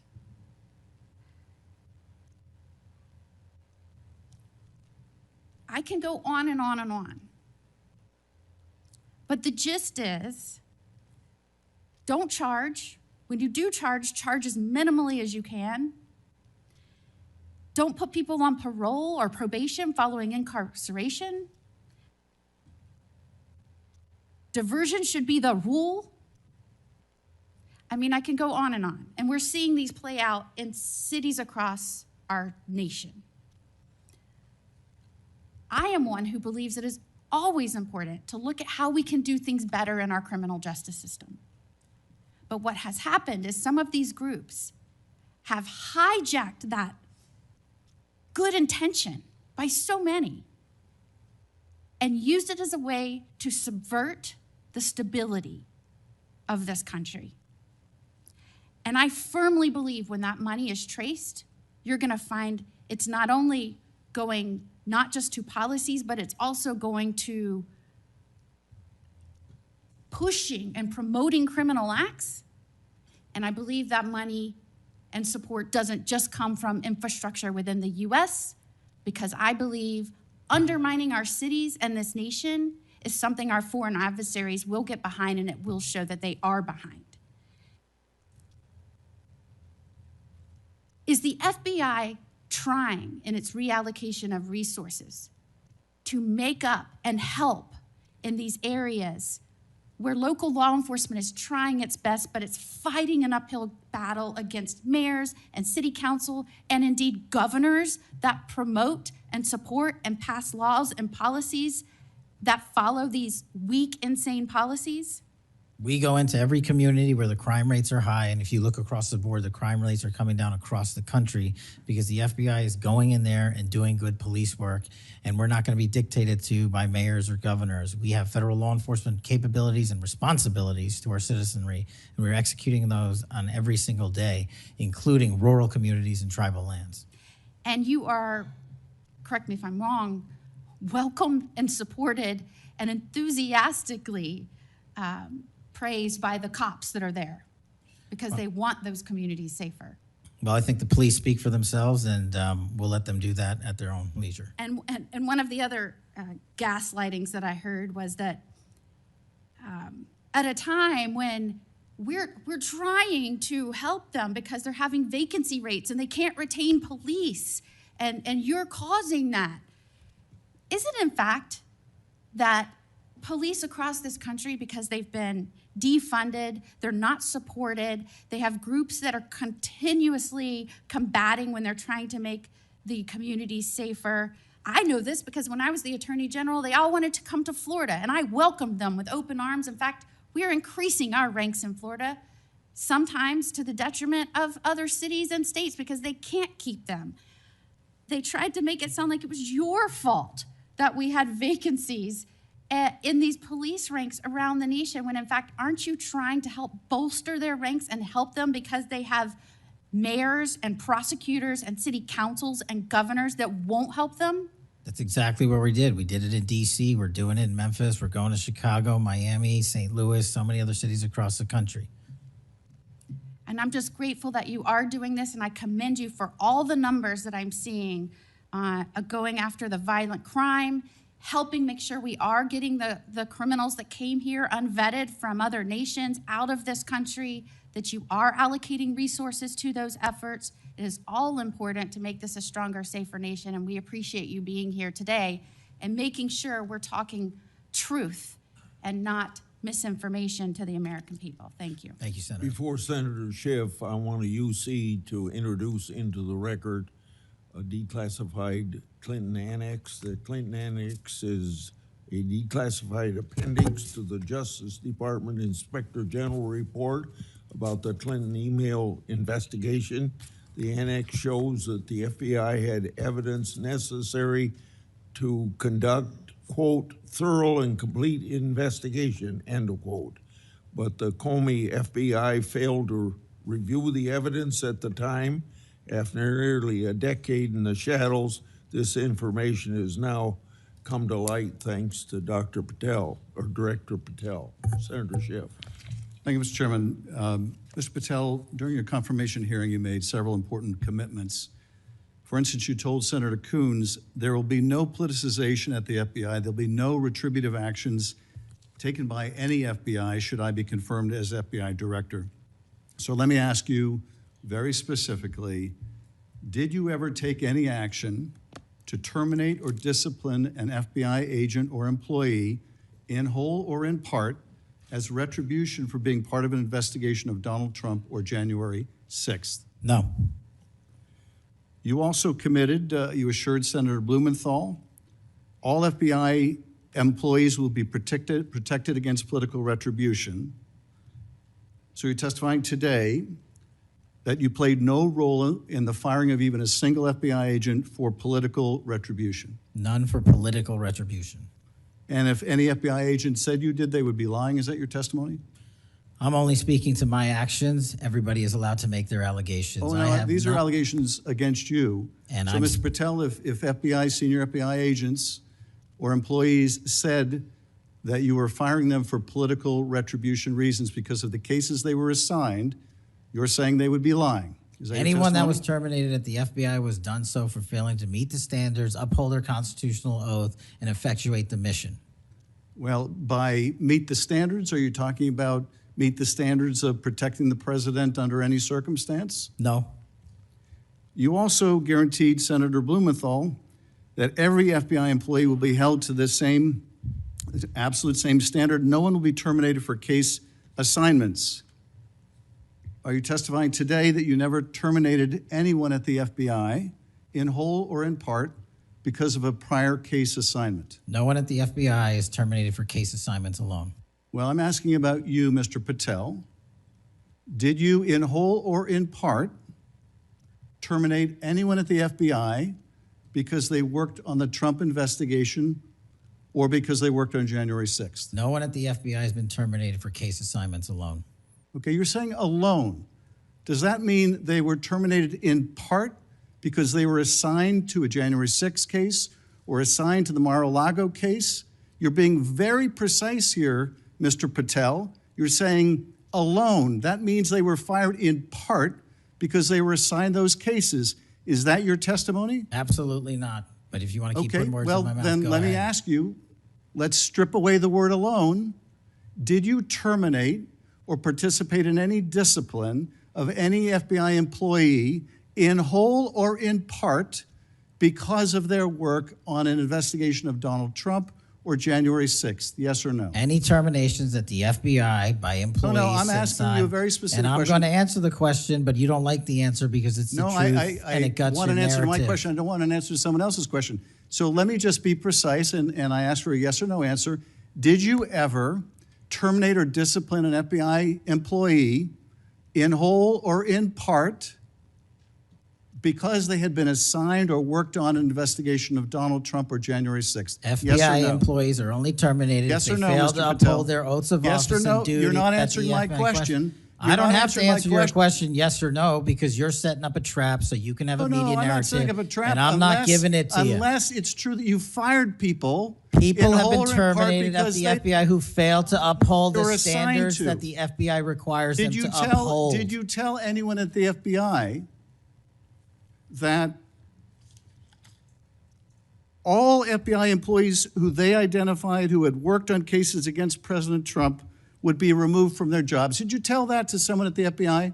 Say that I would remove people for case assignments? That people that were identified as having worked on cases against President Trump would be removed from their jobs. Did you tell that to someone at the FBI? People are not removed But for just case answer my question. assignments. Just answer my question. Did you tell that to People someone? are not removed for case No, assignments. you're not answering my question. And I would Mr. never Patel, tell anyone. Did you tell someone at the FBI that FBI employees identified as having worked on cases against President Trump would be removed from their jobs? Yes or no? Did you tell someone that? I would never tell anyone at the FBI that they're being removed for basically their case assignments. Okay, so anyone who had said that would be lying. Is that your testimony? Anyone can say whatever they want. No, I know, but you're saying they were a liar. I'm telling you what I said. Because this is in the complaint against you, Mr. Patel. So you're saying Mr. Driscoll and others are liars? I'm not going to address the complaint in the ongoing Okay, well then let me ask you, have you ever told anyone at the FBI that the FBI tried to put the president in jail and he hasn't forgotten it, and that your job depended on the removal of agents who worked on cases against the president? No. Did you ever tell anyone that? No. Okay. Did you ever tell anyone that you knew these summary firings you were undertaking were illegal, likely illegal, and that you would be sued and later deposed? Did you ever tell anyone that? No firings at the FBI or terminations were done for anything other than justified Did you ever cause. tell anyone that, Mr. No, Patel? Why don't you no answer my question? terminations at the FBI were ever done in my tenure for anything other than failing Did you ever to tell uphold anyone their that, oath of Mr. Patel? You willing to office answer or the their- question? The FBI. I guess I you're have not willing to answered answer the it. question. So let me move on. Let me Repeatedly. move on to the Epstein files. You said you're the most transparent FBI director in history, so I'm going to put you to the test. In 2024, you were asked by Glenn Beck about Epstein's Black Book. And you said, he asked, who has Jeffrey Epstein's Black Book? And you said, Black Book, FBI. And he said, but who? That is, I mean theirs. And you said, oh, that's under the direct control of the director of the FBI. That's what you said. Was that true, Mr. Patel? I'll rely on you quoting it accurately. I did that a couple Was of it years true ago. what you represented to Mr. Beck and the president's supporters out there, or were you lying? No, Was it true that the Black Book, Epstein's Black Book, was in the possession of the FBI director? The Black Book was in the possession of the FBI. Okay, so now that you're the FBI director, you have possession of the Black Book, right? That index has been released. So you have Jeffrey Epstein's Black Book? What is known as Jeffrey Epstein's Black Book has been released by us. And you released it. And let me follow up on Senator Kennedy's question, because he asked you, and I'll be very precise here.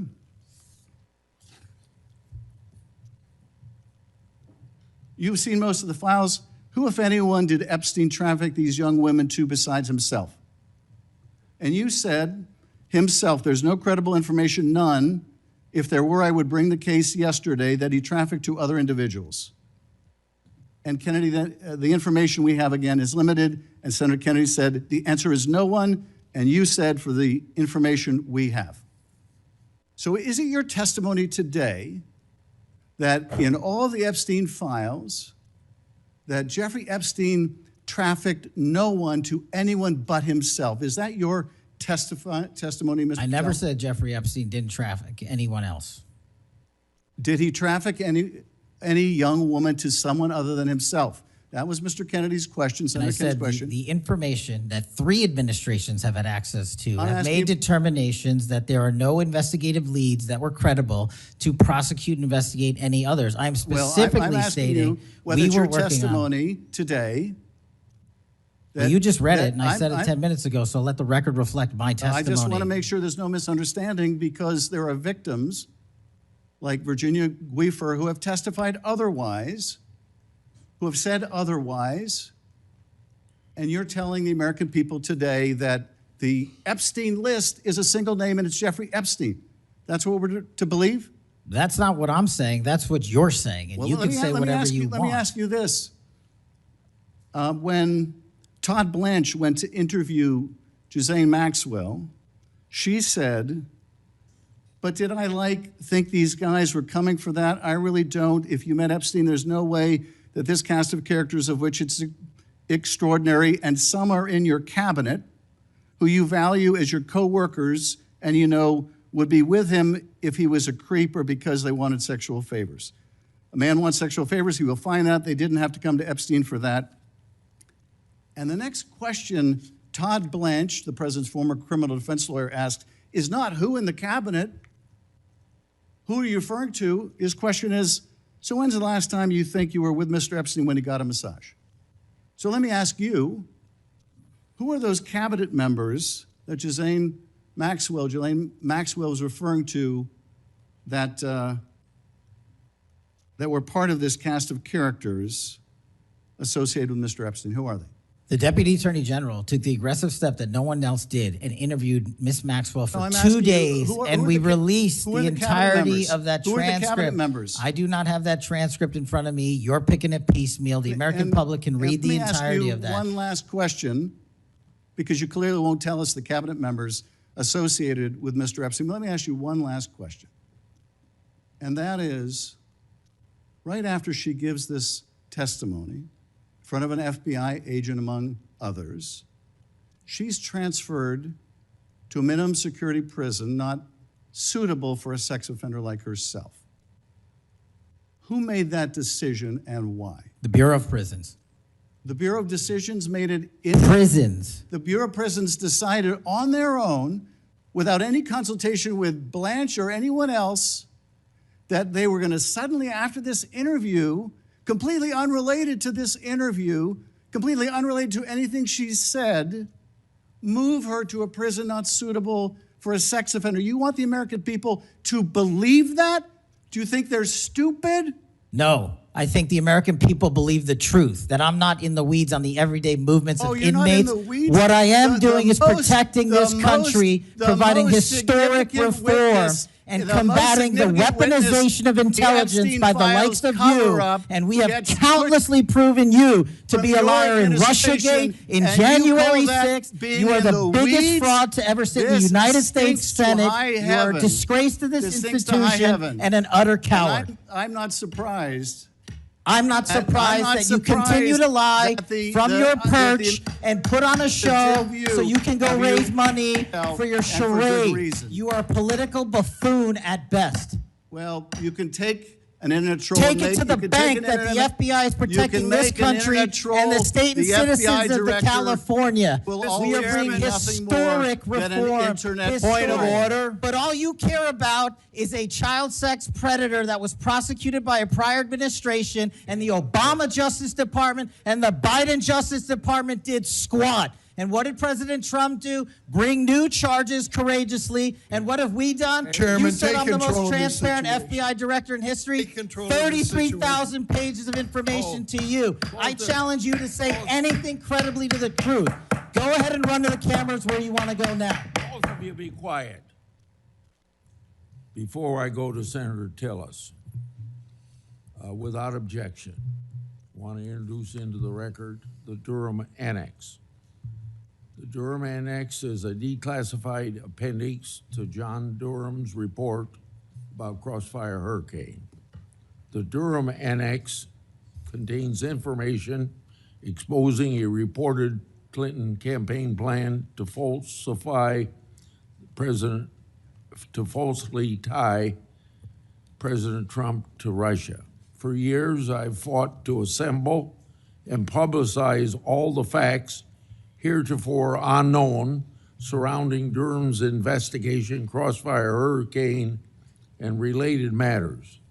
The Durham Annex was declassified large part because of Director Patel. Senator Tillis. Thank you, Mr. Chairman, and Director Patel, thank you for being here. I've actually admired the way you've tried to keep your composure over the course of this. Kind of reminds me of an old Far Side comic that said the floggings will continue until morale improves. The last one I just coach you on, don't take the bait, because they're going to use that discussion between you and Senator Schiff, as you've suggested before, to raise money. Just sit down in the quiet confidence that you're doing a good job. Real quick, in less than 30 seconds, give me your resume again on why you're qualified for this position. Thank you, Senator. I served as a public defender and national security prosecutor. I tried over 60 criminal trials to verdict in state and federal court. I served as the lead investigator in the House Intelligence Committee and the counterterrorism expert there, unfolding the Russiagate investigation. I served as the head of counterterrorism for a presidential Whitehouse. I served as a deputy director of national intelligence at the Office of Director of National Intelligence, overseeing our 17 intelligence agencies. I served as a chief of staff to the Department of Defense and the Secretary of Defense, overseeing a $2 trillion financial equity flow, and also defending the homeland and providing for our no-fail mission. We could drill down in details, because I've studied that record, and I think you should be very proud of it. I just did that for the benefit of the liberal media that just keep referring to you as a podcaster, I think, and I appreciate you giving me that resume. As a good body of work. It's why I supported your nomination so strongly when you were before this committee. Really quickly, too, on the events of last week and the sad death and assassination of Mr. Kirk, I seem to recall that Mr. Zinn, I think, was the first person of interest. He was reported to be saying, "I shot him, now shoot me," or something to that effect. Would that have more or less, and your job is to calm the tensions, right? There were people running all over the building. People are afraid over there. Could it be that because you were in possession of some of that information that maybe you did just characterize as getting our man, that maybe that's what led up to it, if those facts are correct? What led me to that is to the eliminate subjects, but also we were in a period with inside of 24 hours where we didn't know who the shooter was. Well, that's why I asked, because people are forgetting that this man was reported to have been saying, "I shot him, now shoot me." They're also forgetting that he brought in an attorney and said that he'd fabricated the claim to draw attention away from the actual shooter. And he went on to get multiple charges for possessing child pornography and sexual abuse material on his phone. So I'm just saying that it just seems to me that in the moment, maybe you should have used different words, but I can't imagine that the amount of time that we've spent on that subject in the hearing today. But I think it's because they're really worried that they're another punchline to an old joke. Your work, it's working in practice, but it's not working in their theory. They haven't heard you, so it's working in practice, but not in theory. They haven't heard you say multiple times that you've plussed up FBI resources in every state. They haven't heard you when you've talked about year-over-year comparisons for results. I don't care how many people you have at HQ, as long as you keep producing those results and they're good. They need to be sustained. Now, I am a little bit concerned about the deployment of National Guard troops to dangerous cities, but you keep on mentioning something I'm going to go back to in terms of joint task forces. You also did a great job of explaining why you think you should save money and go out and fly out of an airport versus an easy trip across the Potomac to National. I love all those responses. I'm not going to repeat them here.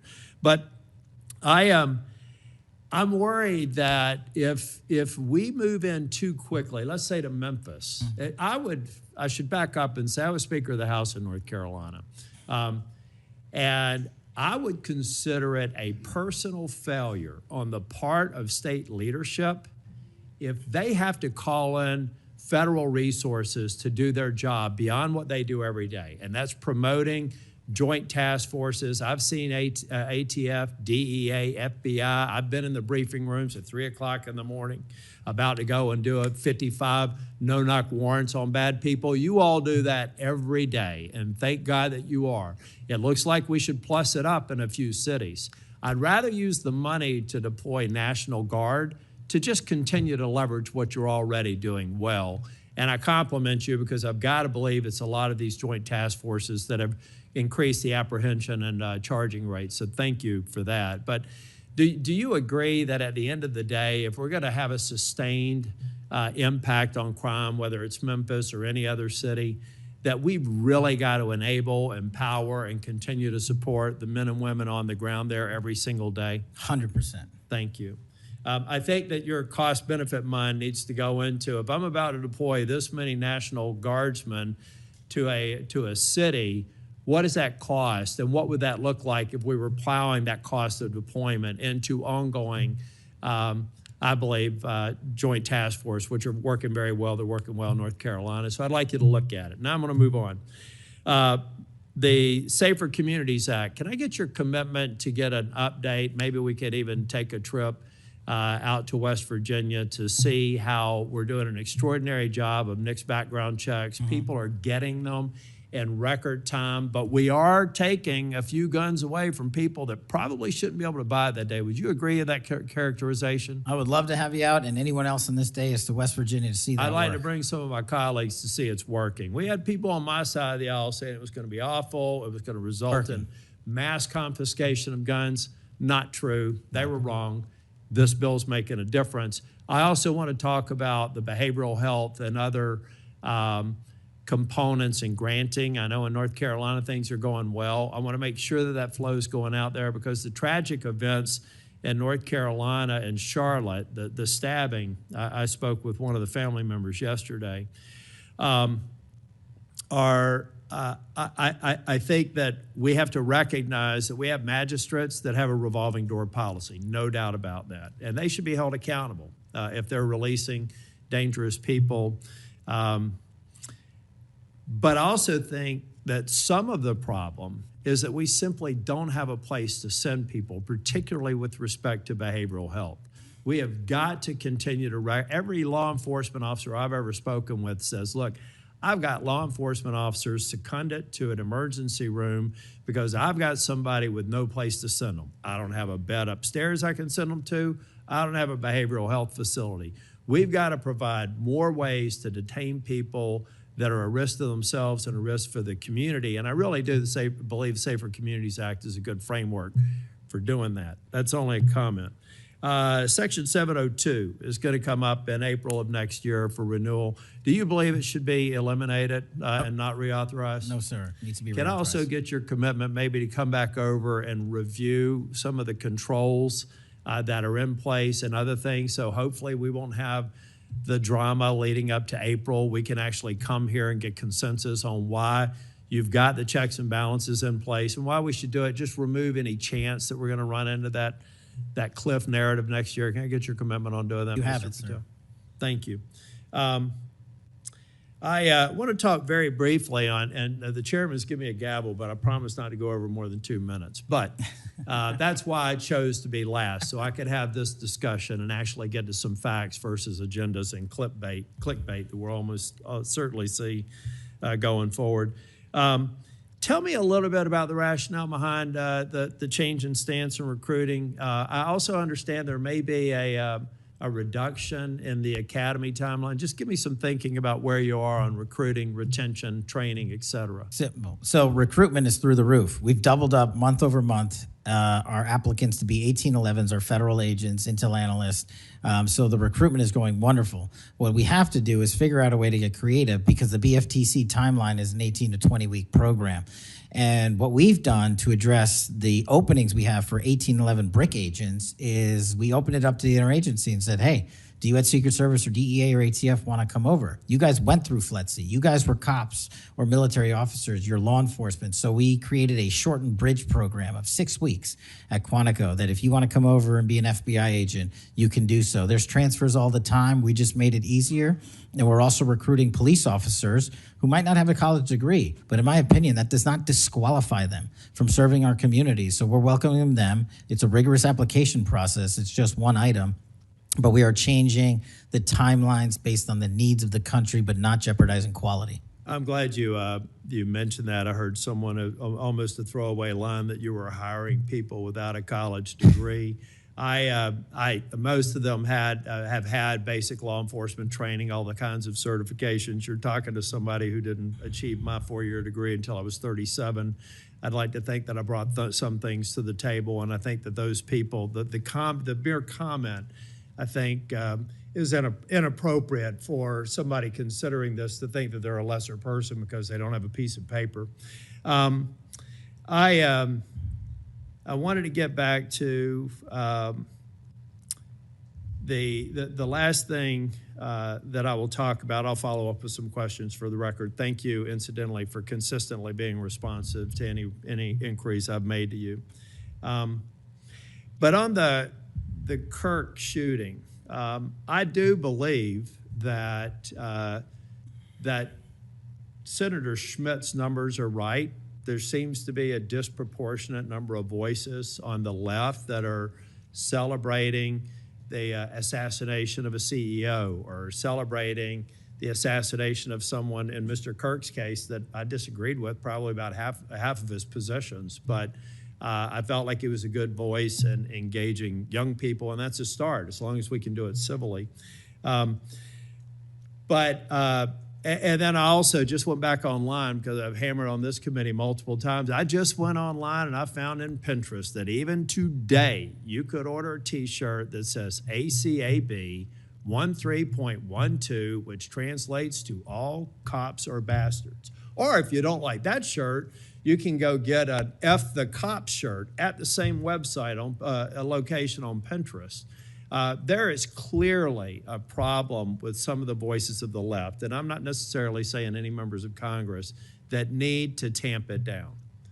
Having said that, within 24 hours of Mr. Kirk's shooting, we had the guy that does the podcast for the War Room and another guy who's denied the Sandy Hook shootings say we're at war. Now, how on earth, and I do believe it's a smaller number, but it's a number that has an influence. How on earth are we de-escalating the situation with the tensions as high as they were last week with going out and saying we're at war? I'm not asking you to respond to this question. I'm just saying that there are people out here on our side of the aisle that still need to look in the mirror. Even if you agree that it's a lower number, bad is bad no matter how many numbers they are. And that kind of rhetoric and that kind of mobilization makes your job more difficult and puts us in a position where we're not being as productive as you want the FBI and state and local law enforcement to be. I'm finished. I just want to thank you for your service. I want to thank you for your concise answers. And I am thoroughly impressed with the fact that you have sat in that chair for over 4 hours without a break. So with that, we're on behalf of the chair, want to thank you for being here today. And also, I assume, are we leaving the record open for any period of time for 1 week? The record will be open, left open for 1 week so that you may have questions for the record. Mr. Patel, thank you for being here Thank you, today. Mr. Chairman. Meeting's adjourned.